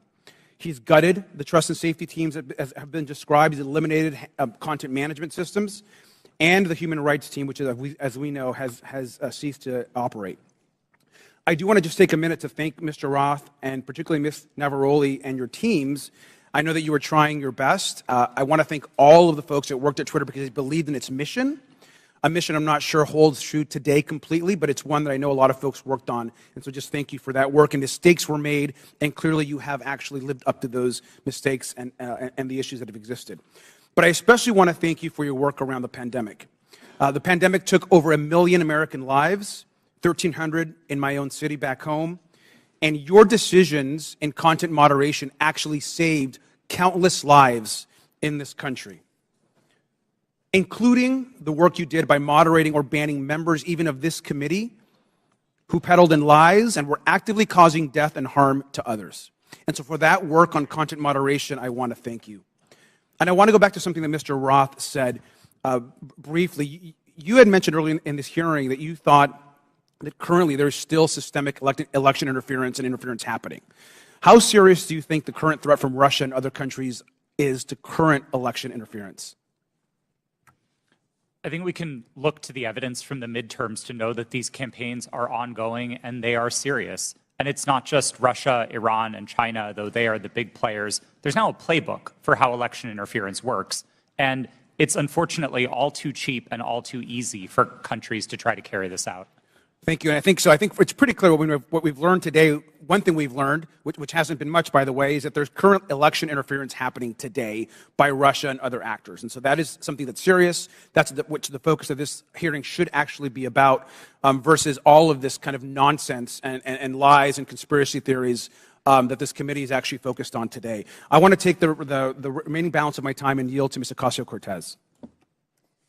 I thank the gentleman from California. I'd like to raise and follow up on a point that the opposition and the other side of the aisle is making, which is trying to insinuate that there is something scandalous or unusual about federal agency outreach to social media platforms and other organizations such as Twitter.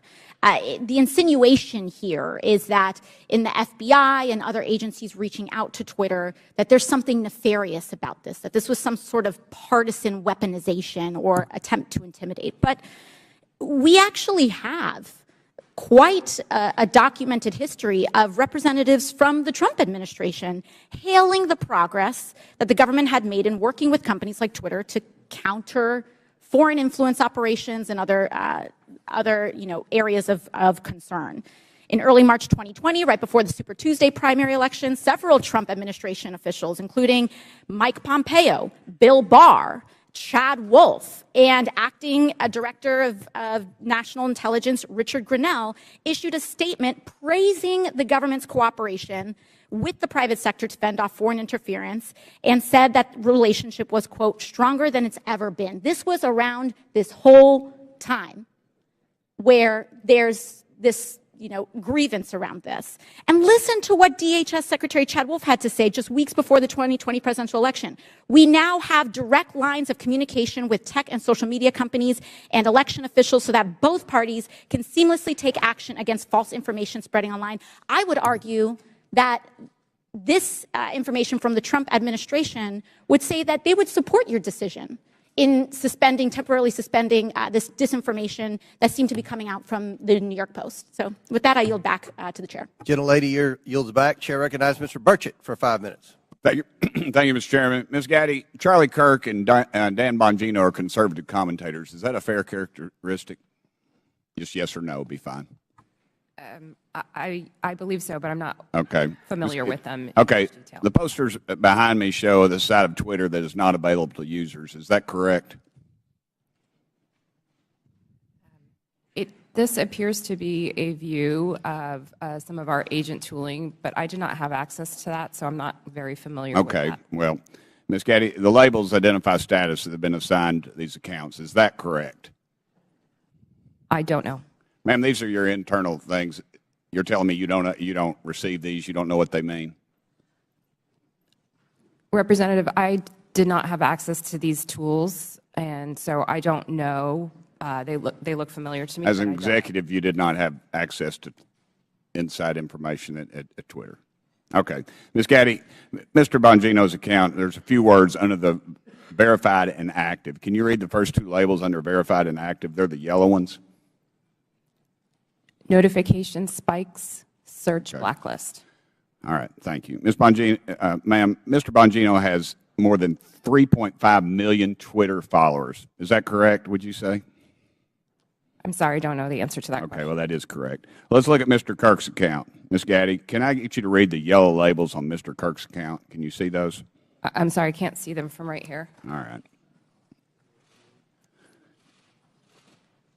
You know that Mr. Kirk has almost 2 million followers? I was not aware of that. Okay. Let me ask you, what is a search blacklist? I do not know specifically what that is, but I could make a guess if that would be helpful. Why don't you make a guess for me, please? We do, when I was at Twitter, there was an ability to prevent something from appearing in one of the tabs of search results. Okay, thank you. What does do not amplify mean?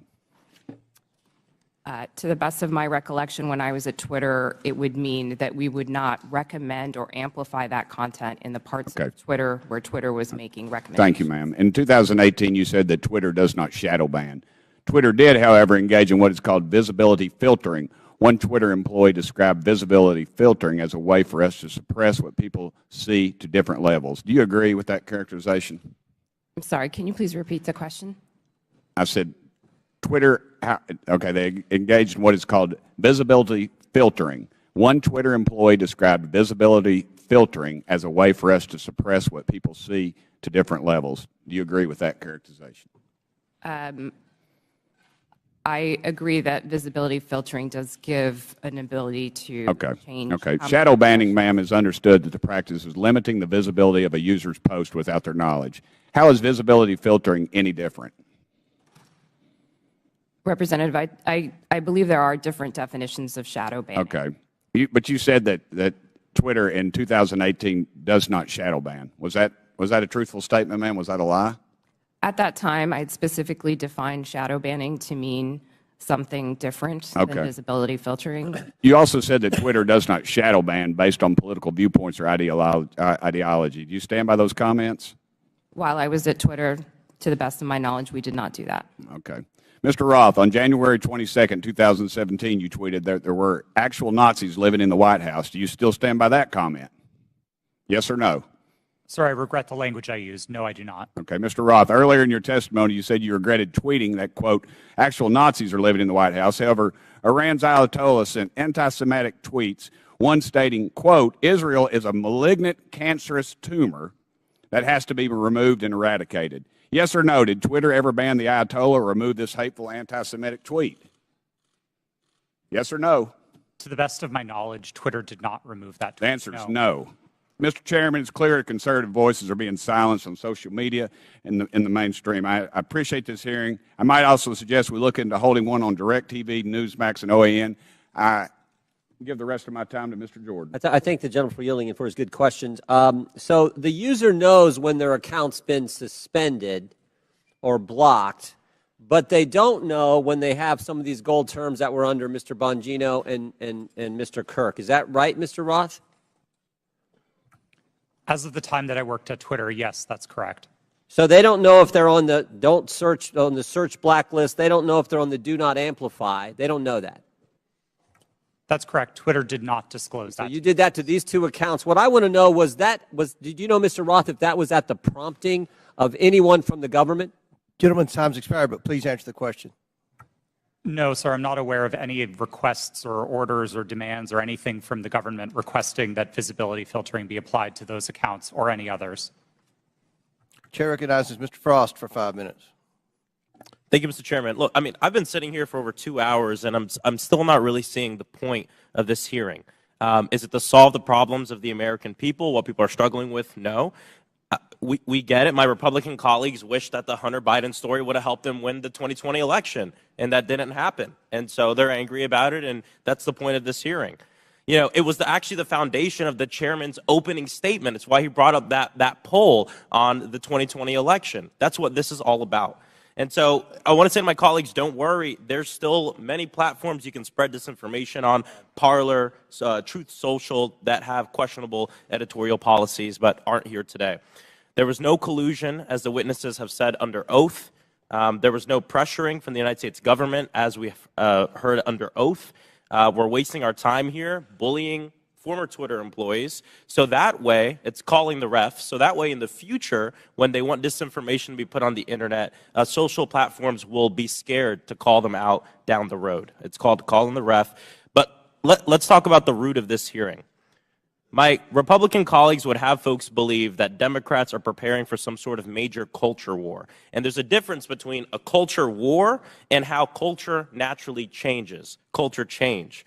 Some on this committee are very resistant to culture change. I mean, just yesterday we heard a member equate immigration negatively to changing our culture, black and brown folks coming to our country. The reality is that culture changes, it adopts, it welcomes more people, it becomes more understanding, and it also decides to reassess what's acceptable behavior and rhetoric. It could be different now than it was in, say, the 1950s.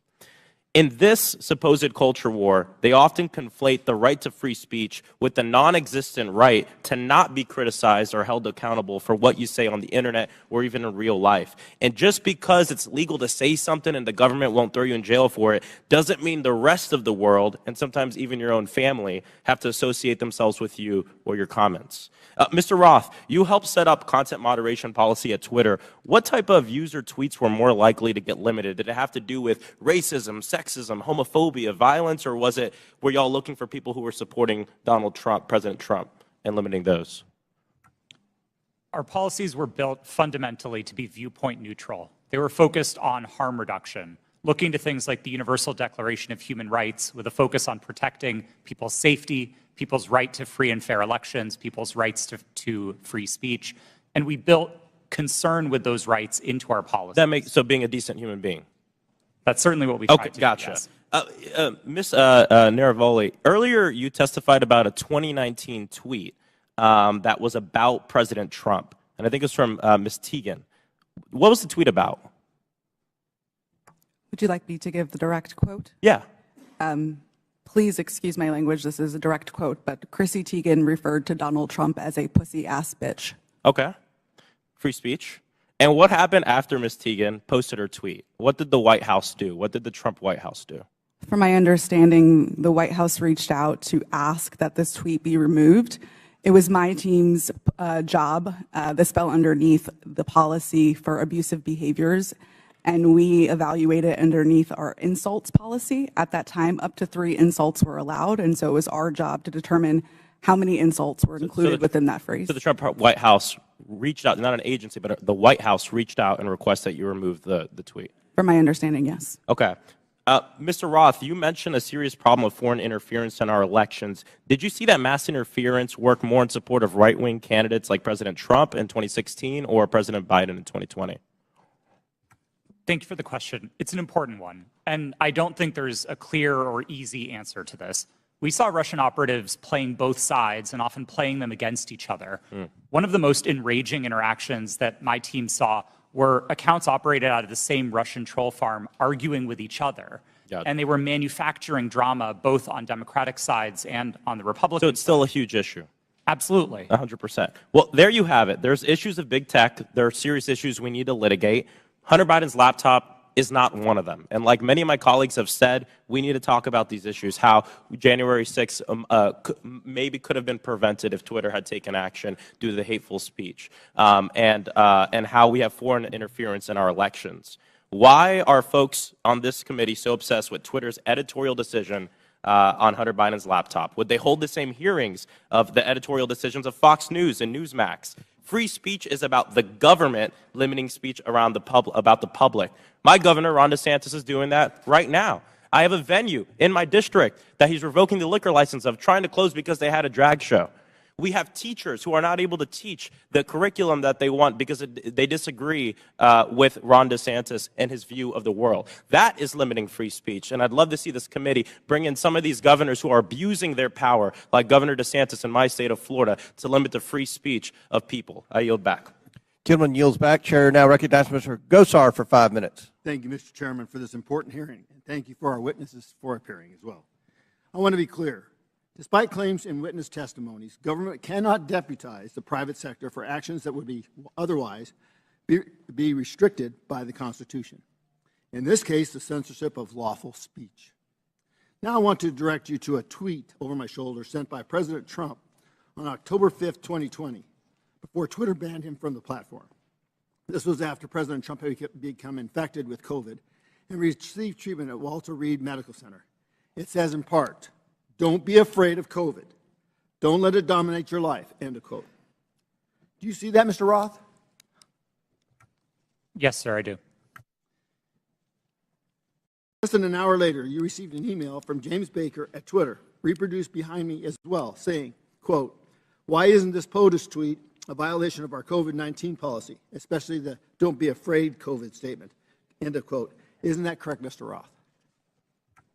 Yes, I believe that's the email displayed. Now, Mr. Baker, was it your understanding that the Twitter COVID-19 policy was people should be afraid of COVID? Sir, my recollection. Yes or no? Could you repeat the question, sir? Was it your understanding that Twitter's COVID-19 policy was, quote, people should be afraid of COVID? Yeah. At that point in time, I did not fully understand what Twitter's COVID misinformation policy was, and so I was trying to understand. I'm recapturing my time. So maybe you thought that Twitter's policy was that it should dominate people's lives. Is that what you thought? I'm sorry, I'm having a hard time hearing you, sir. So is it the fact that Twitter, don't let it dominate people's lives? Is that the problem with the tweet? I didn't, at that point in time, I did not understand fully. I was relatively new at Twitter, and I was trying to understand what the policy was, and therefore I was. I just want to ask you, the other two were asked, where did you go to medical school? I beg your pardon? Where did you go to medical school? I did not go to medical school. Good. Now, I'd like to have a yes or no from each of the witnesses on these following questions. Did you or others at Twitter communicate with government officials by means of disappearing messaging systems like Signal, Snapchat, or Wicker? Mr. Baker, yes or no? Have I ever communicated with a government official using those? Yes or no? I don't recall. Ms. Gaddy? Not to the best of my Mr. recollection. Roth? Yes. Mr. Rowley? Not to my recollection, no. Once again, did you or others at Twitter receive requests from federal law enforcement to allow criminal activity or content whose distribution is criminal to proceed on Twitter? Mr. Baker? I'm sorry, I don't understand the question, sir. Ms. Gaddy? Can you please repeat the question, sir? Mr. Roth? If I understood the question correctly, it was whether we received requests to allow unlawful activity, and Yes. the answer is no. Okay, Ms. Navaroli? Not to my knowledge, no. Now, I'd like to submit for the record an article by the New York Post titled, quote, Twitter refused to remove child porn because it didn't violate policies. Ms. Gaddy, who was involved in this determination? I'm not familiar with this situation. Mr. Roth, are you familiar with it? No, sir, I'm not. Once again, I'd like a yes or no from each of the witnesses. Did you apply labels to users with an administrative tool to downrank them? Mr. Baker? I'm sorry, sir. I'm having a very hard time hearing your questions.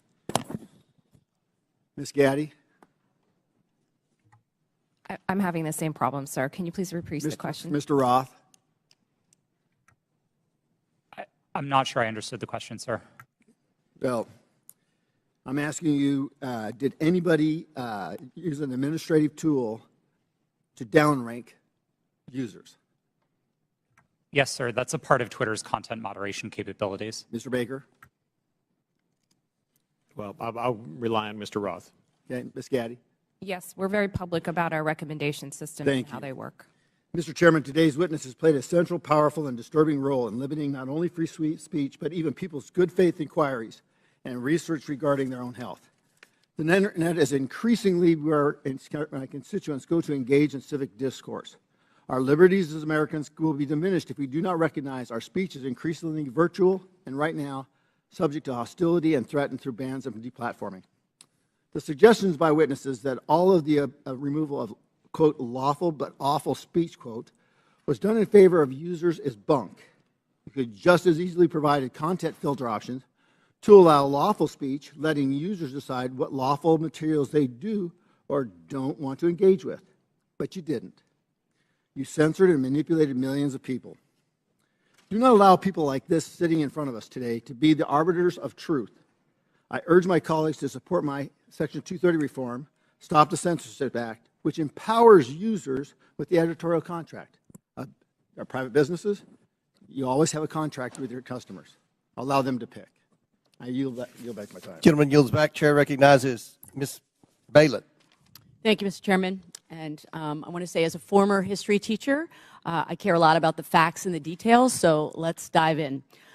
On December 4th, then Ranking Member Comer appeared on Fox News and alleged that what Elon Musk's Twitter files showed was, quote, evidence that the Biden campaign colluded with big tech to suppress a story that we now know is 100% true, unquote.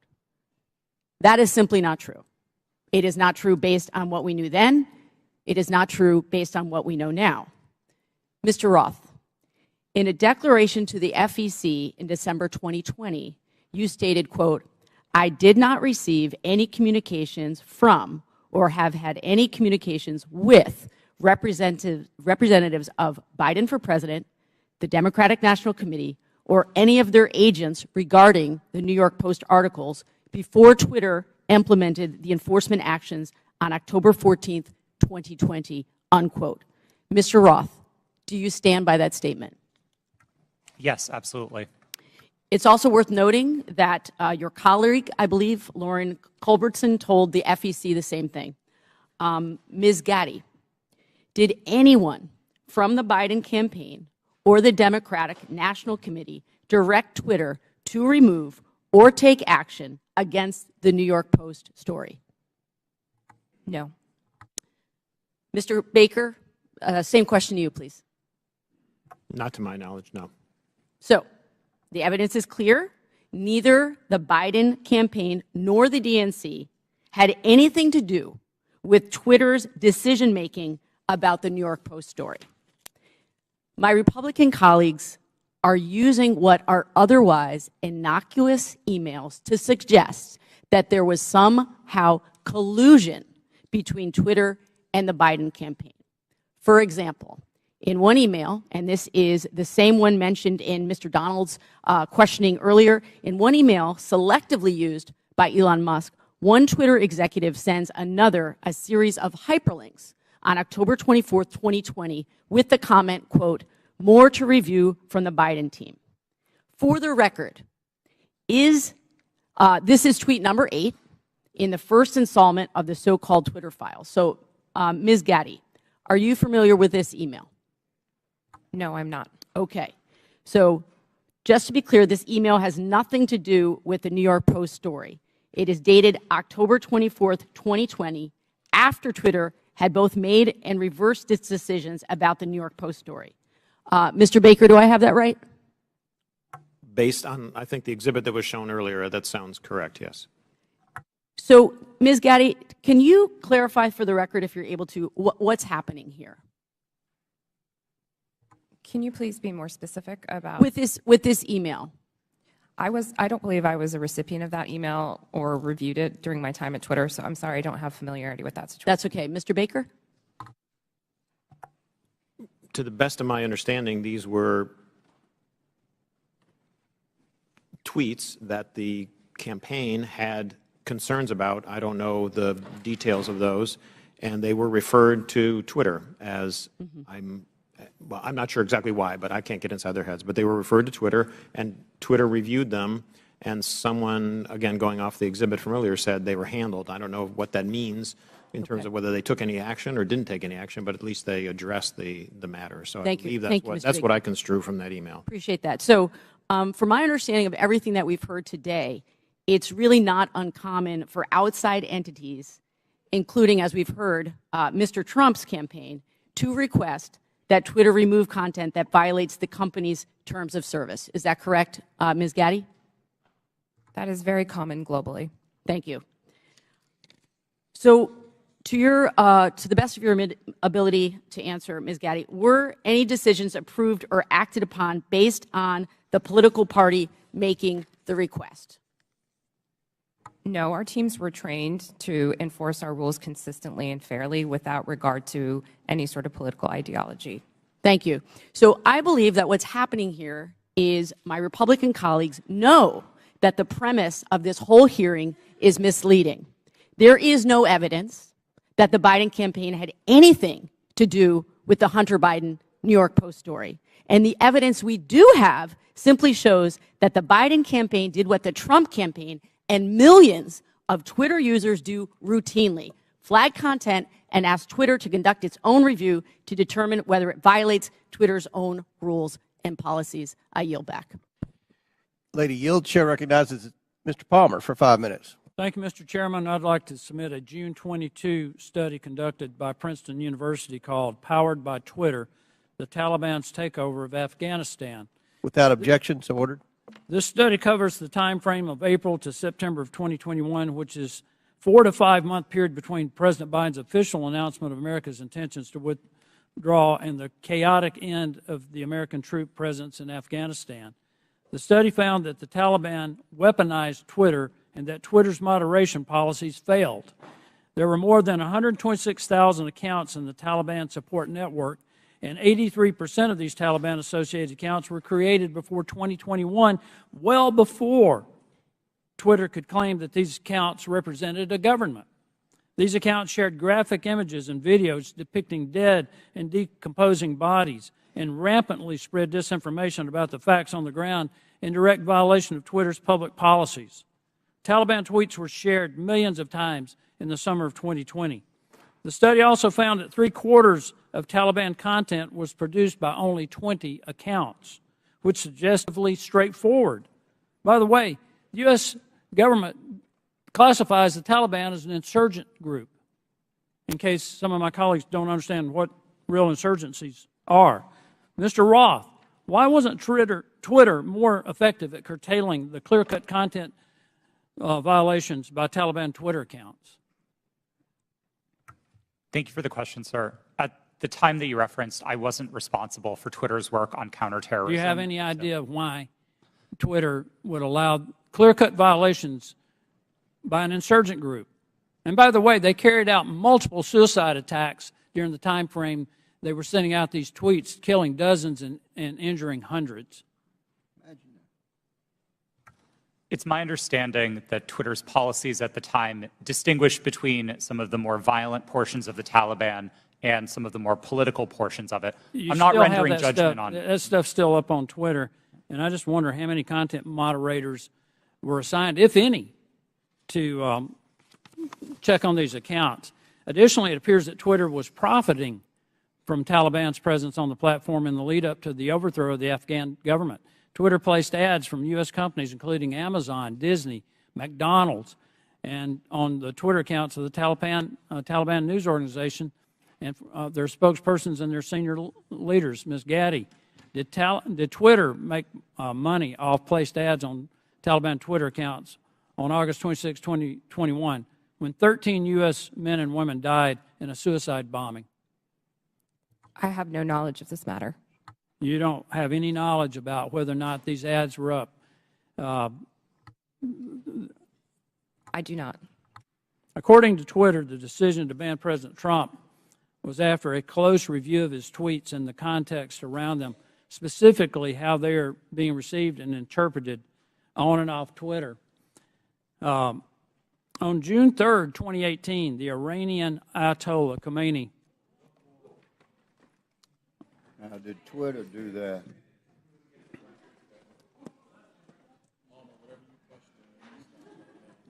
Sounds like the Green New Deal to me.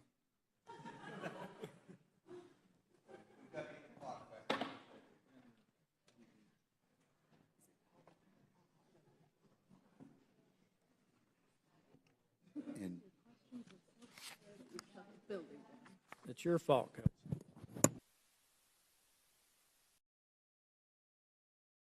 Minutes remaining, so I now yield 3 minutes to Mr. Palmer.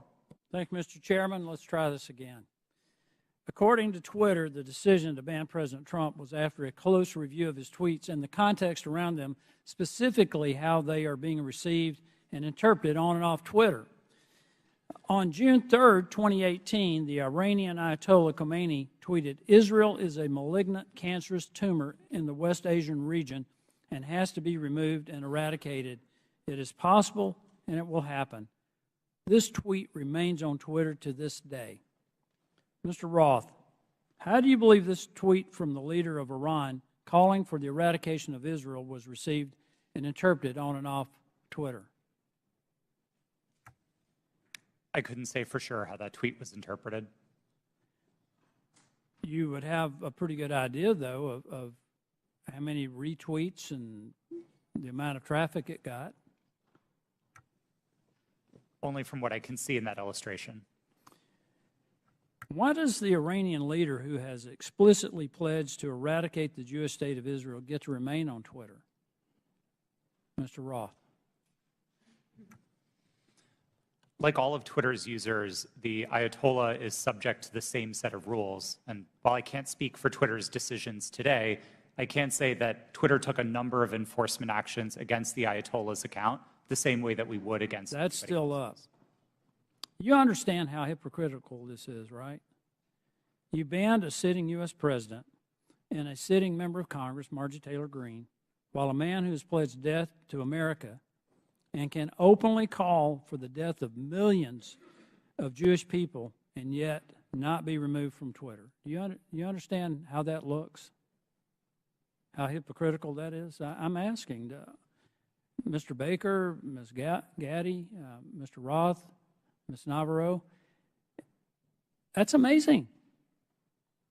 But it shows hypocrisy at Twitter. I want to pivot here, Mr. Chairman. Mr. Goldman made a very troubling statement claiming that as Vice President Joe Biden fired the Attorney General of Ukraine, since he had knowledge of this prior to becoming a member of Congress, Mr. Goldman should provide to the committee documentation about this action. We should know who authorized Vice President Biden to take this action against the Ukrainian Attorney General. We need to know, was there an investigation to justify the firing of the Ukrainian Attorney General, and if yes, who conducted it? He needs to provide all details involving this action, including Vice President Biden's threat to withhold $1 billion of U.S. funding if the Ukrainian AG was not fired, and who authorized Vice President Biden to make that threat.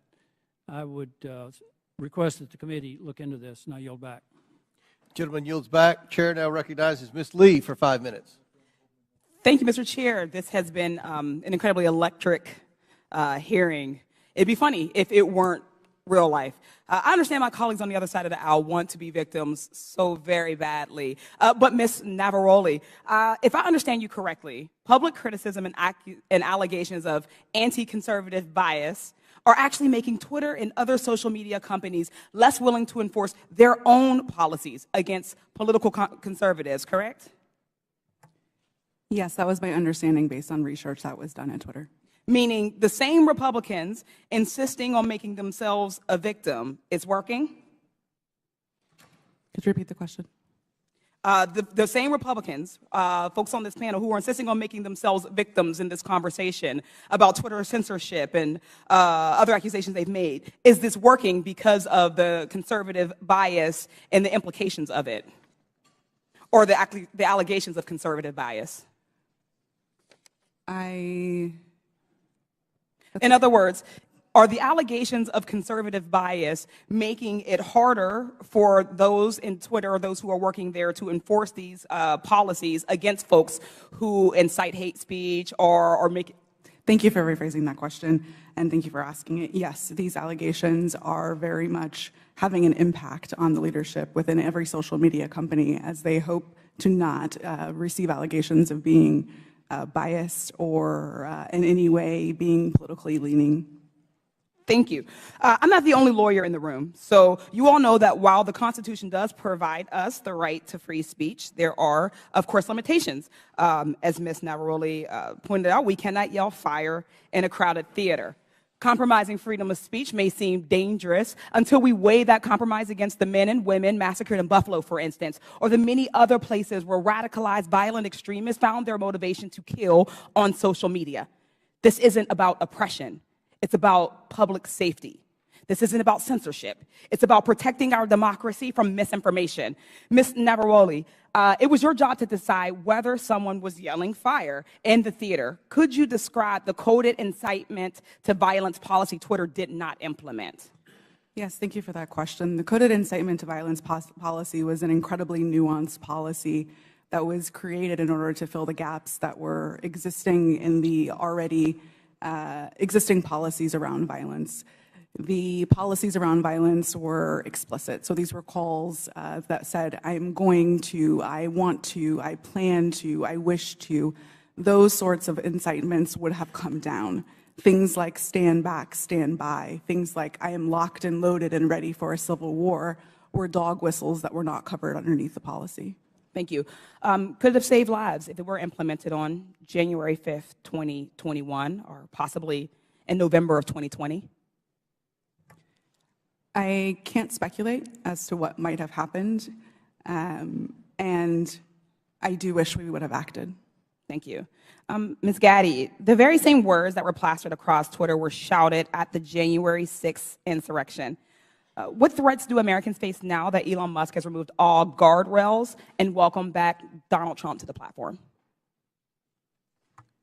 Thank you for the question. I'm actually not really familiar with what the content moderation policies of Twitter are today. Okay, thank you. Social media platforms like Twitter must own up to their responsibility in spreading violence and chaos. I'd argue so too do members of this panel and institution. Thank you. I yield the balance of my time to Mr. Raskin. Thank you very much. Mr. Roth, I want to go back to the whole question of your finding hundreds of thousands of fake accounts set up by Vladimir Putin and the Russian Internet Research Agency, I think they called it, which was the propaganda arm in 2016, and I suppose to this day. some have been suggesting on the other side of the aisle that it's illegitimate for the FBI or any representative of the federal government, presumably even Donald Trump, who did a lot of this, to contact private media entities in order to apprise them of anything, whether it might be the penetration of organized crime or child pornography or foreign malign influence. And I'm just wondering if you would give us a sense of how much work is actually being done, and I was going to check with you and Mr. Baker about that. How much work does Twitter and other social media entities do that relies on the FBI and other national security agencies? Thank you for the question. There is a considerable amount of work to address foreign disinformation at Twitter and also at other companies. And this work was reliant in part on intelligence shared with companies by law enforcement and by the intelligence community. I would regard that work as essential. At Twitter, we had dozens of people working just on these questions of election interference. Those teams no longer exist under Mr. Musk. And Mr. Baker, if you could. Thank you, sir. Just generally, I mean, it's a matter of public record that the FBI has worked with the public, including private entities, for decades. Indeed, they've had for some number of years now an office of, I think it's called Office of Public Sector Engagement. This is part of what they do in order to fulfill their responsibilities and to do their jobs to protect the country. Thank you. Yield back. Chair recognizes Mr. Armstrong for 5 minutes. Thank you, Mr. Roth. I'm going to continue down that line of questioning. So when you testified, you were just talking about working very hard to keep foreign troll farms from using Twitter and to engage in malign foreign interference. This sounds like a fairly robust undertaking. You said between 2016 and 2020, you had different teams stood up to do this. Constant vigilance? Yes, sir. That was the phrase that we used. Yeah. And these types of attempts are constantly evolving. They're trying to find new ways to penetrate your system, so you have to be engaging with it on and being willing to adapt on a constant basis. Yes, sir. That's right. And now we forward to 2020, and earlier you had testified that you were having regular interactions with National Intelligence, Homeland Security, and the FBI? Yes, I did. And primarily to deal with foreign interference? Primarily, but I would say almost misinformation and all of that. exclusively. But you had said earlier, like your contact with Agent Chang was primarily with foreign interference? Yes, that's right. All right. And these were emails. Were there meetings? Yes. Twitter met quarterly with the FBI Foreign Interference Task Force, and we had those meetings running for a number of years to share information about malign foreign interference. Agents from Homeland Security or intelligence, or just primarily the FBI? Our primary contacts were with the FBI, and in those quarterly meetings, they were, I believe, exclusively with FBI personnel. And you had multiple former FBI agents on the payroll. I mean, Mr. Baker, you have 10 years experience with FBI, DOJ? I was, well, with DOJ, it's 2 decades roughly, but I was, just for the record, I was never an FBI agent. Okay. Yeah. And Twitter has such a close relationship with at least one FBI agent that that agent could start emails with, "Hey, Twitter folks," and could actually advise your company about violations of your own terms of service. Mr. Roth, I think it's safe to say that you had a consistent dialogue with the FBI for the weeks and months prior to the New York Post. Is that fair? I had ongoing conversations with the FBI for years, I would say, about election security. And in response to Mr. Fry earlier, you said you would not categorize the FBI communications as pressure. No, I would not. However, Twitter's director of policy wrote to you in 2020 that Twitter has seen a sustained effort by the intelligence community to push Twitter and that Twitter should keep a solid front against these efforts. He specifically cited Elvis Chain, an FBI agent in San Francisco. Now, on August 11th, 2020, Agent Chan sent you 3 documents in prep for a meeting and said the documents pertain to APT-28, a hacking unit connected with Russian military intelligence. Agent Chan arranged for having security clearance for Mr. Baker and facilitated encrypted networks for the FBI to share information with Twitter employees. And on October 14th of 2020, you stated that this feels a lot like somewhat of a subtle leak operation. Earlier today, you testified that you were following national experts on Twitter, national security experts on Twitter, as a reason to take down the New York Post story on Hunter Biden's laptop. Yes, sir, I did. So, after 2016, you set up all these teams to deal with Russian interference, foreign interference. You're having regular meetings with the FBI. You have connections with all of these different government agencies, and you didn't reach out to them once? Is that question in reference to the day of the New York Post Yeah. article? That's right. We generally did not reach out to the FBI to consult on content moderation decisions, especially where they related to domestic activity. It's not that we wouldn't have liked that information. We certainly would have. It's that I don't believe it would have been appropriate for us to consult with the FBI. In December of 2020, you did a declaration to the Federal Election Commission that the intelligence community expected a leak and a hack operation involving Hunter Biden. Recently, Mark Zuckerberg confirmed that the FBI warned Meta that there was a high effort of Russian propaganda, including language specific enough to fit the Hunter laptop Biden security story. You're talking to these people for weeks and months, years prior to this leaking. They have specifically told you in October that there's going to be a leak potentially involving Hunter Biden's laptop. They legitimately and literally prophesized what happened. And you didn't contact any of them? No, sir, I did not. Did they reach out to you? On and around that day, to the best of my recollection, no, they did not. So after the story was taken down and you guys did it and you personally disagreed with it, Ms. Gaddy, you said you did. Did you contact them and say, hey, is this what you were talking about?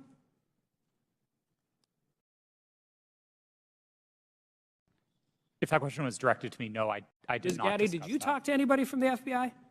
Not to the best of my recollection. So I guess my question is, what is the point of this program? You have constant communication. They're set up for foreign interference. They've warned you about this very specific thing, and then all of a sudden everybody just walks away? Like, this is what you planned for. This is what you prepared for. This is the information. They told you exactly what was going to happen, and then you want, I don't care if it's members of Congress, you legitimately want the American people to believe we just completely cut off contact with all of the people who we were supposed to defend against? I don't think it passes the smell test, and neither do the American people. I yield back.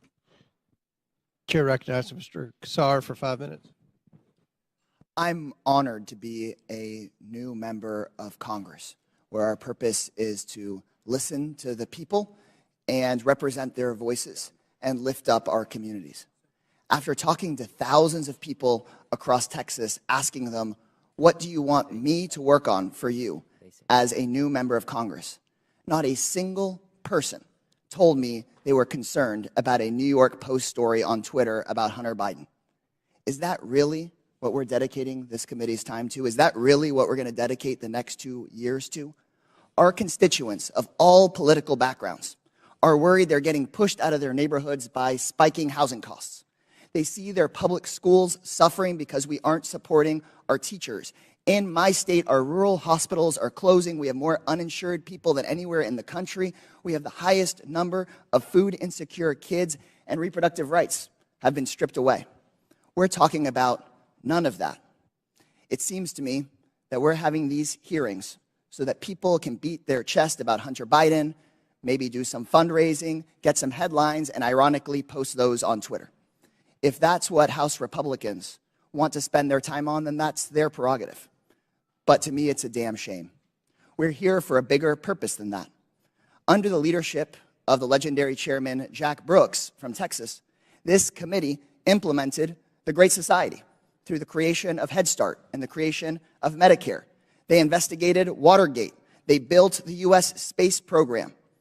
Anything is possible if we all come together to work on what our constituents demand, if we make sure that we say to our constituents that your voice matters here.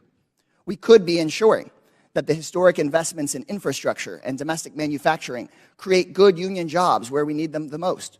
We could take on free speech and civil liberties issues at home and across the world. We could be investigating and taking a look at these real threats of domestic terrorism and civil unrest. We could be making sure that our constituents' lives are better. But instead, we're focusing today on Twitter. The American people deserve better. I yield back my time to Mr. Raskin. Thank you very much, Mr. Kassar.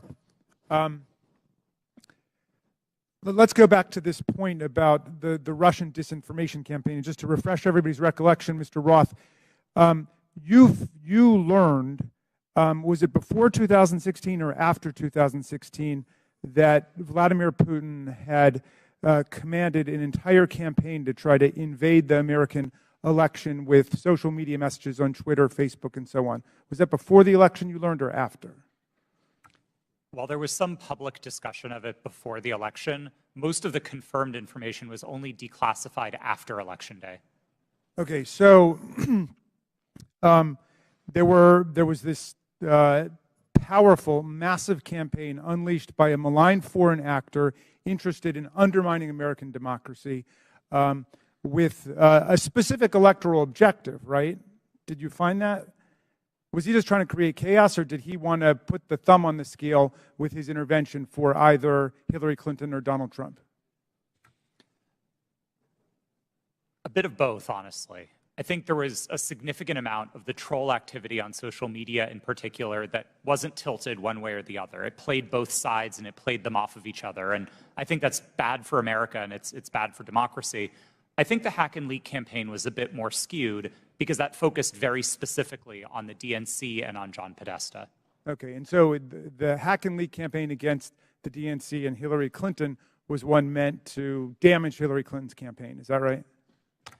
That's what most research concludes was the objective, yes. All right. So some people are suggesting that if the U.S. government finds out about a malign foreign influence disinformation or propaganda campaign in our elections at any level, the government shouldn't say anything to the public or the news media about it. What do you think about that proposition?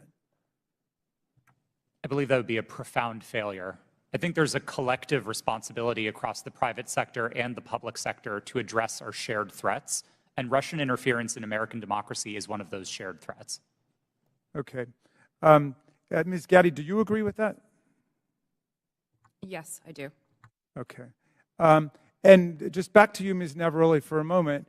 Did you follow the attempt to overthrow the official election result in Brazil? I was not working at Twitter at the time, but I paid attention to the news, yes. Okay, and were you struck by any of the resemblances between what happened in Brazil and what happened here on January 6th? Yes, it was the exact same playbook that was played on January 6th, in which a ruling party claimed that an election was stolen, and that misinformation continued to spread and lead to political violence. Thank you. I yield back, Mr. Chairman. Chair recognizes Mr. Fallon for 5 minutes.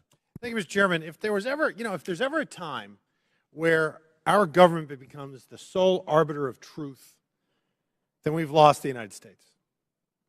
Twitter's become the virtual town square. It now has the power to transform public opinion like no other medium in history, with their algorithms shaping and molding the public mind to their own ends. Mr. Roth, to the best of your knowledge, what percentage of your colleagues when you worked at Twitter donated to Democratic causes or candidates in 2020? I don't know, sir. We have it here. It was 98.4% of Twitter employees gave to Democratic candidates or causes in the 2020 election cycle. And believe it or not, those numbers actually went up in the 2022 cycle to 99.7% of Twitter employees donating to Democratic candidates and causes. So clearly, Twitter as a whole had a political bias. Mr. Roth, do you personally think that you have a political bias, and did you have one when you worked at Twitter? A personal political bias? No, sir. You didn't. That's remarkable because it's pretty obvious you did have strong biases when you compared, ironically using Twitter, people that worked in the Trump White House to Nazis. They were good folks that you simply disagreed with politically in our representative republic, and you compared them to the most evil people on the planet that murdered 60 million people, or at least were responsible for those deaths. You think that was a little bit hyperbolic? Yes, I do. As I said, I regret the language. I agree with you. It was. And so your political opinion spilled over into censorship work at Twitter. I think your biases had consequences, which you intentionally expressed through your propaganda and censorship role at Twitter. Additionally, you may have collaborated with the U.S. intelligence community regarding stories that y'all didn't want the public to see. So namely, what we refer to as the Hunter Biden laptop story that ran in the New York Post. So I'll ask you, Mr. Roth, did you receive 10 confidential documents from Special Agent of the FBI, Elvis Chan, the night before the Hunter Biden laptop story ran? Yes. You did. See, because it's interesting, with the immediacy with which you all acted to censor the New York Post Hunter Biden laptop story seems to be very indicative of foreknowledge. And the story was seismic, and it was rushed to be suppressed, knowing full well it was not Russian disinformation, as some here said. It was truth that was denied the American voter. And the Media Research Center polled Democratic voters in 2020 swing states and found that 17% would have changed their vote if they had known the contents and evidence of the New York Post story. President Trump lost key states, Georgia, Pennsylvania, Arizona, and Wisconsin, by collectively just over 100,000 votes. And if this is accurate, this poll, 3.2 million votes could have swung. And he only needed a teeny fraction of those 3.2 million. That decision almost certainly changed the result of the 2020 presidential election. Did you have any idea the contents of the New York Post story, Mr. Roth? Only what I read in the New York Post that day. And then it was killed by Twitter, and the mainstream media followed. So I found this interesting. In 2019, candidate for President Joe Biden said, and I quote, "I have never spoken to my son about his overseas business dealings." And yet, the evidence in that story and on that laptop revealed that two of Hunter's Mexican business associates, Miguel Magnati and Miguel Velasco, visited the White House in February 2014, and he was later photographed. Joe Biden was photographed with him in the White House. Also in October 2015, Hunter arranged a video conference with his dad, Joe Biden, the sitting vice president, and Carlos Slim, the Mexican billionaire. And then unbelievably in 2015, Hunter introduced his father, then vice president, to Vadim Pazarski, an executive at the now infamous Bursima Holdings Company, where Hunter would later magically make millions as a board member despite having no experience whatsoever in the energy sector. Joe Biden lied. He created the firewall, and then he was exposed because of this story and other information. He lied to the American people, and Mr. Roth, you withheld information on the eve of a presidential election, and you protected that lie. And I hope for the sake of the country that men like you that do those things, men and women, never get to put in such power, in positions of power again. And Mr. Chairman, I'd also like to see if, I'd like to ask unanimous consent to enter into the record a tweet from Ranking Member Raskin. The tweet reads, "It's horrifying to see images of Border Patrol agents whipping Haitian refugees at the Texas border. Not exactly the feeling I get from Without objection, it's ordered. Thank you. Would I yield back. Yep. Oh, well, I just think that's misinformation, or at least it was a mistake. And Twitter left it up for a week, or not a week, a year, a full year. Gentleman yields. I yield. Mr. Baker, in top of page 2 in your written testimony, you said, "I did not destroy or improperly suppress Whose time is this? any documents at Twitter regarding information important to the public dialogue." The way you worded that, it sounds like there is some Chairman, kind how of much extra time is he going to get during this hearing? You finished He the had, question, he and had then you time. took it Let to him Mr. repeat the Jordan. question, and then his time will be expired. And It please expired answer. before he started. Clearly, it's up to the chairman, so why don't you let him answer? Mr. Baker, on top of page 2 of your written testimony, you said, "I did not destroy or improperly suppress any documents at Twitter regarding information important to the public dialogue." The use of the term improperly suppressed suggests there was some kind of suppression done in a proper way. I just want to know what that was, and is this referring to your work at Twitter when the Twitter files were first released just a few months ago?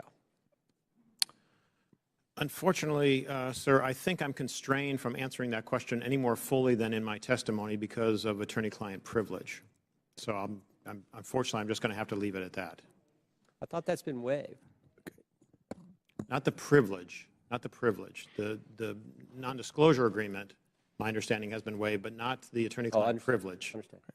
Gentlemen, time's expired. I do not have anything in writing to indicate that the Twitter has waived privilege with respect to that matter. Chair recognizes Ms. Crockett. Thank you, Mr. Chair. MAGA Republicans can't let go. That should be the name of this hearing. I'm glad that seemingly we have now accepted that President Joe Biden won the election, even though now we are blaming President Trump's loss on Twitter. Can we finally let it go? This is why Democrats are reinforcing that in this hearing, we should be talking about the threats to our democracy. That's the real threat, not an old article that seemingly couldn't reach the viewership it sought through its own platform to disparage and attempt to skew the election in favor of a twice impeached former president who lost a secure and fair election. As a Texan who served in the House and fled the state as MAGA Republicans there pushed an agenda just as insidious as the foreign interference we experienced in the 2016 election, we should be talking about what they don't want to talk about as they continue to cut you off as you try to talk about things such as interfering with our democracy, and how there has been an inciting of political violence against individuals as well as our democracy as a whole. We are supposed to live in the land of the free, and when some people are afraid of losing power, they engage in conspiracy theories and distractions, such as the Joe Biden, a candidate at the time, not government actor at the time, colluded with social media to win. So let me say thank you for showing up for this political theater. Unfortunately, the American people deserve better of its leaders. They deserve a robust conversation around the very real and very present threats to our democracy, the greatest democracy in this world. So with that being said, let me be clear. I believe that there has been testimony previously by Miss Navaroli. I hope I'm not just killing your name right now. At some point, you stated if January 6th and anything like it, that language, if we would have seen that happen in any other country with any other leader, Twitter would have acted completely differently. It is my understanding from this statement, and correct me if I'm wrong, that you almost felt as if Trump was treated differently. In fact, that you may have been of the impression that he was treated with more deference than other world leaders. Is that true? Yes. As I testified earlier today, Twitter bent and broke its own rules in order to protect dangerous speech, like the tweets that were directed towards Representative Ocasio-Cortez. And when we talk about bending, it's my understanding from another deposition that there were actual alarms that would go off if someone would access Trump's Twitter account other than, I believe, the CEO. It was my understanding that alarms would ring within Twitter if the account was accessed outside of a select group of individuals who had access to that account. Are you aware of this being an ongoing practice for other individuals' Twitter accounts? At my time at Twitter, the former President Donald Trump's account was the only account that I did not have access to. Okay, so we know that there weren't individual actors running around Twitter setting off alarms every other day. Is that correct? Not to my knowledge, no. Okay. Now, as we talk about January 6th, because I think that's the only thing we should be talking about, what I want to talk about is what, and anyone can answer this question. Did you see a correlation between a rise in homegrown domestic white supremacy online as it correlates to leading up to January 6th? I can answer that. So some of the things that we were seeing specifically on Twitter related to white supremacy fan fiction. I mentioned earlier in my testimony that we saw things like people wishing that the day of the rope would occur. That comes from things like the Turner Diaries, which are, again, white supremacy fan fiction. You would also agree with me that it was clear that white extremists were seemingly triggered and activated to take action against our very democracy here at home by some of the activity that was going on Twitter, correct? Yes, I believe so.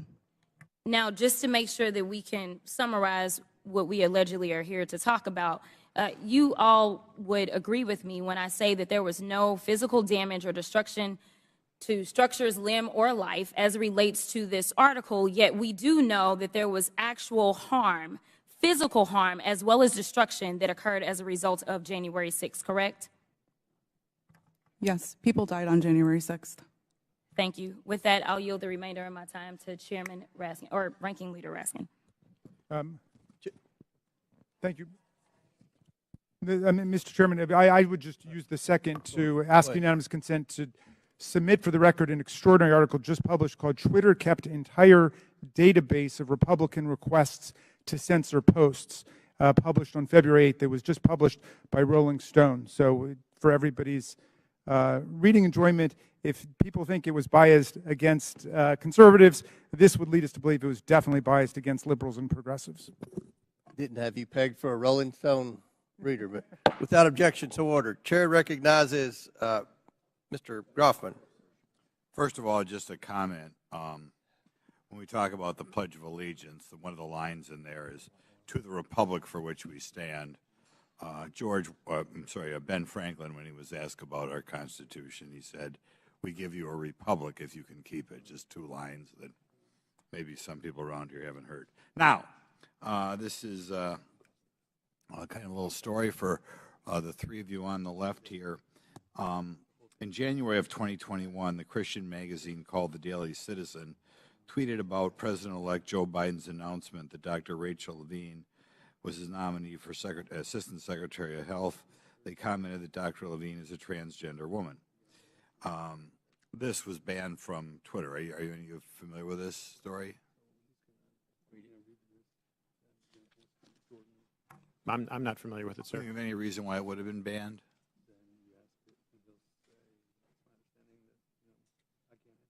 Okay. There are local talk radio hosts in my area, well-known media hosts out of the Madison, Milwaukee, Green Bay media market, widely listened to. They were shadow banned on Twitter. There's some very prominent doctors in the area that didn't agree, perhaps, with everything CDC or NIH said, that were banned on Twitter. I'd like you to comment on that because, normally I think when people make a major health decision, they always like to get two separate opinions. And some of these doctors who are wildly well-respected, probably two of the most prominent doctors in Wisconsin, thought outside the mainstream. And I think if we're thinking outside the mainstream,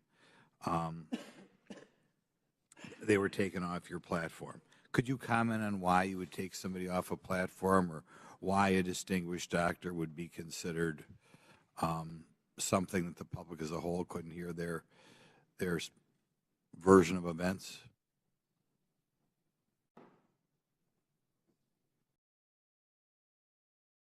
No, you're not aware that ever any doctors who commented outside the mainstream version of what was going on with COVID, going on with the vaccine, going on with treatments, that there were people who disagreed with the NIH recommendations and you took them off of Twitter? You're not familiar with that? None of you are familiar with that. Okay.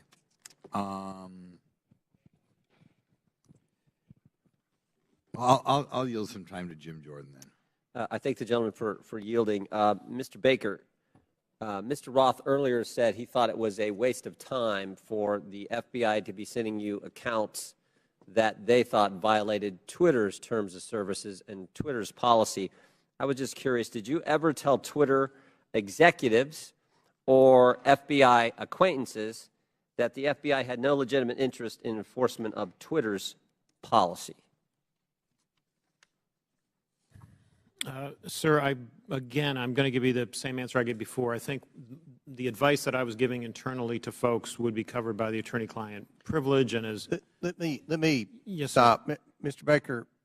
Although you're testified today by subpoena, you nonetheless have raised the attorney-client privilege to avoid answering this committee's question. Congress does not recognize the common law attorney-client privilege. With that, I'm going to allow Mr. Jordan to ask the question again. Well, there's been two questions I've asked that he's refused to answer. So let me, if I could, Mr. Chairman, I'll ask both again. I'll go back to the one asked a couple minutes ago. Top of page 2 of your testimony, you said, quote, "I did not destroy or improperly suppress any documents at Twitter regarding information important to the public dialogue." I would like to know what you're referring to that you, in your mind, properly suppressed, and when that took place, specifically if it took place during the time that the Twitter files were first being released just a few months ago.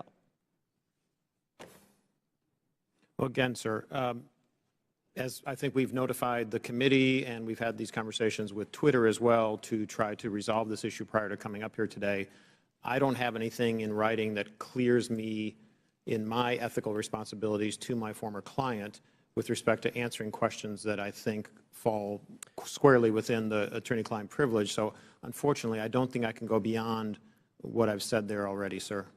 Unfortunately, Mr. Baker, your assertion that the attorney-client privilege, it's overruled as to this particular question and answer. So will you please answer the question by Mr. Jordan? Point of order, Mr. Chairman. State your point. Well, as I understand it, because we just went through this in the January 6th committee where multiple witnesses asserted attorney-client privilege, including people who weren't covered by it at all.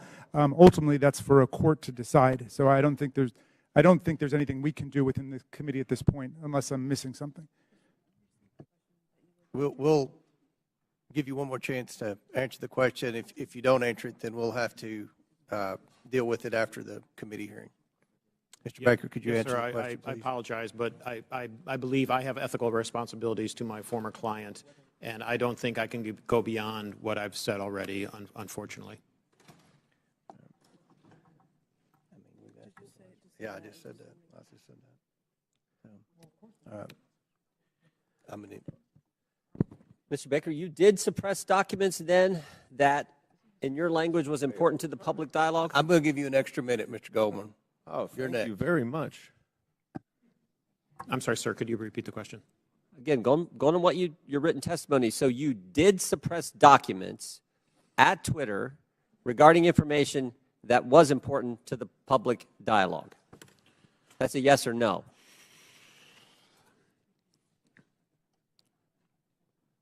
I'm going to answer the question with the following sentence, which is right after that. At all times, I sought to help my client understand and comply with its legal obligations. Okay. Gentlemen's time's expired. I recognize Mr. Goldman for 6 minutes. Thank you, Mr. Chairman. I understand that Mr. Palmer was asking some questions about some of my assertions about the removal of the Ukrainian prosecutor general. First, let's be clear, I did not say that Vice President Biden fired Mr. Shokin. It was official U.S. and European policy to encourage Ukraine to fire him, which they did. But he is right about one thing. What I say is not evidence, and neither is what any of our Republican colleagues say on the other side of the aisle. They may not like what these witnesses say, but the testimony of the witnesses is the evidence, not baseless statements without firsthand knowledge. But I urge Mr. Palmer, if he wants to understand what actually happened, to read the 300-page report that we published on the first impeachment investigation. There's a lot in there about Mr. Shokin. Luckily, though, he doesn't even have to do that. You can just read the New York Post story itself, because in that story, Shokin admitted that he never opened an investigation into Burisma. He claims to have had, quote, specific plans to do so. Yeah, sure. For 2 years, Rudy Giuliani had been peddling Victor Shokin's bogus story, including with agents of Russian intelligence. And Chairman Comer, if you question that, I urge you to look up Andrei Derkach. So who was the sole source of the hard drive to the New York Post? Rudy Giuliani. And for these reasons, many journalists were highly skeptical. One reporter at the New York Post itself refused to put his name on the story. Fox News' Brett Baer said, quote, "The whole thing is sketchy," unquote. And both Giuliani and the Post refused to give the laptop to other journalists to verify and analyze it. In fact, Giuliani told the New York Times that he hoped that it would be published before it could be verified. So what is the so-called authentication for this laptop? Well, Chairman Comer said in his opening statement that it's a subpoena to the computer repair shop owner, which happened over about a year before the New York Post story. But that is not the same hard drive that Rudy Giuliani received months later from that repair shop owner and passed along to the New York Post after he was in possession of it for several months. Now, Mr. Baker, based on your understanding of Russian malign influence campaigns, does Russian intelligence have the capacity to manipulate a hard drive? Yes. So it is possible that some of the materials on a hard drive could be authentic, and some could be altered, manipulated, or even added to the hard drive. Is that right? I believe so, yes. Mr. Roth, you have testified today that Twitter was keenly aware of the hacking efforts by Russia in connection